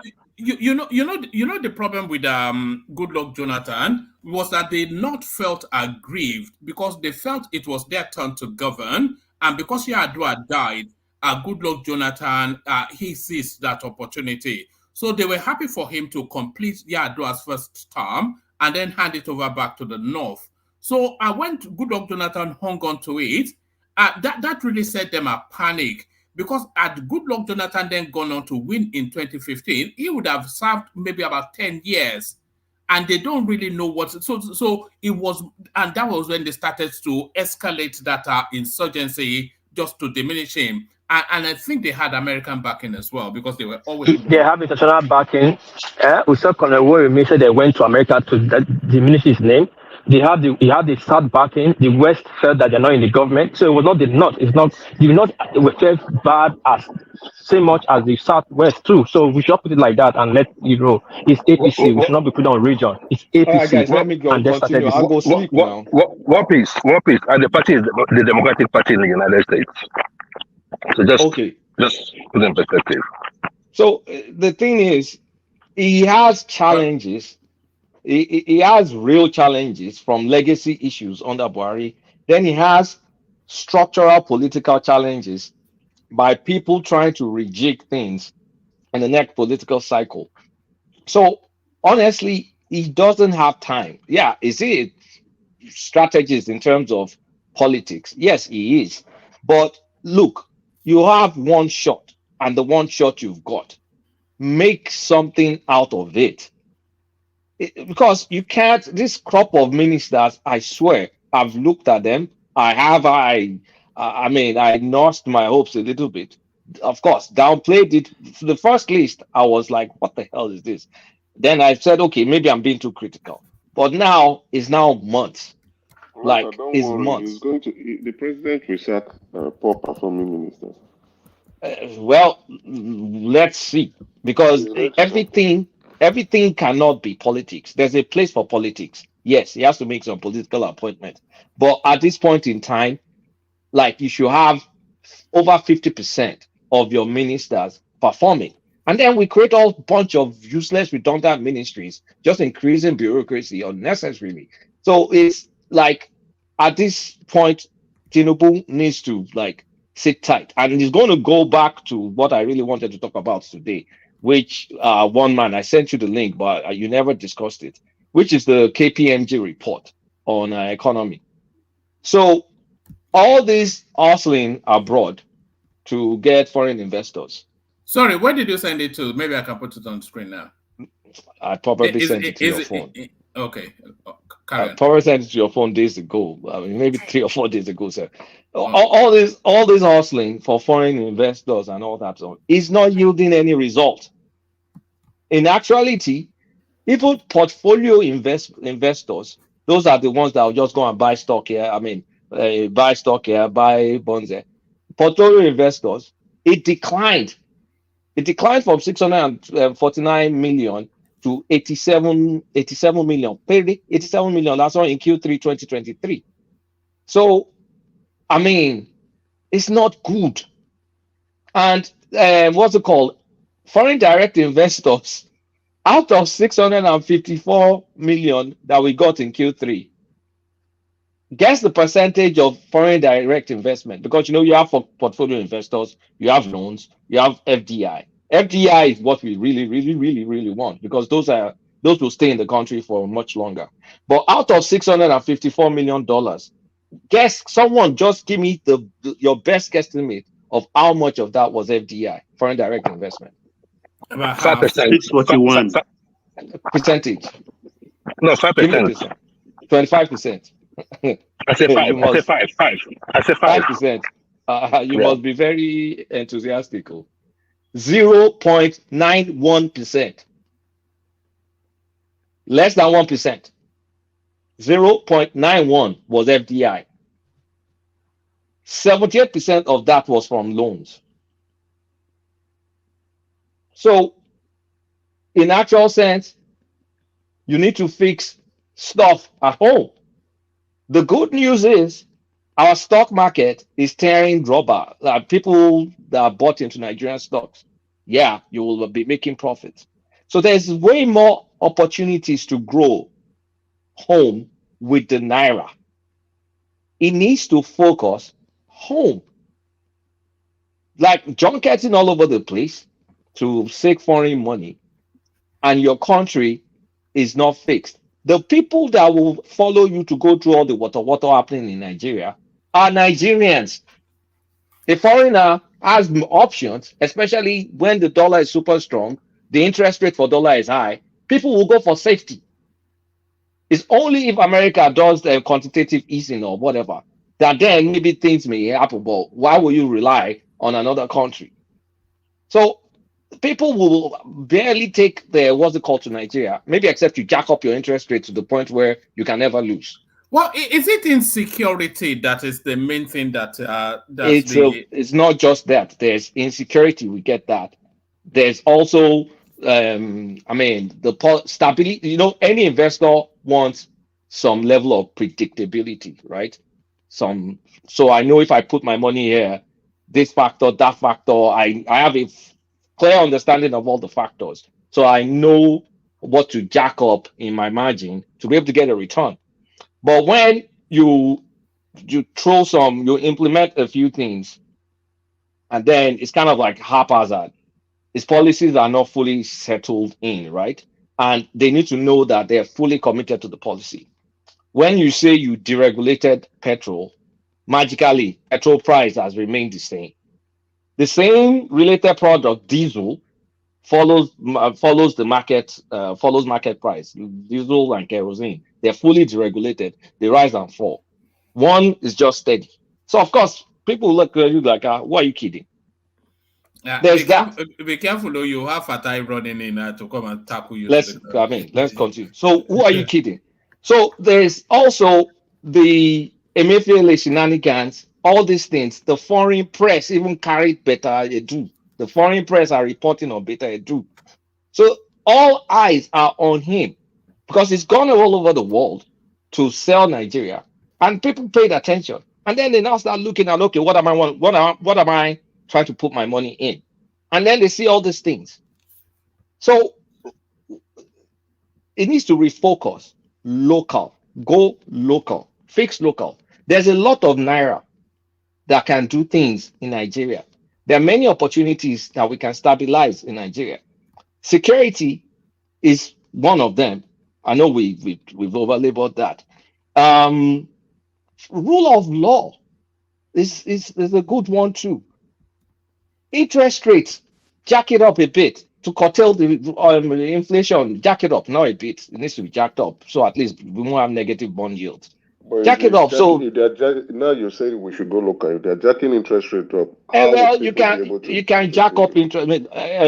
Economy will suffer temporarily, but once we can get inflation, because the target is we can't let inflation keep going this way.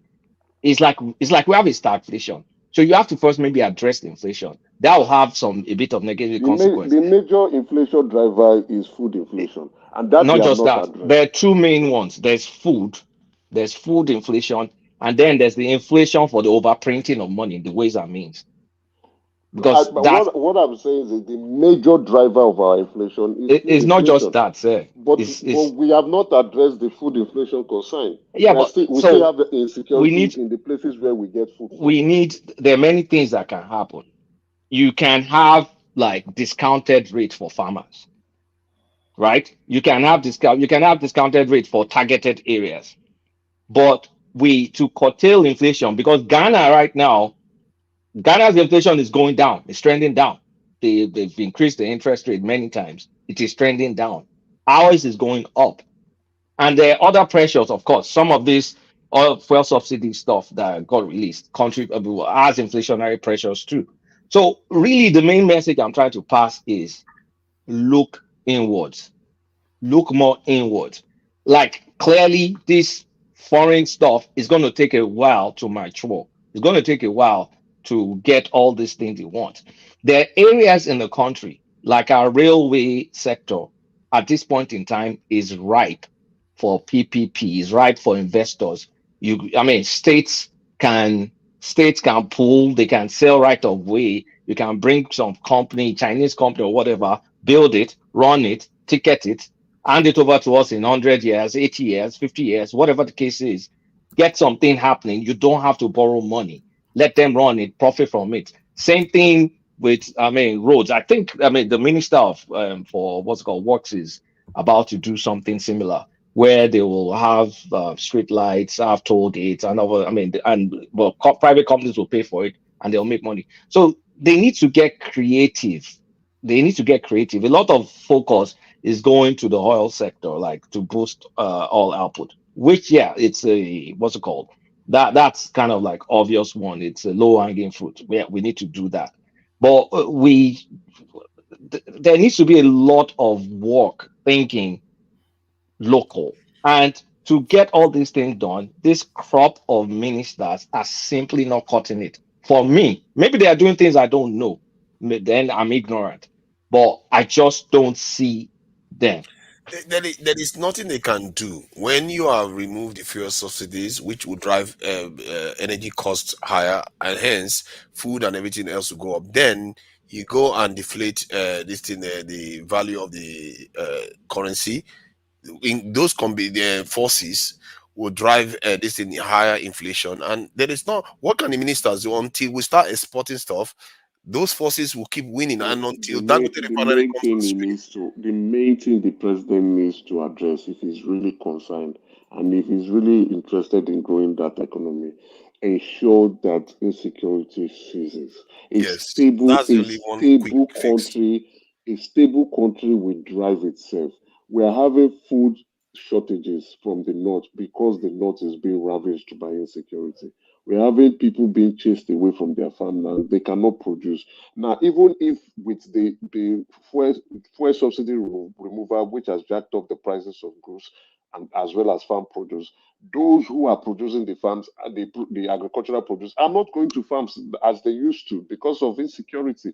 That means scarcity of farm produce, and then the remaining the availability of food in the country, the prices will go high. So that's why I say the main driver, which is, and our food inflation is 30.9%. That is driving our inflation crazy because of insecurity, inavailability of grains, transportation issue because of road infrastructure on the ground, and then with some others snippet of concerns that are affecting that sector. I think Kolata is right. Almost all experts have said the same thing. It should be inward looking. His foreign policy should be interior policy. Because if he takes care of interior policy, let me just say, if he takes care of the interior, the exterior will come in. You don't have to invite them. They will rush into Nigeria. All of us will start going to Nigeria every day. It's just that simple. Most definitely. I said last week that the 2024 budget, which has been labeled the budget of renewed hope, actually is a budget of renewed hopelessness. So there's no hope on that budget. If you look at even the Ministry of Minerals and Development, which Dele Alake is handling, it doesn't even have any personnel. He has not even addressed the laws that will govern that space. So we just see that, like what Kolata is saying. Well, maybe if they sack a few ministers, the rest will sit up. Thank you. And Kolata. Yeah. This is the reason why we in Igbo land we say that whenever you see a problem, attack it. I won't say I'm depressed about the issues of Nigeria, but I'm so disappointed that those who ought to know better, tend to follow this step. I remember when this traveling thing was going on, go to COP90, go to this one. Somebody saying here that an expert was asking, or you said the expert said, no, the expert said it. But before that, when those guys were still over there abroad, P2P was shouting it, build your home, and the people will come. And he made a reference. He said, hold on, I know you don't like his name. I know you don't like his name. Can I just say something? Let me just land now. Peter will be laundromat. Hold on now. But he said it, he tweeted it, and on this show, we castigated him too. And what he's saying is simple. Build your home. The relationship between a local and foreign investor or foreign direct investment and Nigeria is like milk and honey. When you build your home, the honey will come. The bees will come. So the issue here is this: let's not act like we are trying to reinvent anything. You have to admit, or you're trying to say something that is different. Looking. He was on it, but we did not listen. Peter Obi that traveled to Egypt even before he became president to go and learn what he's going to do inside Nigeria. What did he learn? He came back with false news. He came back with fake news. What's there to learn in Egypt? Responded. Don't mention Peter Obi again. There's a reason why we say don't mention Peter Obi. Exactly, we are, because he's just full of shit. He's full of shit. If you give him this position of power, I'm telling you, I can put my money. See, if P2B becomes president, I would buy futures to bet against P2B, ridiculing this country. I would love you to bet to something. Something more dear to you. Drag the country down because P2B is full of shit. All right, let's get back to Kolata. But just start Peter Obi's trip to Egypt. Did you know that the same company that is managing the electricity thing in Egypt is the same one managing it in Nigeria. So I'm not quite sure why he couldn't have just go to Siemens and then ask them what the plan is. But back to he just wanted to find out how the Egyptians related with them, because that's something Nigerians don't do very well. We don't, even if the companies in Nigeria, they will not perform for Nigeria, but they will perform for other people. There was a conference in Egypt that weekend. Peter Obi went for that conference. And Siemens is in Nigeria. I mean, they've been talking about that same deal in Nigeria. If you wanted to find out what happened, you could have gone to... Anyway, let's not waste time with non-entity. It was a pretense. It was the EXIM conference he went for, actually. Okay, strategically, P2B got it better right than Tinubu. He was more inward looking, while Tinubu was outward looking. In what way? In what way? Because he kept saying you have to deal with the economic issues in Nigeria, the consumption to production. Those are pedestrian stuff. Not pedestrian stuff. That is what is causing us foreign exchange. Hold on. If you look at the Tinubu manifesto and you look at the Peter Obi manifesto, it was a direct copy. So everything he was saying, it just thinks essentially that he copied from Tinubu's manifesto. Oh, come on, please. That's true. I read the three manifestos. The only one that is a bit different is Atiku's manifesto. Yes. It will be the Labour Party uplifted and copied from Asuwaju's manifesto. It's not me stopping it. You want us to. Okay, one man. Have a session on this tomorrow. We'll go and get the manifesto and we'll begin to talk about it. Emeka already reviewed it before. We reviewed it. That's why I'm able to say it. Peter Obi has been making this speech well before the election. I should go and look at that date. Is it the Peter Obi that said he will abolish Ministry of Education that these people are talking about? I never heard him say that. Did he not say we abolish Ministry of Education at the federal level? Is that the person that is ready to govern? I don't think that's a good idea, but I don't know why what he said was going to replace it. But in terms of didn't say he's going inward, to replace, he said he will abolish it. Yeah, I just he got it right. In terms of looking inward, he got it right. All right, let Kulata carry on. So it's not all doom and gloom. Tinubu's magic touch on the stock market has increased the stock market by the capitalization in the stock market by 46.6% since he got sworn in. That's real money. So we can generate a lot. You mean in Naira? In Naira. So we can generate. Just give him that window to land a thought. Yeah. No, we can do a lot locally, and that focus really needs to look local. And there needs to be, like I said before, because I've said all these things, I'm even tired. Like, there needs to be more coordination across these ministries. Like, especially all this blue economy, this one, that one, this one, that one. That coordination with it needs to be stronger. And I don't see, there needs to be more out of the box thinking. Like, under Obasanjo, we have to compare, right? Maybe compare to Yorubas for the sake of it. There were more opportunities created. There was more, you could see more out of the box thinking. Some things align just naturally because a lot of the economy is just based on cycles. We've reviewed the Nigerian economy before here that I showed you. Our economy is largely driven by oil prices. There's nothing magical we've been doing since we started selling oil. If oil goes up, we'll do better. If oil goes down, we suffer. That's just our economy. It's not rocket science. But at these desperate times, there needs to be a lot of out of the box thinking. Because as it is, the optics, because the optics is important. The optics shows some powerful guy, a powerful politician with a lot of allegiance with politician that is just sitting on the throne. There is that massive drive. It's like they pay lip service to all these things. Hey, Nigerians are suffering. We're going to do this.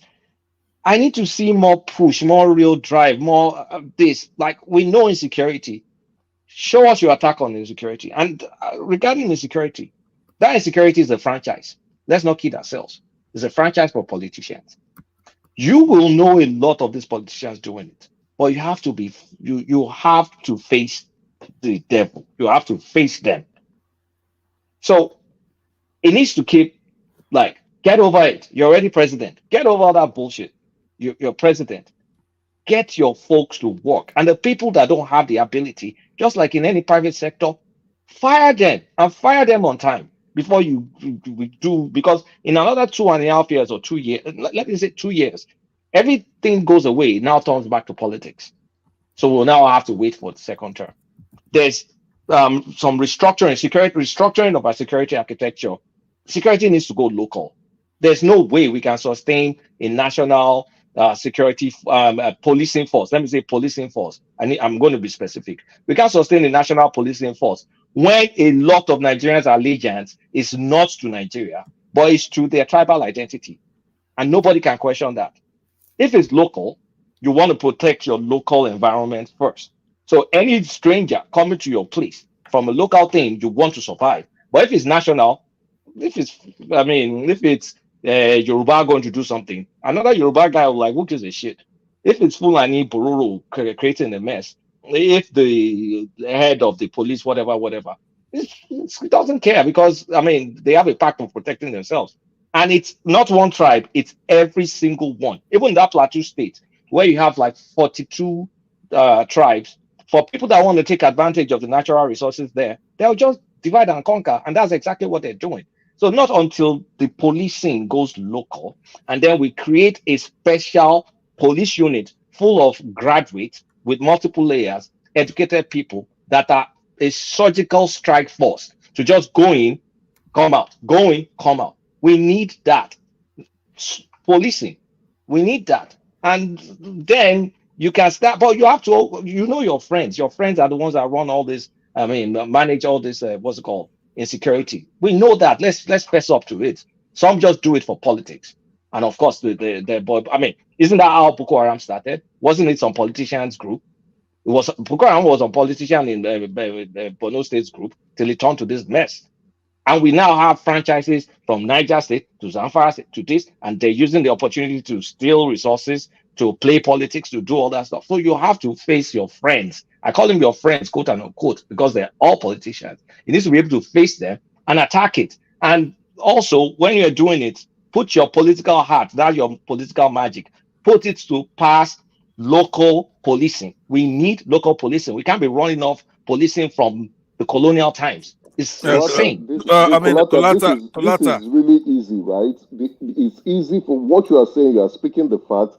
The president is aware of what's going on. It's very easy, especially with the illegal mining going on. What you just need to do, he goes there, call his friends together, and legalize that space. Let them form companies with their Chinese collaborators, and then own the shares there. There's money, all these insecurity. There's money in all these places. Economic interest.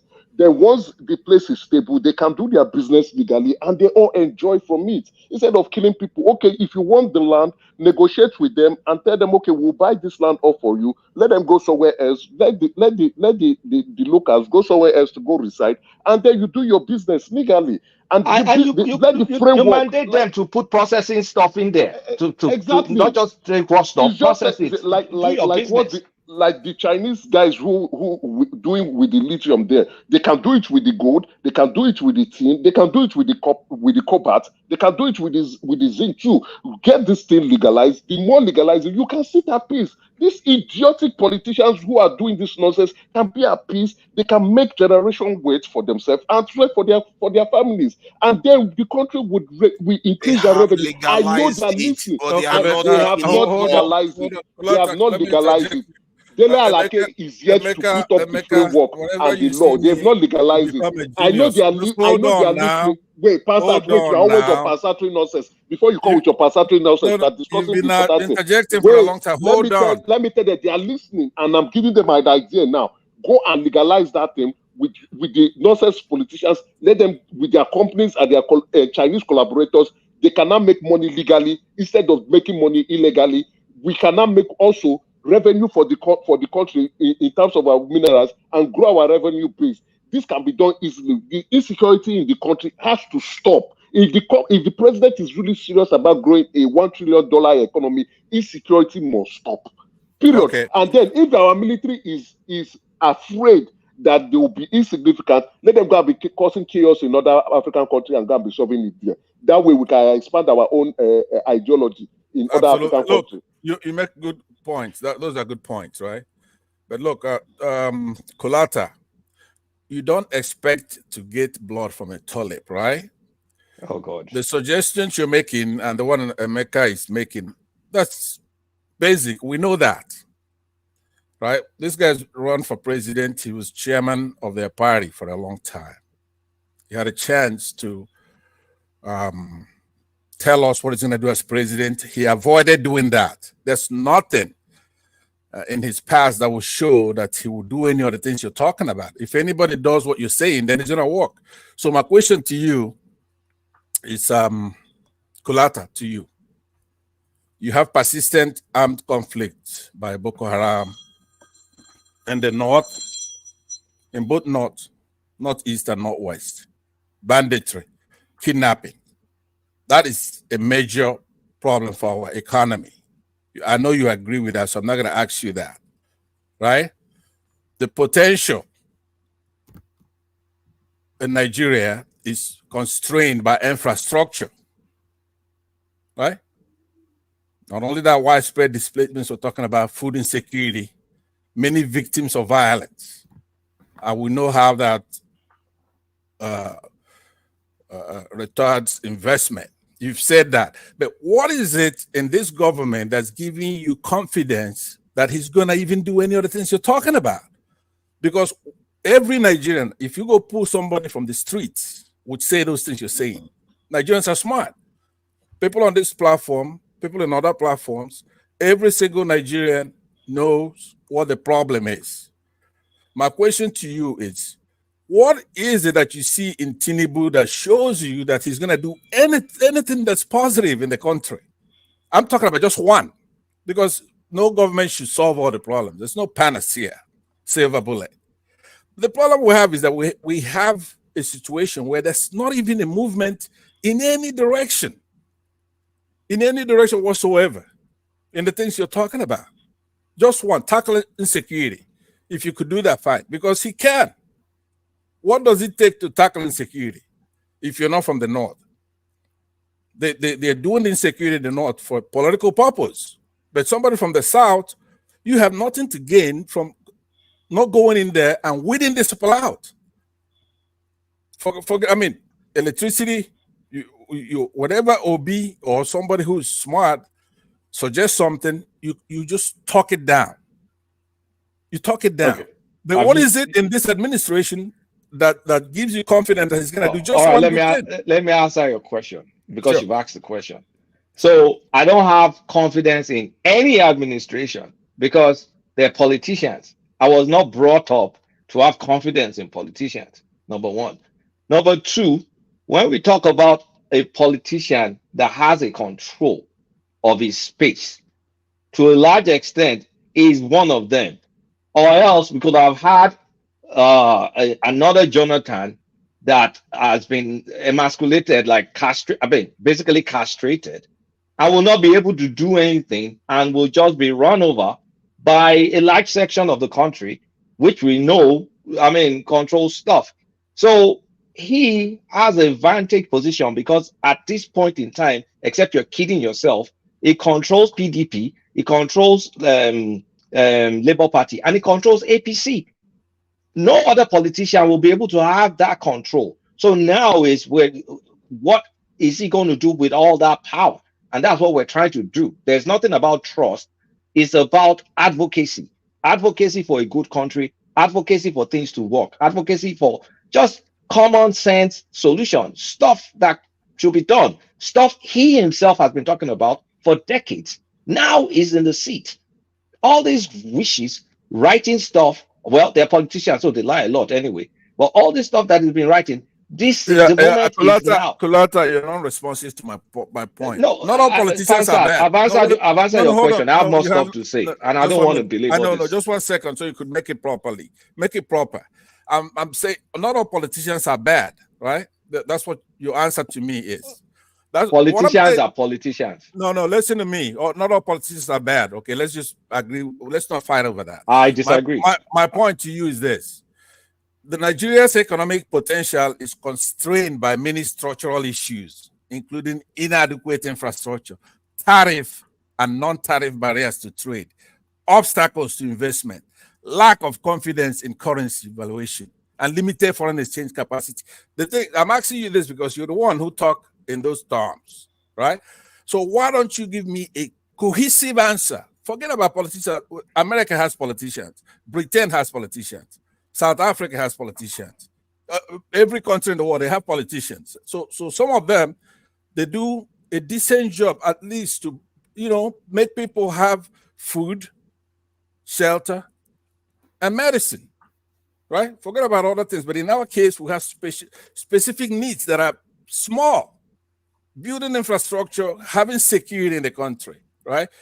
Tell me, now this is your chance, instead of propaganda, right? Tell me why you chose this man over Peter Obi, who has elucidated what he's going to do. And we know that he's a politician, but when he was a governor as a politician, he delivered. Okay, right? Then let me answer your question. You've asked your question.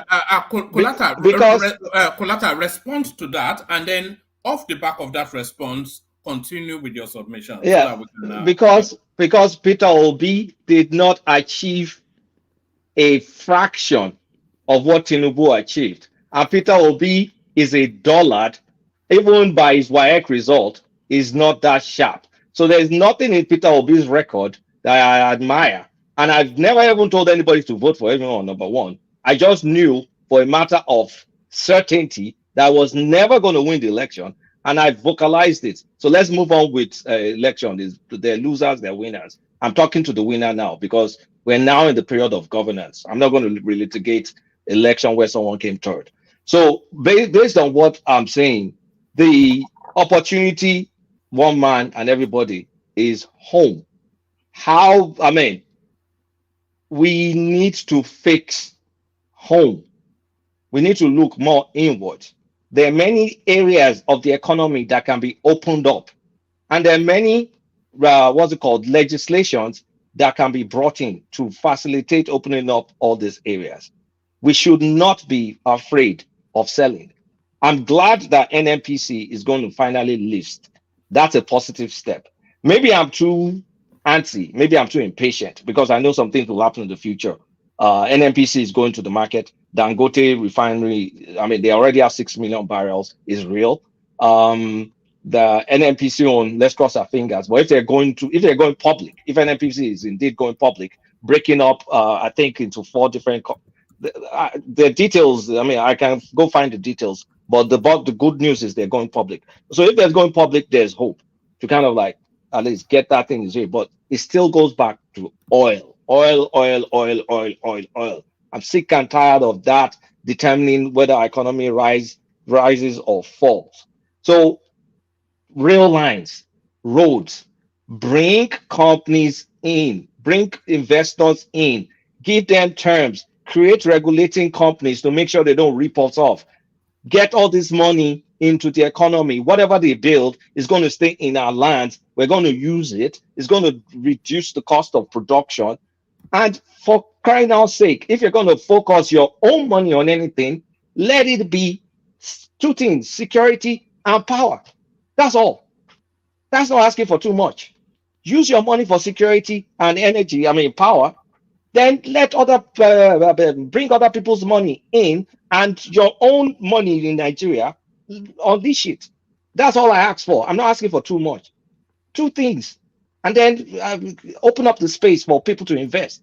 That's it. And if you're going to face insecurity, you have to face your friends.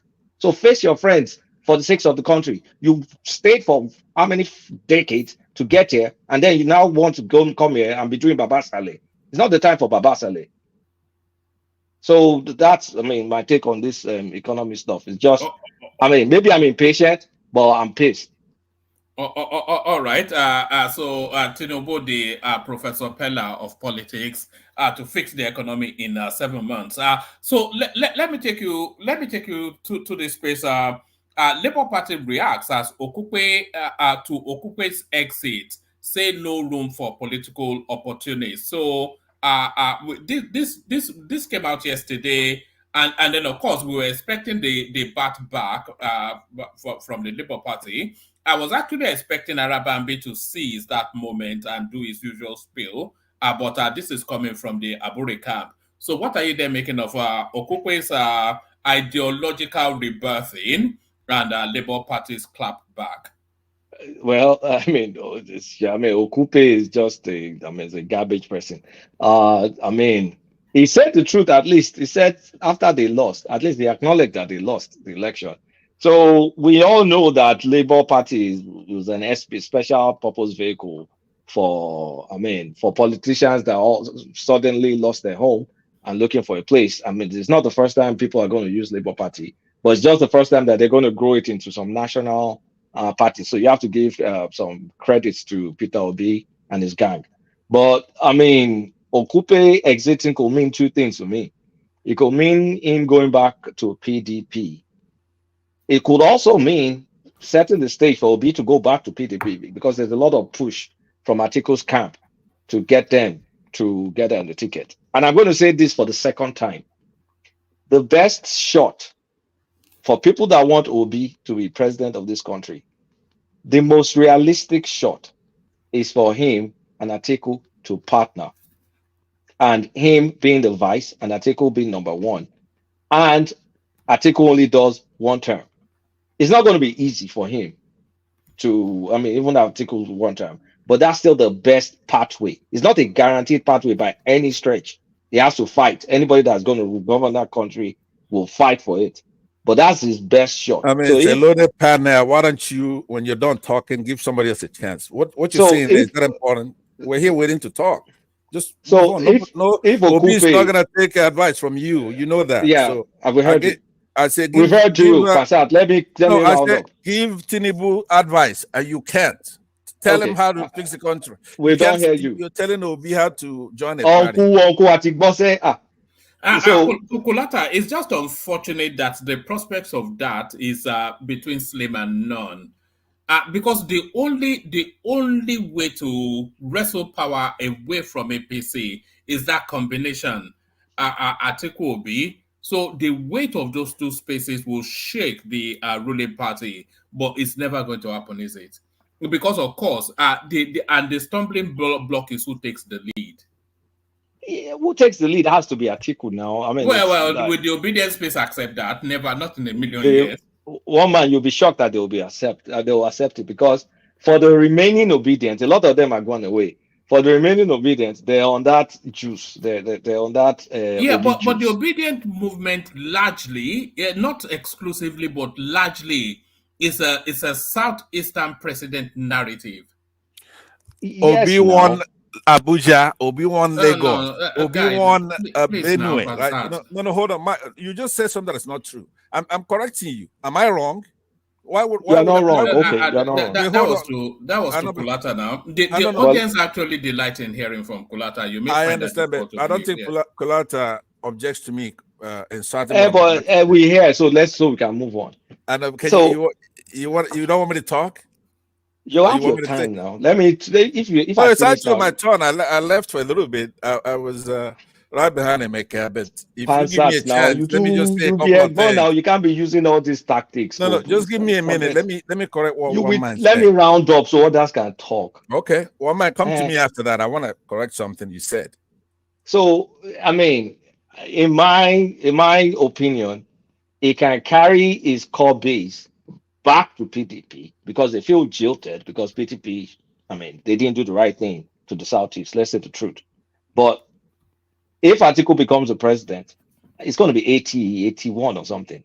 By 85, for the love of God, I shouldn't expect him to go for another time except he's Cameroonian president.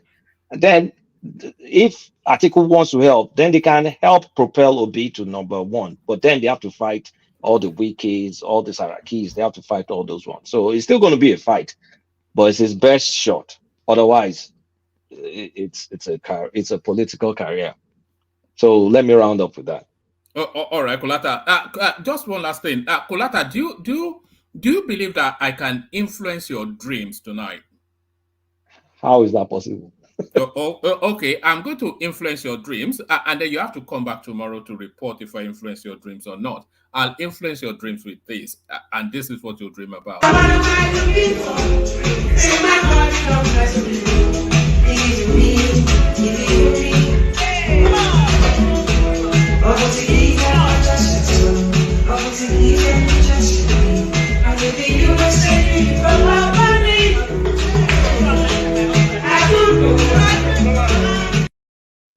Look at that.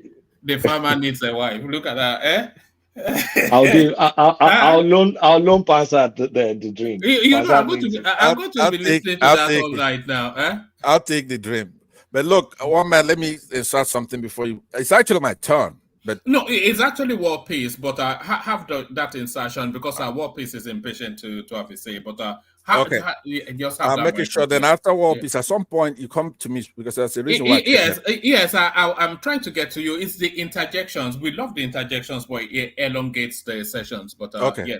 I got you. So now look, Kolata, I gotta tell you, right? Over and over, you keep repeating this mantra. When I said something about Peter Obi, I'm not really litigating the election. I'm talking about governance now. If you have to look at this at the results of the election, right? That's history. It's right there. It's the facts. You cannot say that Peter Obi won the Southeast. That was it. All three major candidates got 12 states. But in the case of Peter Obi, it's nicely distributed and at financial capital, Lagos, government, city government, Abuja, and so many other places, and actually won the election. Let's face it. And that's the genius of the Nigerian people. They're savvy. They elected this man to be the president. But like we've been complaining about everything else. If somebody like you who's educated, who's in diaspora, I don't know if you're in the United States or Britain, could you tell me which one are you in? Is it South Africa. Because we could forgive people like one man who live in a bloody monarchy, but people who are in the United States of America, the cradle of democracy, right? See, these British Nigerians, they don't know what the hell they're talking about. They don't know when it comes to electing a head of state, the importance of it and how it's done. They've never done it in their lives. They never voted for a head of state. They don't know what the hell democracy is. So all I'm saying to you is that at some point we kid around and say, hey, you're doing propaganda, you're lying, you do it. At some point you have to knock it off, right? We're here. I'm here on this platform. We can have you saying something that is absolutely untrue, something that we could look at the record and see that Peter Obi was a candidate or a Nigerian candidate who got votes from all major regions of the country. And that his rhetoric is not Ipobian or Biafra or Southeast.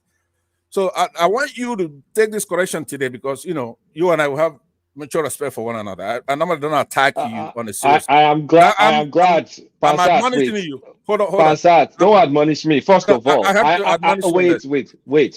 I am glad that it's one man that said it and not me. So if you want to talk to one man, talk to one man. No. You also.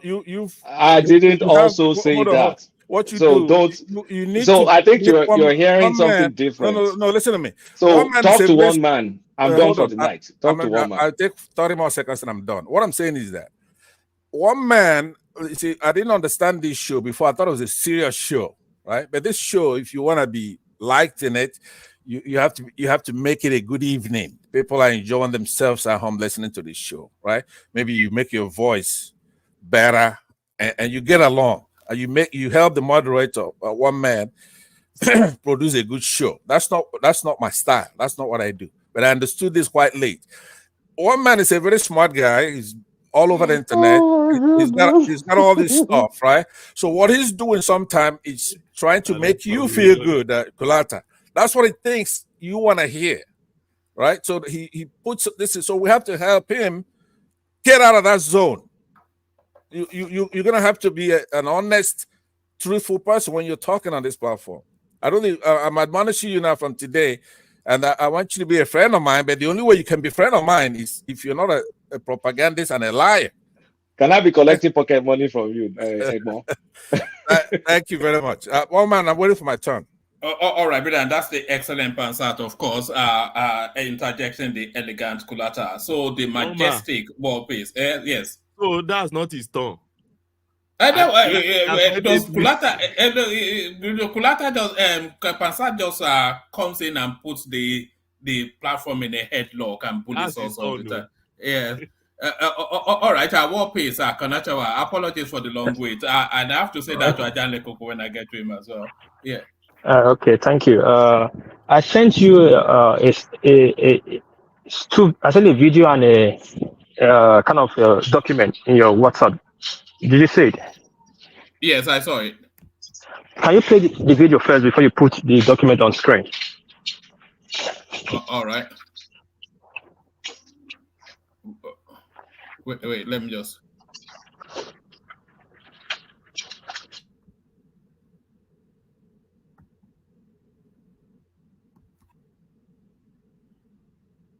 Evelyn, right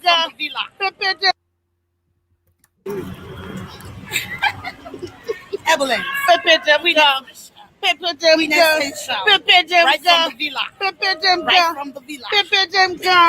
Okay. All right. Okay. Yeah, you can read under the caption I wrote to you the lady's name. Can you tell me her name and the amount stipulated to her? Can you just say that, please? It says Oniyelu Bridget Mojisola, whose account was credited with 583 million. Okay, thank you. She is a friend to BETTA. What led to our investigation is this conflict of interest thing that is going on, right? So when we're talking about conflict of interest, doesn't really mean it has a threshold or has a definition or a circumstance to just a certain crime. That's okay. This is what you did. Now you arrest. While we're about conflict of interest in parastatals, it will escalate to a section that you will not even know about that will cause you problems. At the beginning, why this lady was involved, when they started investing BETTA, what she was saying, she ran to channels. The case had not even gone that far. It was in the section of conflict of interest. They were just querying that she cannot use a private account to collect public government funds, and he rushed to the channels to show that he came out with the list. He paid so people, she's doing nothing illegal. That was then escalated to this position that they will point out your friend, that is your friend, you gave her contract. You will not know that you gave her contract, you paid money into her account, 500-something million. That, first of all, is an offense. What escalates to that? Conflict of interest. That was one. Let me leave that. Let's go to the list I sent to you, the people that are involved in the payment. Please, can you put on the screen so everybody see and everybody see? This is unverified, by the way. So this is I know. Yeah, it's verified, but it's not even the Ojo I want to talk about. You see, Olakpekun is there. His firm is there.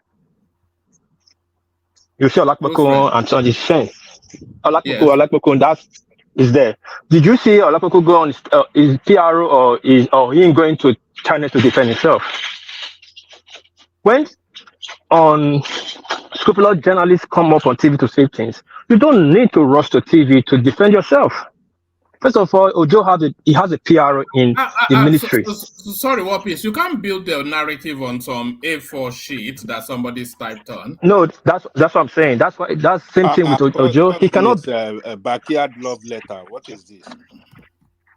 With all due respect, Adelko, I'm not talking to you. Sorry, please. You can't base our discussion on this. I'm not basing my discussion on that. A4 sheet, handwritten, something. If you're smart enough to listen to my session, you would know that same thing you would have told Ojo not to go on TV, because when they accuse him. Hold on. He went to the media to clarify his name. Is that not the way it is done in Japan? That is the way you are not the spokesman for Ojo. You talk to the press to clarify your position, to tell the nation whether you are involved or you are not involved. That is the way democracy is run. That is why we have the press.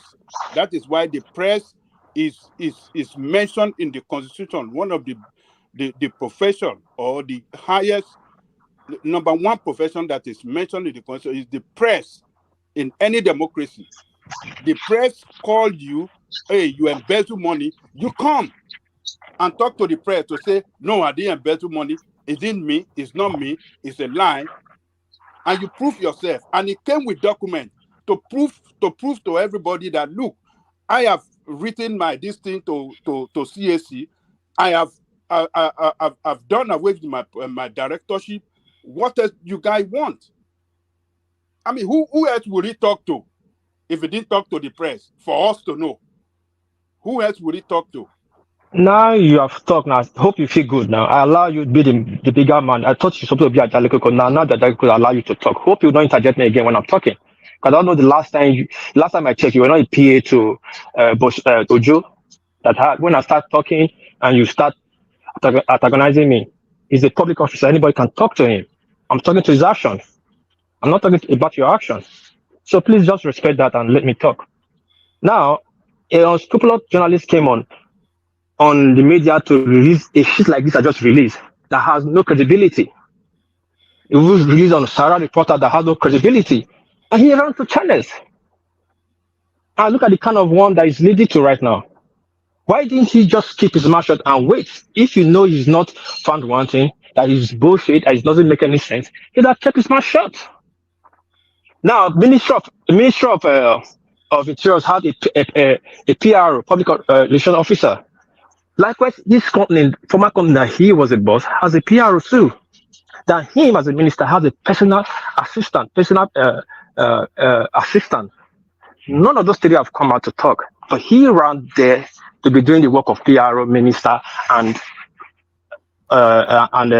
chief executive officer for the other company he had left. Don't you see conflicts of interest here now? What does he have to? What is he hiding? And now he's a minister. Hold on, Benny. Hold on. Don't ask me any question yet. He's a minister. He works under president. He has department he answers to. And that's what we are seeing today. He has not even been summoned by the department to talk to him, to even grant him press release. Every minister doesn't just do what they like. They must take order for somebody. This is a national affair. It's scandal.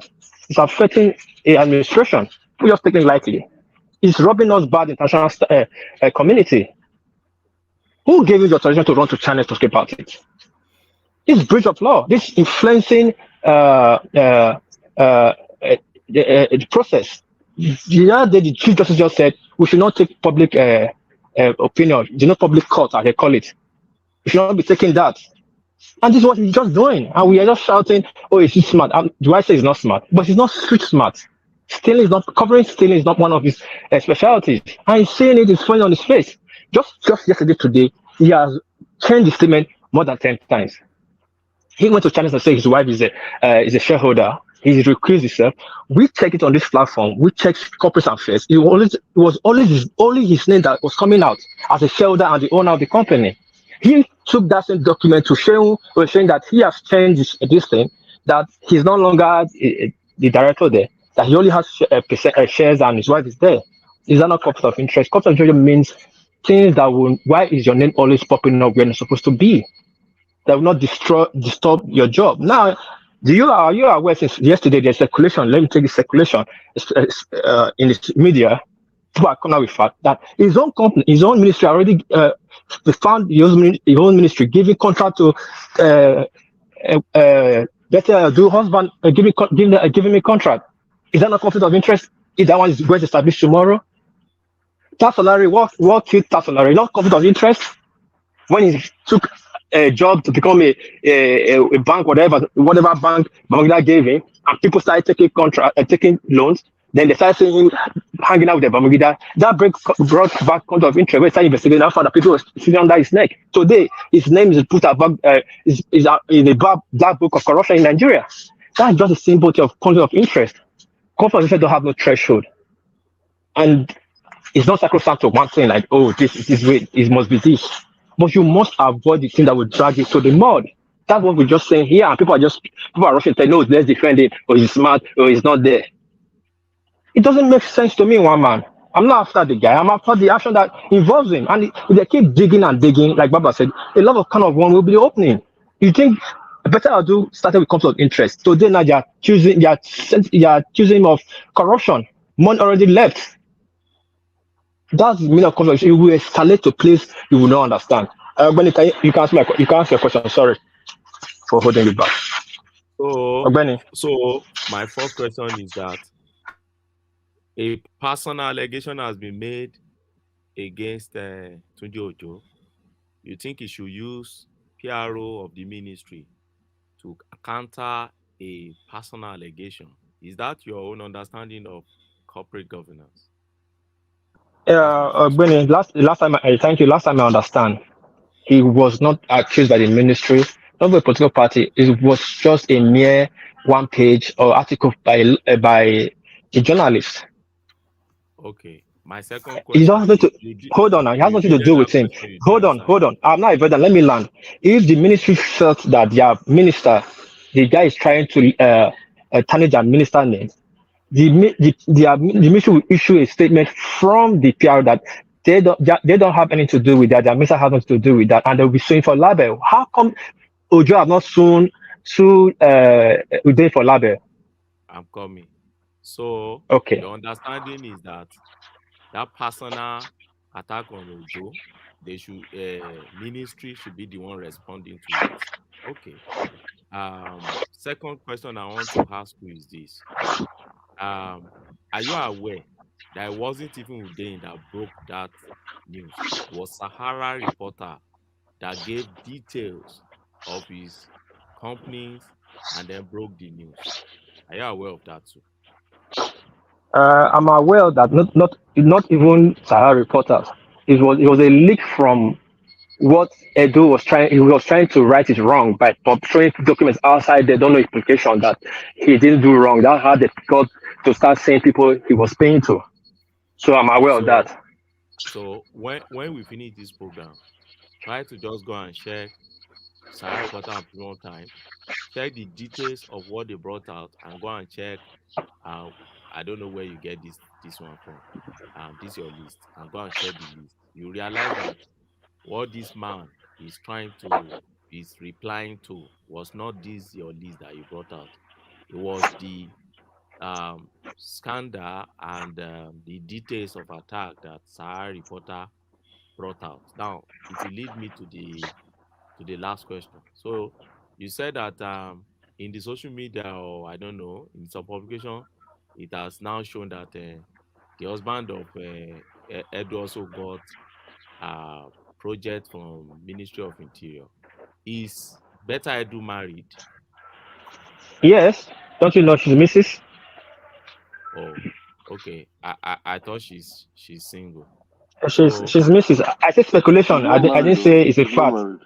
She's not married.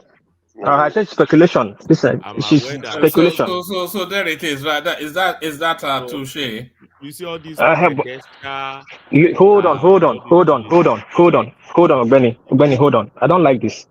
When Peter and you were giving speculation, you understood that it's speculation. Nobody hold you on it. And I said it here, it's speculation. I said I don't know if it's a fact, but it's a speculation. Just take a speculation. If they don't find it's a fact, what would that not lead to? I agree with you. So don't now read on that and say, oh, because this now. You see, don't go there. Speculation.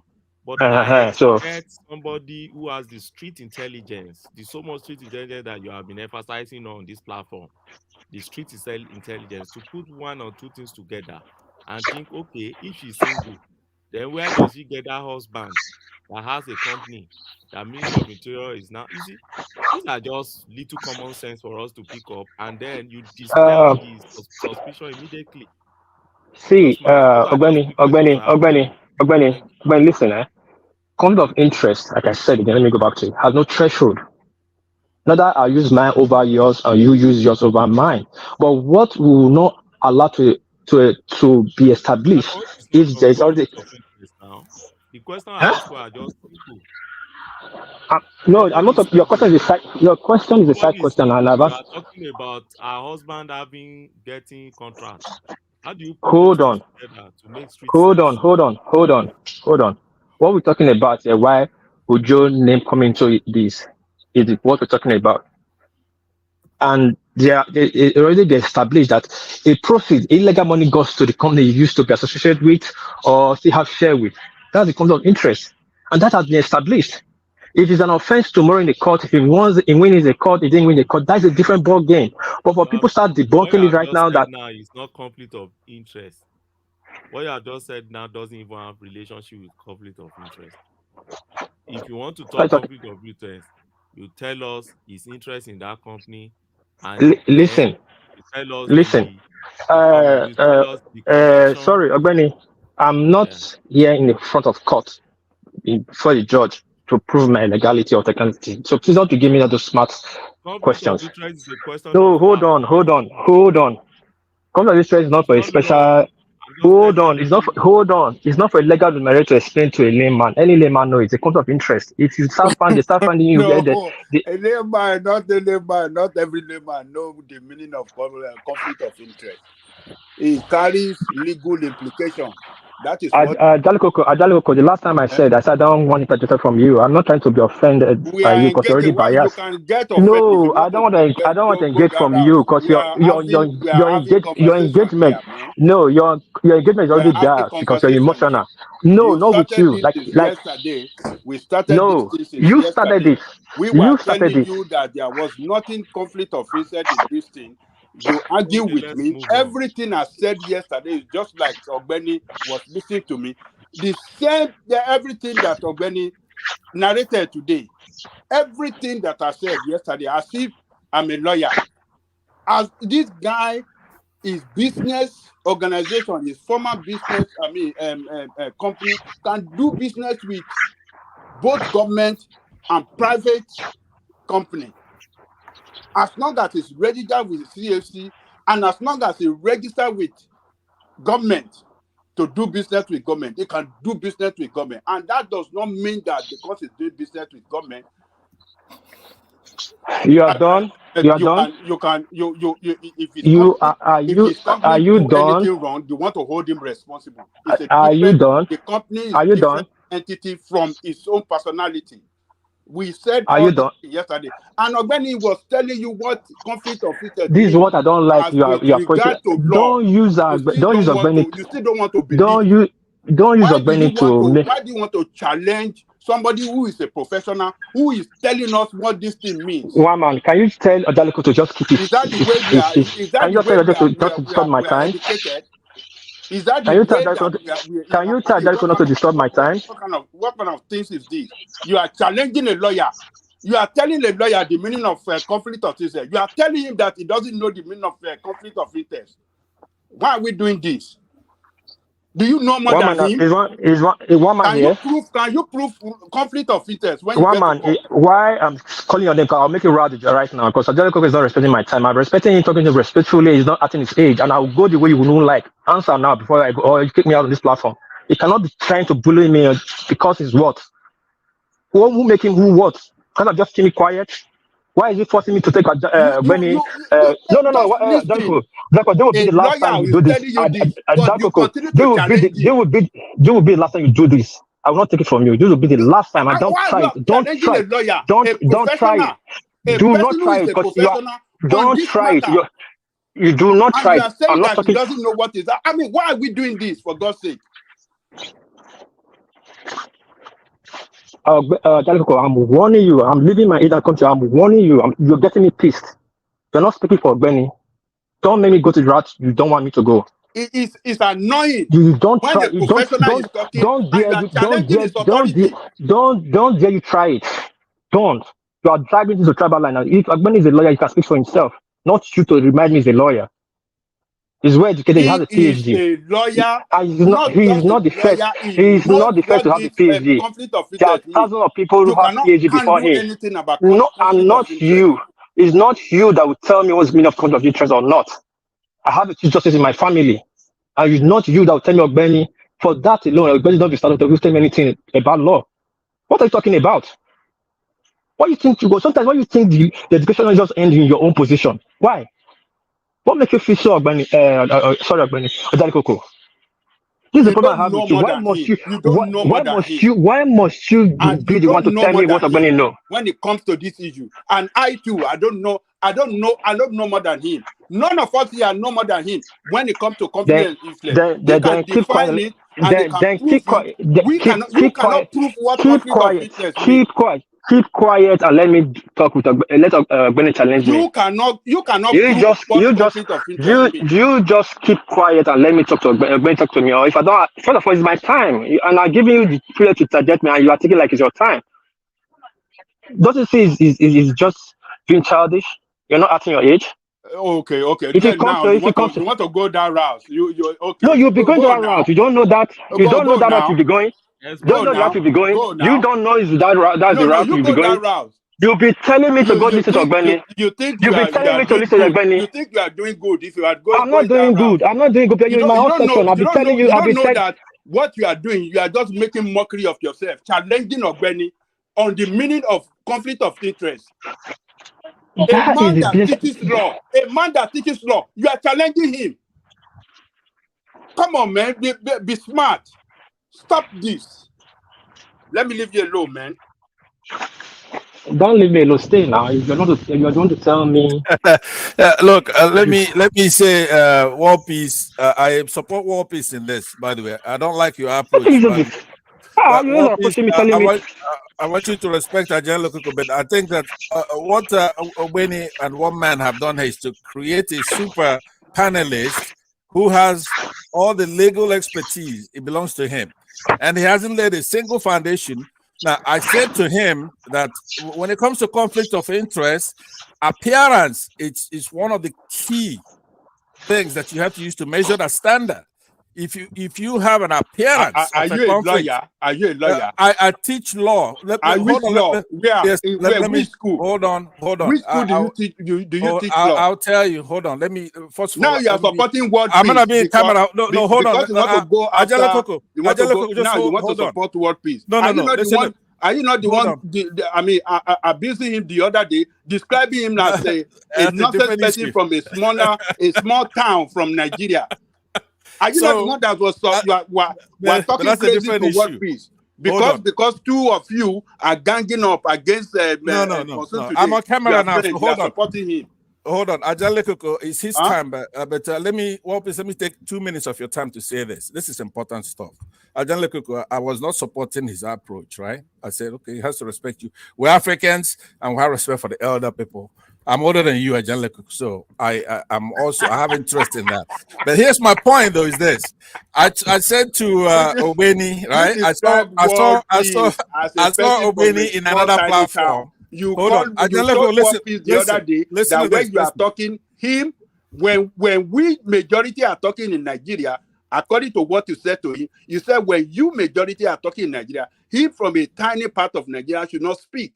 I did say that. How can you make such a derogatory statement to your fellow Nigerian? Now today, because you're speaking in the same language like you say you agree. Oh, you are friends. I agree with him in this sense. I don't think all of you are just but I mean, you out of order now. Hold on. This world peace was challenging Tinubu, was saying that Tinubu could not talk to the press. Why couldn't he talk to the press during this campaign? Now today, Bosu talked to the press. He's saying that he shouldn't go to talk to the press. That he's trying to hide something. You see that hypocrisy?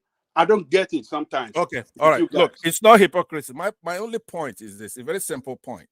I'm saying that War Peace is making his case about conflict of interest, and he happens to hold the right position on that, right? But your argument is that because Ogbeni has presented to you sufficiently that he's some kind of lawyer, right? But now I was in another platform, and on that platform, it was established that Ogbeni is in Nigeria, for one thing, right? I challenged him. I said, you're not a lawyer. He knows a lot about law. That's true. But you have paralegals. Or he could just be a bad lawyer. Because when we're talking about our country, about conflict of interest, the appearance of conflict, it's what is sufficient for people to recuse themselves. If you're a judge and you're going to render a case, you don't have to have been convicted of a conflict. Once you, let's say your wife is working for the company Well, you have an appearance of a conflict of interest right there. It's sufficient for you to do the right thing, which is what WARP is saying, which is what I've said to Obeni in the comment section. Now, time and time again, he comes and he uses more time than anybody else. He wants to reserve to himself the ability to determine what is true and what is false. Now, that I don't agree with.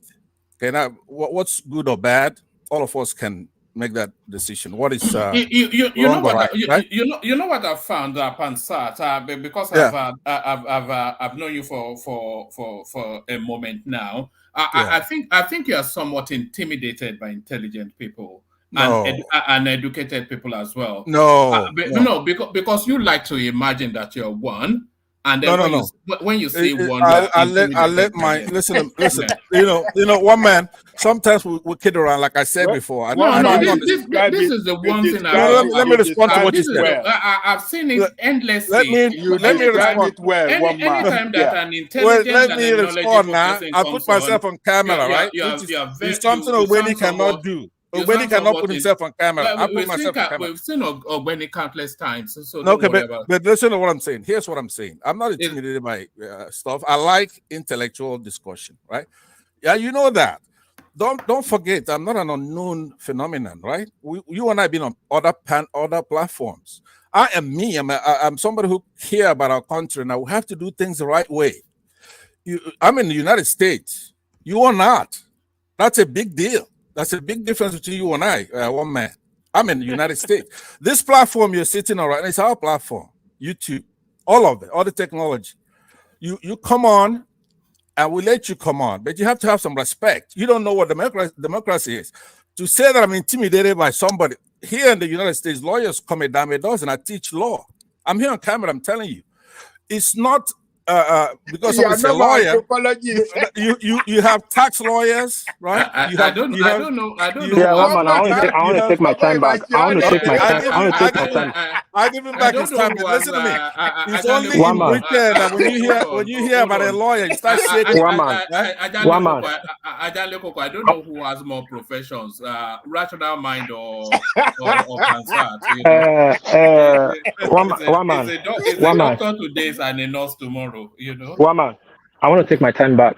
Carry on now, please. Yeah, and it's very, very annoying, you know. And what Adelko is doing. What happened? What Adelko is doing, you go play back. If you step out, you play back. What Adelko is doing is called bullying. For the fact I give that respect, don't impose it on me. You mean Pansat? No, Pansat, no worry. I believe you stepped out. I'm telling you again, like you don't understand. I'm a very respectable person. But when you're setting out your boundaries, I've called you so many times, you feel that you have the right. You don't have the right to impose somebody on me. I keep telling you, don't impose Ogbeni's view as a moral standard for me. And that's the point I'm getting angry with you with. And you are saying I'm disrespecting you. Go hear yourself back again. I'm having a discussion with, I like Ogbeni to interject me, and we're having a conversation back to front on, the only topic I want to speak on is this Ojo guy. Not because he did something too great or something we don't know before. The thing he did has been done in several countries. Some succeed, some go scot-free, some go to jail. We're just discussing the event that happened, and you are coming to tell me, you'll be telling me there's a conflict of interest, and Ogbeni is saying now, and I should accept Ogbeni stand, and Ogbeni is a lawyer, I have no moral right to question Ogbeni. What kind of nonsense is that, Adelko? What are you doing in a public platform? That's not where your conversation gets hostile. No, Ogbeni, say, just where I respect people. Just where I respect people. You could have stopped Adelko telling you can speak for yourself. Yeah, even why did you do it? Why didn't you do it? Because I was just having a discussion with you. Now, everybody, the public will still go and watch this, listen to this thing later. Before he got to the stage of him now emphasizing, Ogbeni has said this, so why are you? If there is something that started that hostility, there's a conversation you guys have been having before he got to that. Ogbeni, like I said, I wasn't angry about it. No, Ogbeni, I wasn't angry about the conversation, but the way a manager was imposing that conversation on me, that's why I was telling him, don't stop. Because talk is something that I give the floor for him to talk, to make his point. Did I do it here? I allow him to make his point, just to have his say, let me have my way. But he keep imposing on me. That's the problem I have. It's two different things. When you're a lawyer, I get to understand what I'm trying to say right now. All right. What please? Whatever that Ajale Koko said, I'm sure he wasn't said out of malice, because Ajale Koko, as you and I know, is not a malicious person. But I know that he's just being emotional, too emotional about this guy. You were looking to hammer down Tunji Ojo, so hammer him down. No, Ajale is playing his hand. Please, there is an advice I will give you. Stop throwing tribal card at every point you are having conversation with someone. It's not good. The part about Ajale Koko is mentioning Ogbeni, you start saying, oh, it's because of tribal that you. No. We should stop all these things. Anybody can support somebody's opinion. It doesn't mean then the next thing you should throw tribal card as it's because they are of the same tribe. It's not a good thing to be doing on a platform like this. Seriously. The first person the first person to throw a tribal card, that person is conceding defeat. That means they can't follow through with logic, and then they. Bennett, thank you very much, and I listened to what you said. A good advice, but it's like you didn't follow this since yesterday. I didn't start it. They started since yesterday, but they didn't tell you that part. They were trained tribal card of it yesterday. Me and Mekabu went out. Okay, I say I and Mekabu went at this one guy that came in and make it tribal. Even Mikey, who is exactly came to support, like it's not tribal, and they were trying to paint it like that. And his emotion, his action is taken to that way. You cannot just want to bully me. I'm talking with you. I'm in conversation with you, Benny. You have stopped Ajale Koko. It's okay. Let me our peace continue. But you allowed it. What do you want me to say? And I didn't throw tribal card. I just said the way he's making it look like.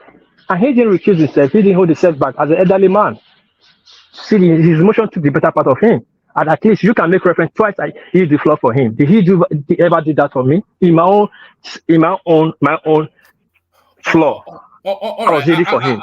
I'll listen back later, but back to your submission, please. I was going to say apologies if we are offended, but I'm pretty sure Ajale Koko would not seek to cause offense. I know that. I know that for certain. If he's offended, he should. Can I say something? I don't want to interrupt you. All I'm just telling you is that, look, we are having conversation here. And when we have among us somebody that is a professional and is telling us from his professional point of view what conflict of interest means, he expatiated, he analyzed, he break it down into pieces. I think that should be enough for us. But you still challenging him,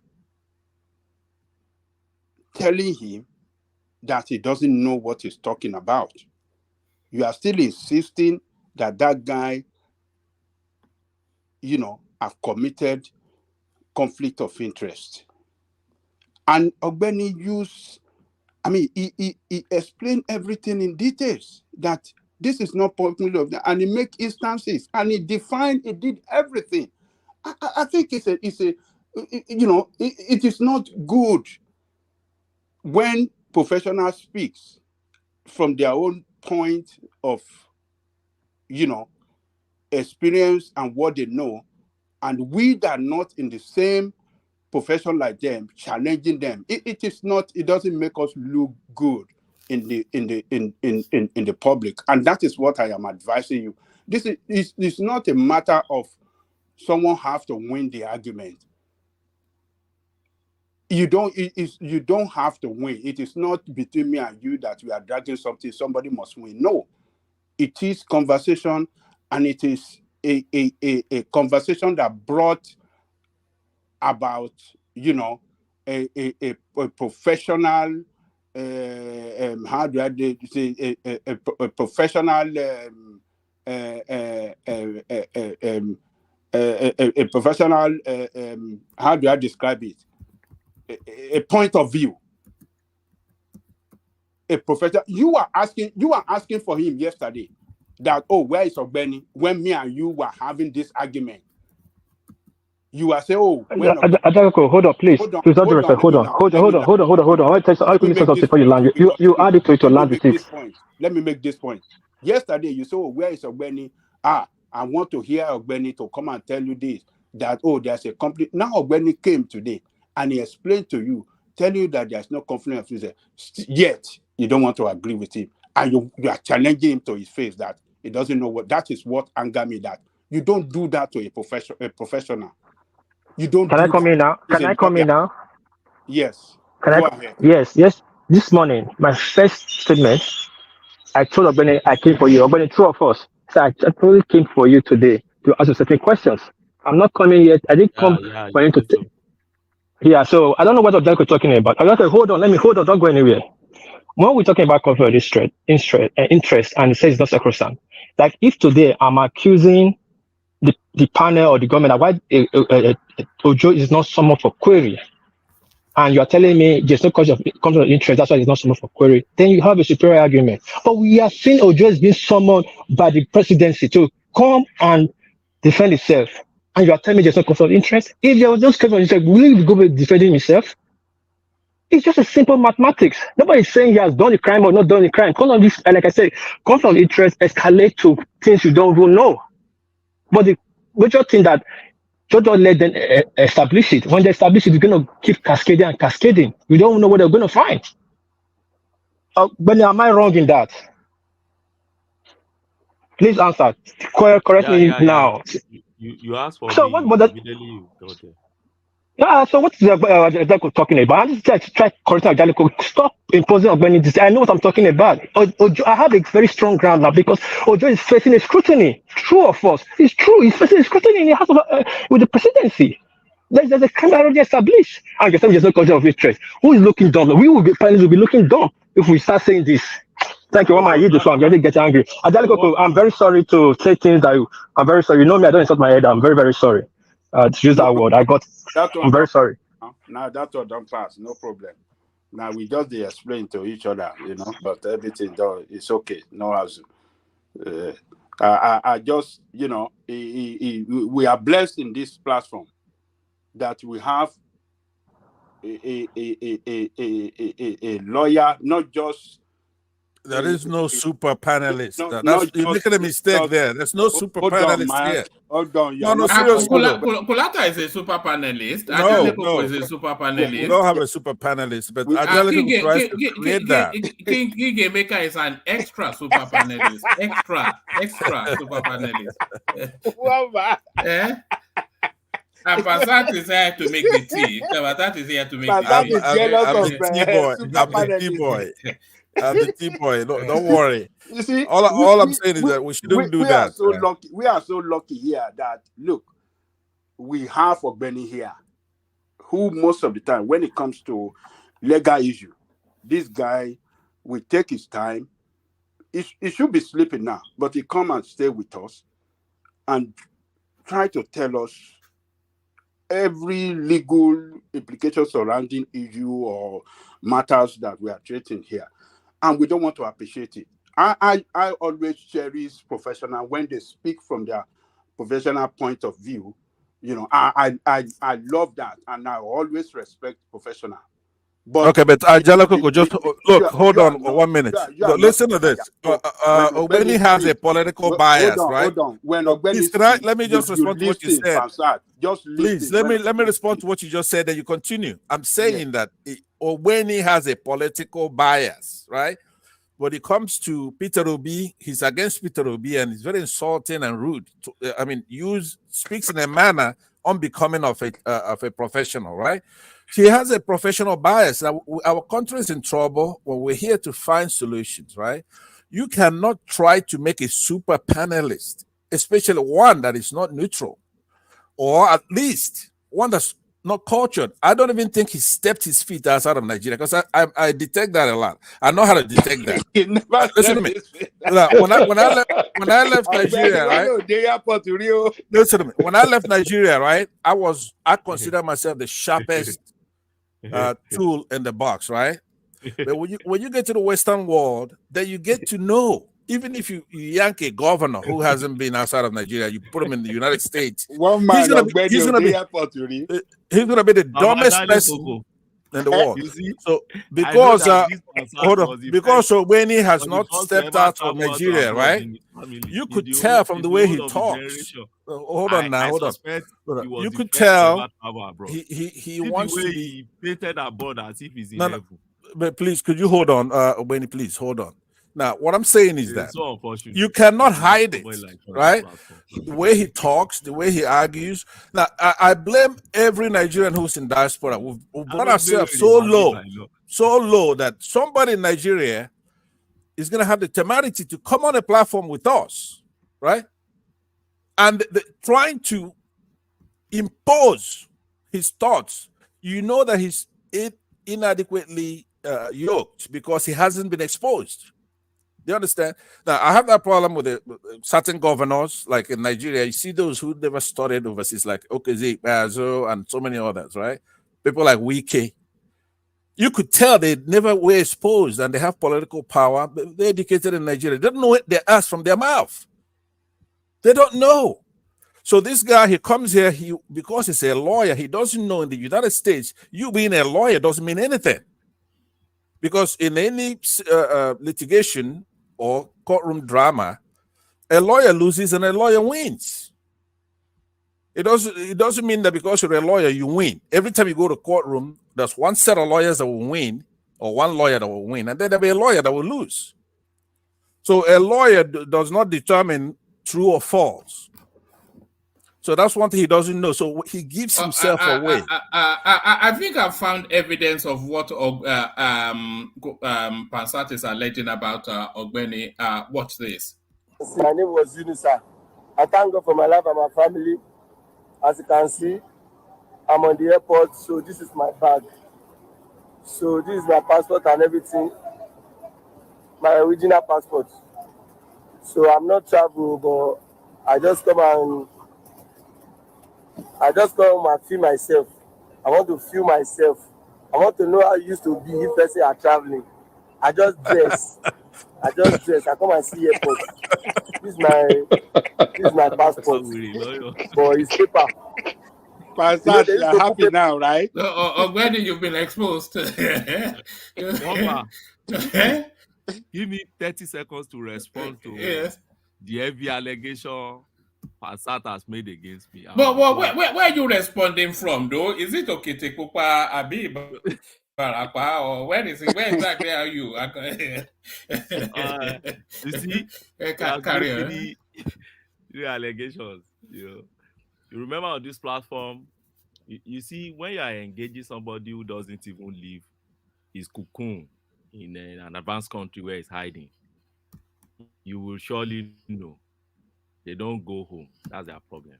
So when they see you going home, they think you stay permanently there. They can't even imagine that you are buying tickets and you're flying home back, because many of them do 24 hours job in whatever they are. So they can't even pick that money to travel. So I understand his predicament. But he talks like somebody who probably the first in his generation to travel abroad. So he holds that abroad so much esteem, as if even people that live in Nigeria, to him, they are nothing. You know the way he talks down them, the Nigerians are not exposed, they don't have anything. Many people like that are people who are first in their generation. And by the way, people have been traveling abroad since 1900 to date. People have their 3 generations away who were more like first generation to travel abroad. And today they still travel abroad. They don't talk like somebody like Pansat. They don't see abroad like an heaven where you stay, and wherever you see not staying there, then you look down on them. It's a pity. But by and large, I also see him talking from both sides of his mouth. First, he said, I'm not a lawyer. Just now, he just confirmed now that, okay, he's actually a lawyer, but a local lawyer or charge and bail in Nigeria. But there's no problem. For me, I've said it on this platform severally. I'm not on this platform to impress anybody. I'm not on this platform to prove anything. The only reason why I'm on this platform is to express my opinion. If anybody is challenging my legal training, go to law school, go and spend your own 5 years there. After there, go to Nigerian law school. Then after there, if it's part 2 you want to do, it takes about 10 years to have the legal training. And don't be intimidated by it. And if you are intimidated also by it, I don't care. It's not me that put myself there. I'll put you in your own predicament. So that's all I just have to say. Ogweni, are you aware of the DC comic book Superman? Yes, now. So Superman comes from a distant planet, and there's not one single thing that can destroy Superman other than a rock that they call kryptonite. So because that's from the planet that it comes from. So the one thing that can destroy Superman is kryptonite. So the kryptonite of Pansat is a young, educated, and an intelligent person. That it intimidates him when he sees that sort of a presentation. He gets intimidated. No, let me have a right. Let me respond. Yeah, Pansat. That's Pansat. No, look. I want it to be true that Ogweni is a trained lawyer, young lawyer. That's what we want our kids to be doing, right? And to use that, like Ekene always say here, if you went to school, use it for the betterment of the country. You being a lawyer should be a good thing. You don't even have to say I'm a lawyer for people to know you're a lawyer. It's gonna come from the way you talk, the way you make your arguments, the terms you use, the nomenclature. All right. In the United States, like I'm saying, I know you never been to the United States, and that's a big deal. What they say, what is it? Diaspora is not diaspora. There are people who are in Saudi Arabia, for example. What's his name that come here? He's in diaspora, but it's not in the United States. One man is over there in United Kingdom. They have their GDP is about $3 billion. I'm here in the United States. It's $30-something billion. Diaspora is not diaspora. Trillion. I'm sorry, trillion. Thanks. It's just a typographical error made verbally. So now what I'm saying to you is this. Ogweni, don't come here to intimidate panelists with your legal training, because it's a good thing, but it doesn't make you right. Every time you go, you have a legal battle. No. Why? Listen to what I'm saying to you. If you're a lawyer, you go, you have a legal battle. I thought we've had the GEJ'S for the day with okay. So let's just end it in a nice way. I want to be proud of you as a Nigerian lawyer, young Nigerian lawyer. If that's what you are. I'm not here let me land now. Hold on. Here is the way people who are abroad, people who are in diaspora, say people in the United States, they don't talk about abroad. Right? They don't talk about abroad. I mean, somebody going abroad. That's a Nigerian language. Let me land now. This is why I say you're not a lawyer, right? You want to be. You like the fact that one man is making you so big. Now remember, he could take you down. If you let one man be the one who made you, right? If you see, please hold on now. One man, mute that guy. Could you mute the guy, please? So you don't want to be made by one man. You want to make yourself. It's like me. One man cannot take me down because he didn't make me, right? Are you sure? Are you sure about that? Yeah, I mean, every day. Your profile was built on this platform. That is true. This is our platform. A lot of people don't know that. New guys that come here, Kulata and Ubeni, obviously, the newest guy on this platform. He doesn't know. Baba, all these are new guys. We are the platform here, right? So to conclude, all I'm saying is that do not be coming on this platform so that you're going to be elevated to a super panelist who determines what is true and what is false, or what is good and what is evil, or what is right or what is wrong. You don't have that kind of arbitration. You don't have that kind of power. No matter how much you train as a lawyer, it doesn't give you that anyway. Even if you're Chief Justice, you come here, you're going to have to argue your case. You have to establish your case. You have to lay a foundation. And people are going to disagree with you and then poke holes in what you're saying, especially in your case, where you always choose the wrong side. For a young man, you are for Tinubu. How could a young Nigerian be for Tinubu? I don't care if you're from Panya, no matter where the hell you're from. You want a progressive country? You saw the new president of France today. Look at it. That guy's 30-something years old. And of course, their president and others in government. In your country, one man in your country, look at the youth, what they're doing. So you can have a youth come here and talking nonsense, and then you want me to believe you. No, I'm not going to believe you if you are outside of Nigeria and you're trained lawyer and you're patriotic. They won't hold the positions you hold. Woman, can we move on? Yeah, move on. Thank you for hearing me out on this. Yeah, thank you. All right, thank you, Pansat. So Ajale Koko, you're up next. Thank you. So sorry for the long wait, Ajale Koko. It gets like that sometimes.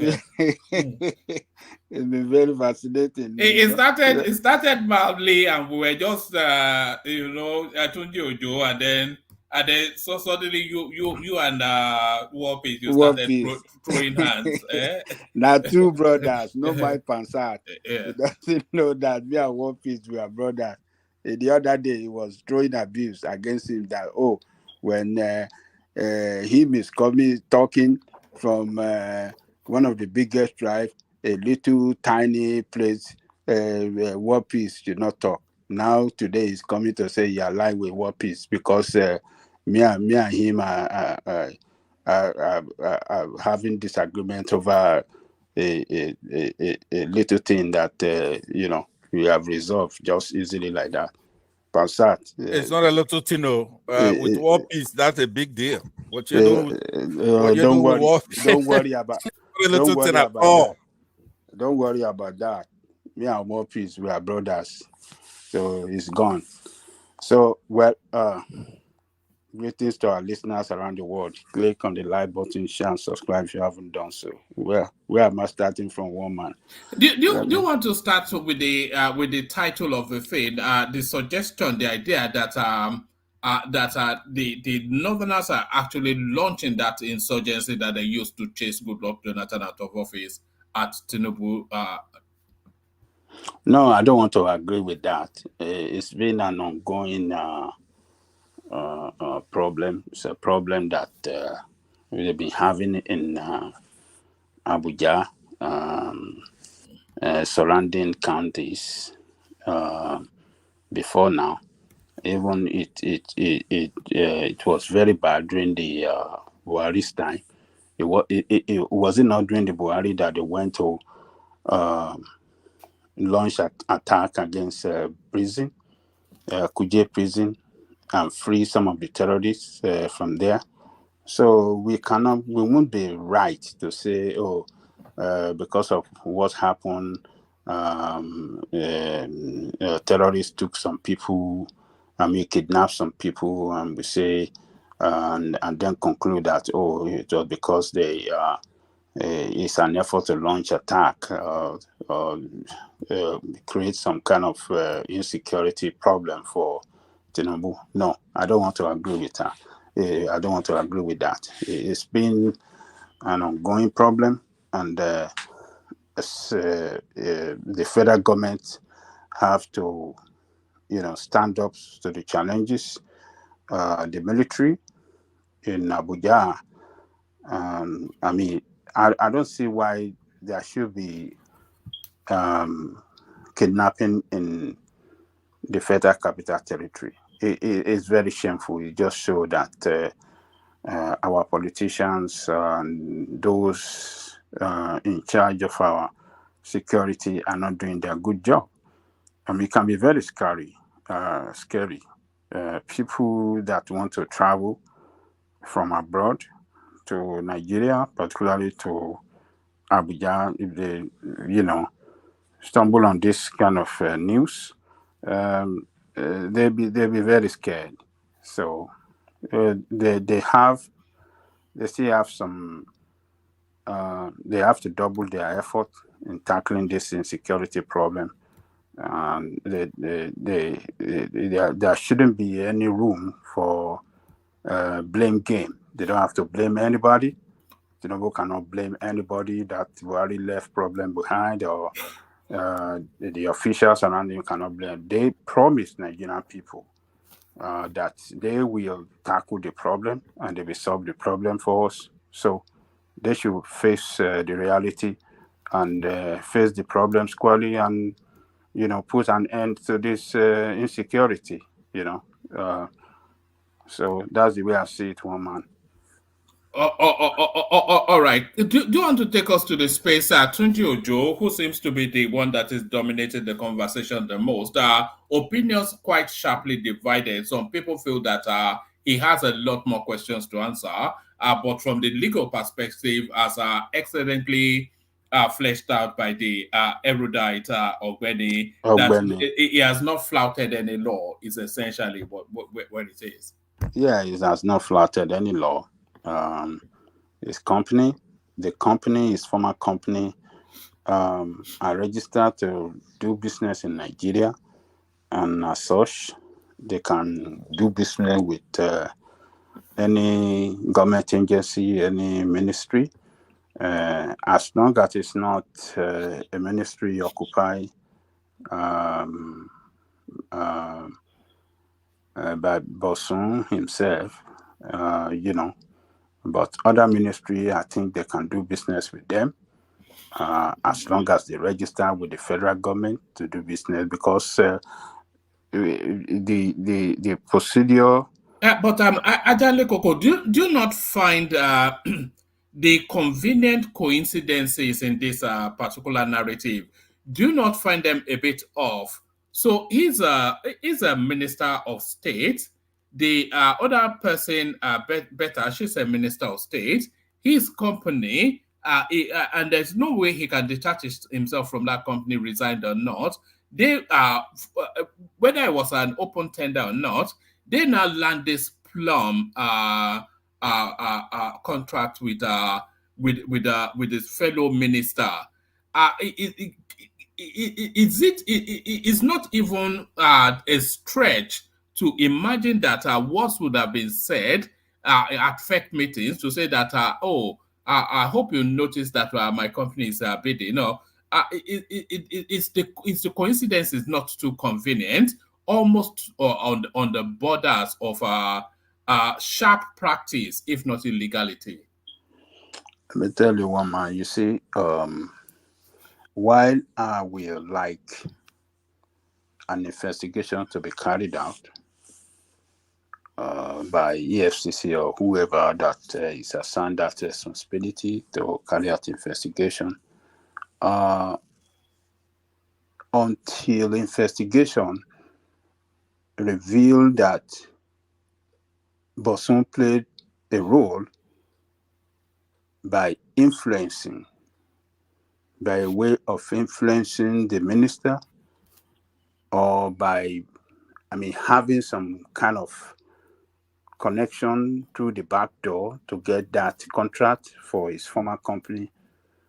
Until then, I think for what we have at the moment, he has not done anything wrong. Until when investigation is carried out and now revealed that, he's implicated in that deal, then we can call for his resignation or for him to be sacked. But the way it is, with what we know at the moment, that company have the right to do business with the government.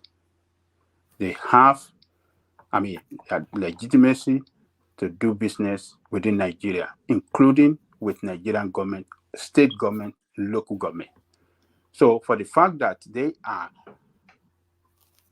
did some business with humanitarian this thing, and he occupied the position of Minister of Interior, they are two separate ministry. So you cannot accuse him of conflict of interest when the business or the contract did not go through him, when he does not have an oversight function over the Ministry of Humanitarian. So it's a two separate organization. So, but the president has acted well, according to what we heard today, that he invited him to know from him what happened. That's a good thing.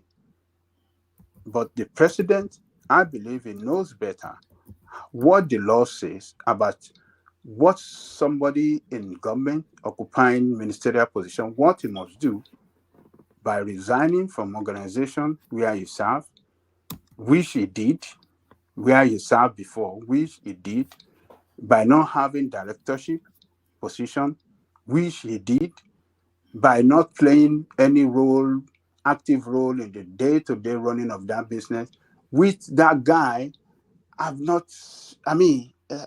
done away with. So for now, with what we have seen him done, I think he has not crossed the line. But investigation could come out tomorrow to say, well, you have answer you have question to answer. He has some skeleton in his cupboard. That's a different ballgame. But for today, as far as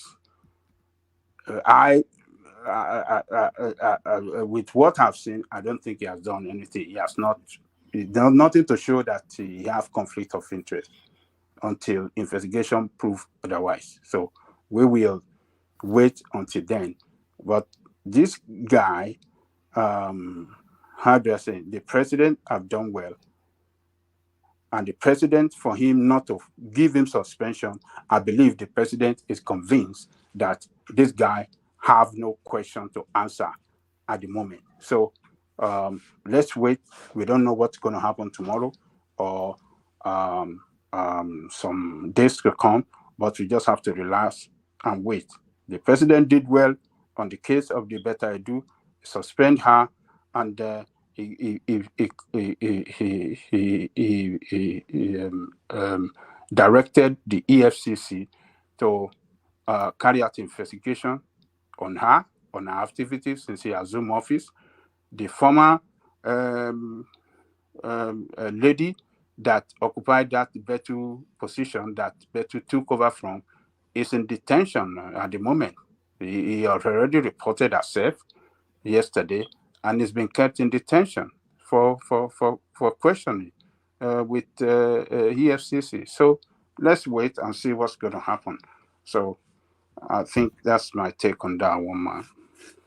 All right, I'm going to take you to this space next, but on my way to that space, Ajale Koko, let me flash up Dups's session for Sunday, which is guaranteed to be epic. Everybody delighted that Dupsy is back after the festive season. So Dupsy is going to be taking on the delicate but thorny issue of surrogacy. So it's the Pope declares surrogacy as a deplorable act, but Dupsy is questioning if it was right to do that. So that takes place tomorrow, not tomorrow, on Sunday. So I'll send the link in the comment section for people to bookmark it. But Ajale Koko, Tinubu caught a wolf in governance. Tinubu reduces entourage on foreign trips for president, VP, ministers, and others. A step in the right direction, would you say? Yes, absolutely. Step in the right direction. But I don't like why his wife, the first lady, must have 5 persons with her if she's traveling outside the country, while the minister that work for the state must go with 4 persons. That I don't like. What constitutional responsibility does your high wife carry out for the state? Why must she spend more money when she's going abroad than the minister that is working for the state that want to go and conduct, maybe establish some kind of business deal and government relationship with our counterpart abroad? Why must they be given lesser number of people to go with minister than the wife? I think that is not right. The wife shouldn't have got more than 2 persons or 3 persons going with her. She carries no constitutional responsibility. No constitutional responsibility defined by the law of Nigeria. Why must her office spend money when more than the minister when she's traveling about? For what? What are they going? Is it not peperimpe they are going for? What's she going to do at our own expense for nothing? Our trip is not going to bring anything good for Nigeria, but the minister trip can bring investment to Nigeria, can establish, a good relationship between our country with the foreign counterpart. So that one is wrong. And that of the office of the the wife of the vice president, that one too, we have 5 people we have. When anytime they are traveling, that is nonsensical. I don't want that. That's not the way to do it. Do it right. He did it. I mean, I commend him for what he did. But that of the wife, I think you have to slash it down the more. She shouldn't have more people to travel with her than the minister. It shouldn't be. So, and I believe this decision must have been, I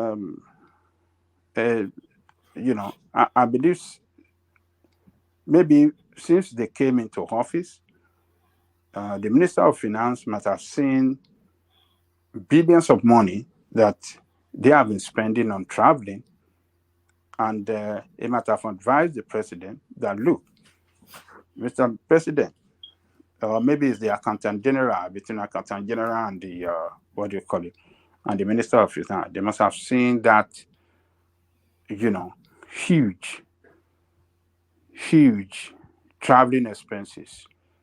Ajali Koko, that Dubai trip was embarrassing. I think that's where it came from. Oh man. Oh God. Don't let us even go there. I don't know what he has brought for the country, what they have been able to achieve for spending so much. So I believe they have seen that huge expenses and they might have concluded that this is unsustainable. All these funds that we are spending are borrowed funds. Why must we be wasting these for traveling at whose expenses? At whose detriment? At detriment of us, the people. That money should have been injected into, a productive venture than just traveling, and some people will be carrying their girlfriend and doing all sorts of nonsense everywhere they go. So he has done good, but that of the wife, they need to slash it down more. She shouldn't have more than 2 or 3 persons. She shouldn't have more people with her than the minister. That is the only area I want to advise the presidents to look into. If they are listening to us, cut it down. We will praise you here that you have done a good job. So it's a good job. It's a good step in the right direction. The president should be commended for doing this. It shows that he's, listening to us. I mean, listening to a lot of Nigerians that have been calling for them to slash down on, expenses that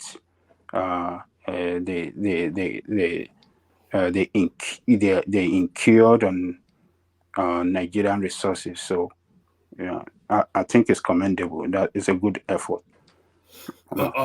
All right, let me take you here, Ajanle Koko. So that the soldier boy that lambasted Sanwo-Olu for calling his colleague a useless soldier. So he has been arrested. So is this heavy-handed, or is it a necessary step that had to be a necessary action that had to be taken? So is it heavy-handed, the response by the army chief, or a necessary action? It's a necessary action. You remember on that day when this video of this rascal boy came out, I was I showed my strong displeasure at his behavior, that it didn't show no, it did that I said it here, that he portrayed the image of the military very bad. He portrayed the image of the military as indisciplined. He portrayed the image of the military as unprofessional, and he totally shattered the image of the military. Because we are in democracy, and military are, subjective to democratic rule. We are their boss. They are not our boss. The commander-in-chief of the armed forces is Bola Tinubu, and Nigerian people elected him there. And the governor of the state who arrested that guy is the, how do they call them? The security officer, what do they call them? Is this security officer of the state? Chief security officer. Huh? Chief security officer of the state. Chief security officer, totally. But look, it's the chief security officer. How on earth the chief security officer is driving, and some people are driving opposite him? It is wrong. They are driving on opposite way, and which is against the law. It's against the traffic rule. So they should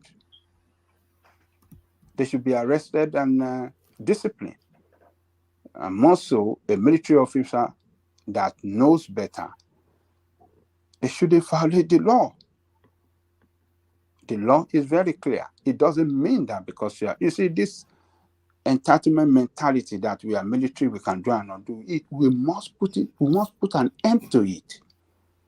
We must put an end to it. They don't respect the law, the military, when they are in uniform. They use their uniform to harass people, to violate the law, and then get away with it, and with impunity. They don't care. It's like they don't care. They call civilians, they call us bloody civilians. They have no respect for anybody, but only for their boss and bosses in their cantonment. Those are the people that they do. But ordinary, it's our tax money that they pay them from our tax money. But then these people disrespect us, they molest us, they humiliate us, and they brag that nothing can happen. You see, the governor, I think, to me, I don't see anything he did wrong on that day. He acted in the right direction. He should not be the chief security officer and right in his face, some people are violating the law, and he let them go free. It shouldn't happen. That must not happen. If you allow that to happen and he didn't arrest the situation, that means he's complicit in that. By my own opinion, it must not see lawlessness in a public space being perpetrated while he's there and he doesn't do anything about it. That shows that he is not a lead, is not fit for that position. He is a man that can be rubbish in the public. He mustn't do that. So what he did on that day to arrest those people, to seize their Okada, that was the right thing, because they are driving in opposite direction of the road. So what do you call it? The army chief that spoke, that responded today, he spoke well. I think has been able to redeem the image of the military, that when they come to discipline and orderliness is the top of the line is what they cherish as most in the military, is their watchword, according to him. They call him discipline and orderliness is their watchword, and they don't compromise with those with indiscipline in the military. So he's been able to tell Nigerian people that we are not going to tolerate rascality. Some youngsters acting irresponsible, disgracing the military in the public, it will not be tolerated. So it did well, and that is what I called for that day, that the chief of army staff should come out, address that issue, and get that guy arrested and slam him in the guard room. And possibly if the law, the military law, says that he should be fired, he should be fired, because it shows that he is not fit for that position. He have no, that training that he went through to be a disciplined military officer, he doesn't respect it, and therefore there must be punishment for that. So the chief of army staff have done well, and I think he has, redeemed the image of the military, that they respect us, the civilian, and they will always show discipline in the society, and they will be submissive to the rule of law and the civilian rule as well. So, step in the right direction. Kudos to him. We want to see a follow-up on this, how that guy is disciplined. We want to see it, if possible, so that a lot of us can get, be more happy with the military as well. So that's my take on that one, man. All right, brilliant. Let me take you to the space. The serve and volley from Okupe and the volley from the Labour Party space. No room for political opportunists. This is the response to Okupe's resignation letter to the Labour Party by the Abure faction of that party. So a political opportunist and a rolling stone, they described him as well, who cannot sit in one political party. Is there an inherent hypocrisy in that response? Well, one man, I think they should have wished him well. They should have thanked him, and not,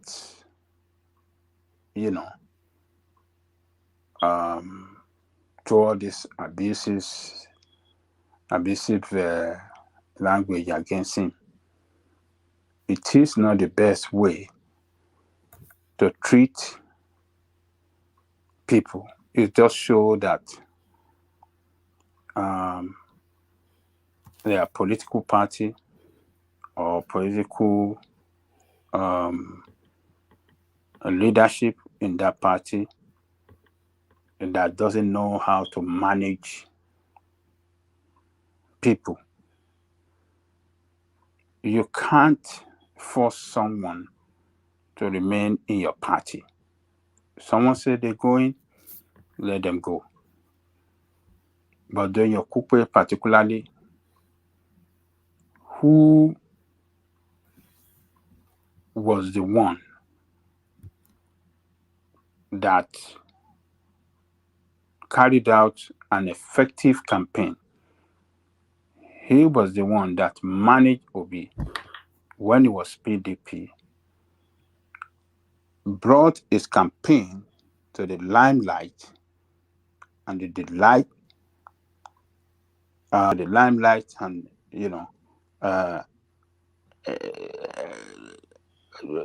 Nigerians, they should be grateful to him and not show this attitude of ingrate to him. He doesn't want to be in the party again, they should let him go. They should thank him for what he did and for what he has done for Obi and their movement. That is what they should have done. They are telling him there's a man that jumped from one party to the other. What of Obi? Has he not been jumping from one party to the other as well? They did not start with Abga. With PDP. From PDP to Abga. And from Abga, he ran back to PDP. And from PDP, he now ran to Labour Party. Who knows where he's going tomorrow? Do they know where he's going tomorrow? They don't know. So this is to say they are just bunch of ingrate people, And what Okupe said in that letter, that when they left PDP, they are looking for a special purpose vehicle to, to advance the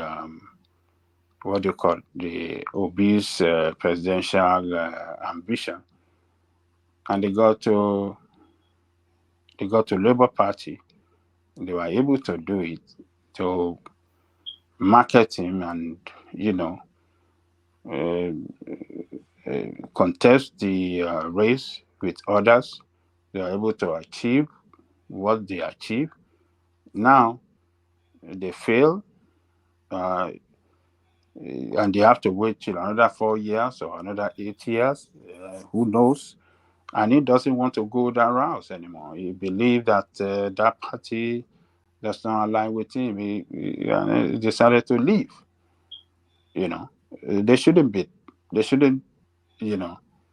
so sure that that element of ingrate, as they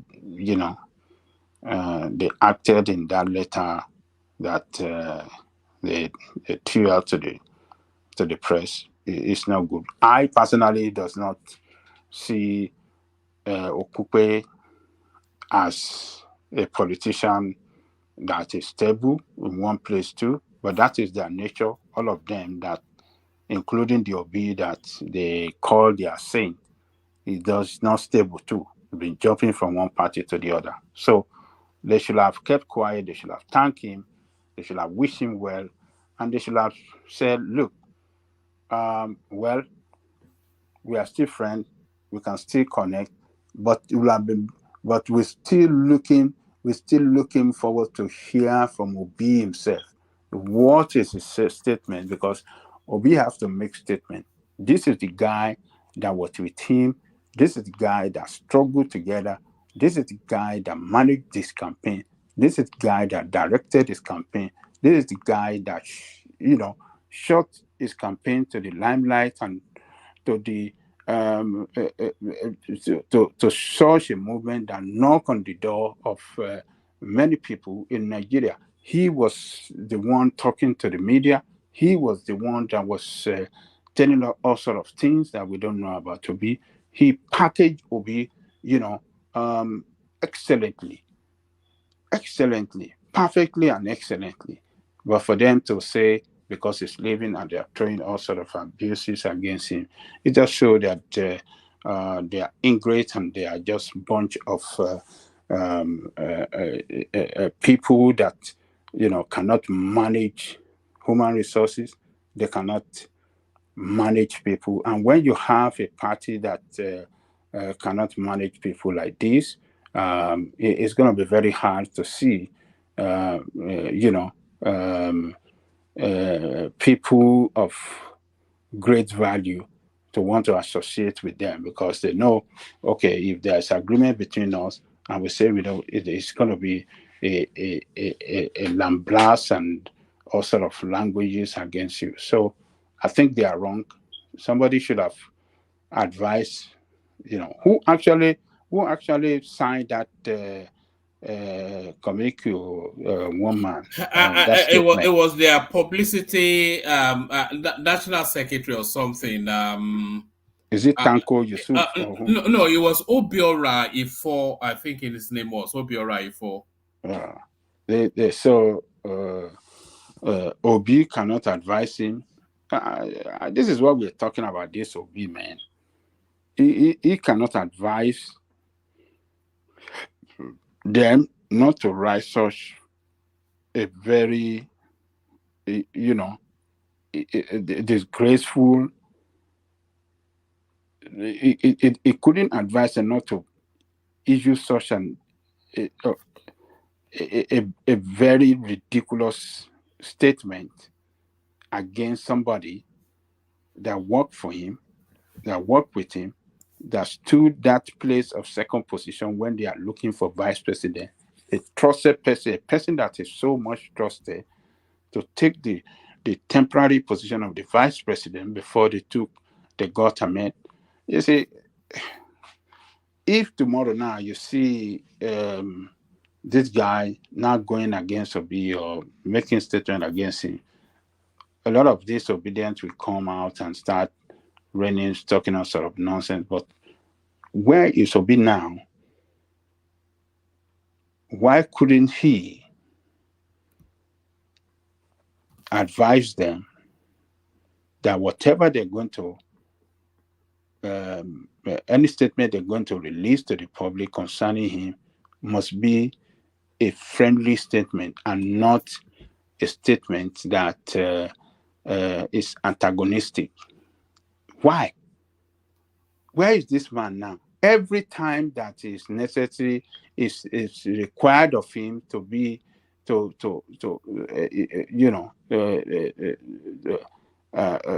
act. It's going to be missing in action. You won't see him. You will never see him. It's just, I mean, where is Obi? We still want to hear from him. Where is him? I know some of his supporters will be going haywire now, but where is this man?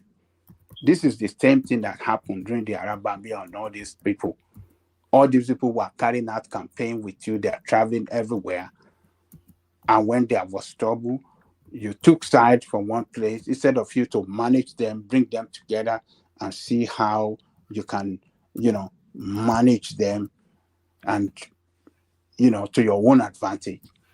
But you are missing in action. At the end of the day, you took side, and then those people now, they are now is in opposing camp, fighting him and his group. It's Obi have to, I don't know, he has to know the way to. I don't think that man can manage political organization, man. That is just what I see. I don't know, he could be good in managing business, but when it comes to political organization, a leadership position in a political organization, it doesn't know what it entails. It doesn't know how to run it. It doesn't know how to manage it. And that is why you see people breaking away from him. And it's, I don't know why he's just there, not doing anything. You should have advised them not to make such statement and release such a press statement against Okupe. It's not good. That's where I see it, woman. It's not good. Very bad.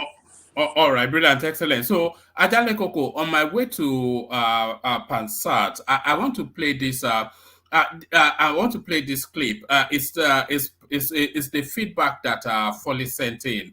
So we've seen little snippets of it, but I've put it together as one video which is on the platform. So I put the link to the receipt from Hassan that's been put up on the platform as a video, and I think we've played that clip already. But I'm only going to play this only to capture this gentleman because it wasn't in one. This is an 8-minute long video, so I'm not going to labor the whole 8 minutes. But I've sent the link to the comment section for people who want to go watch it. So these are just thank you notes from some of the beneficiaries of the One Man Went to More platform. This gentleman was particularly appreciative. Let's just have a listen.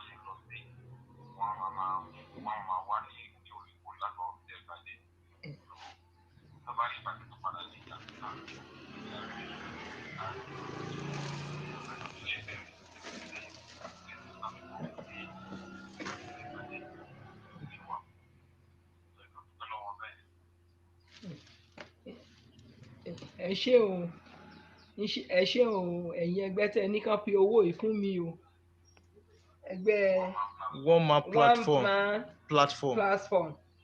ní diaspora tẹ́ ní kàn fún mi lówó yìí gbogbo ẹ̀yin tẹ́ wà ní ọ̀nà jíjìn ẹ ní dòkú wálé o àmín Ọlọ́run ẹ ní níbẹ̀rì sẹ́yìn odi o àmín Ọlọ́run gbogbo ẹ̀yin tẹ́ wà ní Nàìjíríà ẹ ní dòkú o iṣẹ́ yín ò ní dòkú o ẹ á dàgbà ẹ á ní nǹkan àgbà oore tí ò ní gbìmọ̀ Ọlọ́run á ṣe fún yín One Man platform ẹ á rí àánú gbà látọ̀dọ̀ Ọlọ́run wá ẹ á rí àánú gbà ẹ á rí àánú gbà má jẹ̀nu ṣe rere yín a máa tẹ̀síwájú lórúkọ Jésù ẹ ní wówó tì ọ̀dà omi ò kì í dá olókun ọ̀dà ohun rere ò ní dá yín ọ̀dà irun ò kì í dá orí ọ̀dà ohun rere ò ní dá yín lórúkọ Jésù ẹgbẹ́ yín ò ní túká o.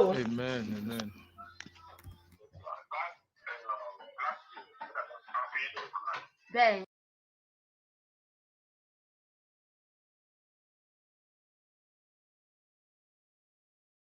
All right. So, like I said, I've sent the link to the comment section.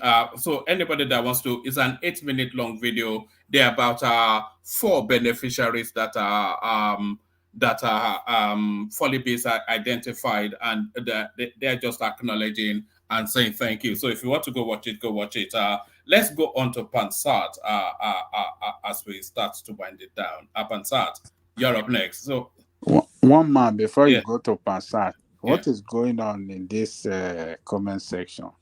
Ola ń ta guitar fún Dupsy. Ola is the sort of guy that you don't want to introduce to your girlfriend. He's a dangerous guy. He's a dangerous guy. Don't introduce him to your girlfriend.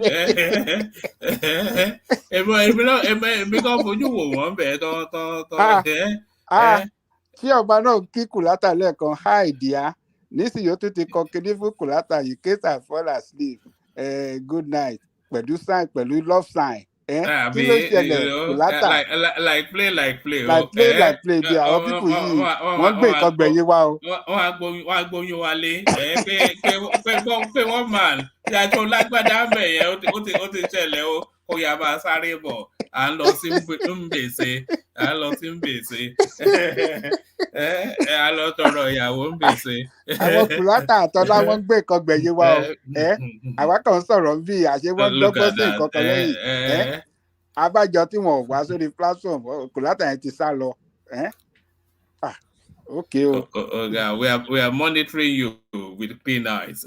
So I wonder if Pansat has fallen asleep or not. Pansat, look at that. When you don't want him to talk, he never stops. When you want him to talk, it's not there. It disappeared. It's disappeared. It's that brandy, that extra glass. Ekene, hopefully you are there. The Megiddo of always late for class, Ekene. Yeah, and I did village. I enjoy. You know, say is that I take time to sleep. It's the 10th now. Now, when are you going back to work? What's all this over celebrating? I need to relax very well now. I'll be traveling by weekend. The market just opened on Monday now, on 8th. All right, you get small boy where they open shop? No. I get, but I don't know open until I come back. Now, wow. How many shops you get for themselves? No be 5, you say. Is it? I say how many shops you get for there? No be 5, you say. No be 5 shops, you say you get. Oh man, leave me alone. Alpha. Adeo. So come into the just come into the conversation. I think you are the last commentator, so come into the conversation at whichever point, and then we shut it down. Not too much. I just came in. You know, I'm always coming to listen and just share my thoughts. You know, these days I don't have time to go into the news to know what is happening. A lot of activities. So I come back, I just sleep off. So, but the last thing I had was I think Tinubu is trying to cut costs. Yes, this is something you've always advocated, so you must be pleased. Yeah, I'm pleased now. You know, but when I say it, some people here say cutting costs is not the way to go. I don't know why people say that cutting costs is not the way to go. I think he now understands that he cannot do without it because he needs to do a lot of cutting costs for him to be able to meet up with, even with that budget, that 2024 budget. If he didn't cut costs, he will not be able to meet up his expectation. Most of the things he wants to do as the president, because if you look into the system, you see a lot of vampires in that system. Both from the ministers, all those guys are vampires. So it's not left for him to say, I'll not allow these people to finish my government or make my government look like not productive. So now he's coming up. I give him kudos. I give him kudos for that. Now he's stepping up with the game, trying to cut costs. A lot of things, not just a lot of cutting costs. He's just starting. So the ones he just did now, I give him kudos and I want him to do more. Any area that he sees that he should shut it down for his government to survive, especially the area of First Lady, traveling. You see, I think they're now beginning to know that Nigeria is now awake to a lot of problems we are facing in this country. It's not like before. Like people that say that we should shut the internet down and all this. I pity those people because they don't want the truth. The internet is doing a lot of good work. But because those guys are hypocrites, they don't want the internet to be doing the job that it has to do. So they want the internet to be shut down. And I pity those guys, those Nigerians that say that the internet should be shut down. The internet is doing a lot of, and when you think that these guys are not listening, they're listening. Because most of the time we argue here, we talk, we think, we wake up tomorrow and we see that the news we receive is according to the demand of the people. So when that happens, I feel sorry for the people that are negative, are hypocrites, that don't want to say the truth because they want to look good to the government. I feel sorry for those people. But we must continue to push. I thank God for the internet. They are now beginning to fall in line with the mind of the people. And I give him kudos for that. So he should do more. He's just starting. All right, brilliant. All right, brilliant. So, I'm going to shut it down here. All of my co-hosts are not available, and I think 6 and a bit hours is more than enough. So let me shut it down here. We'll pick it up again tomorrow. So thank you, Kenneth, for your company. The ever majestic Pansat. The Ogwene with the elegance and the eloquence, and Ajan Lekoko, of course, to keep things 100%. The super chatters, Ola Ayo, Tima, Jack, and Choma. So thank you to all those. We're going to round it off with the Slay Mama minister that got slayed. So thank you, everyone. See you tomorrow. The Slay Mama minister that got slayed.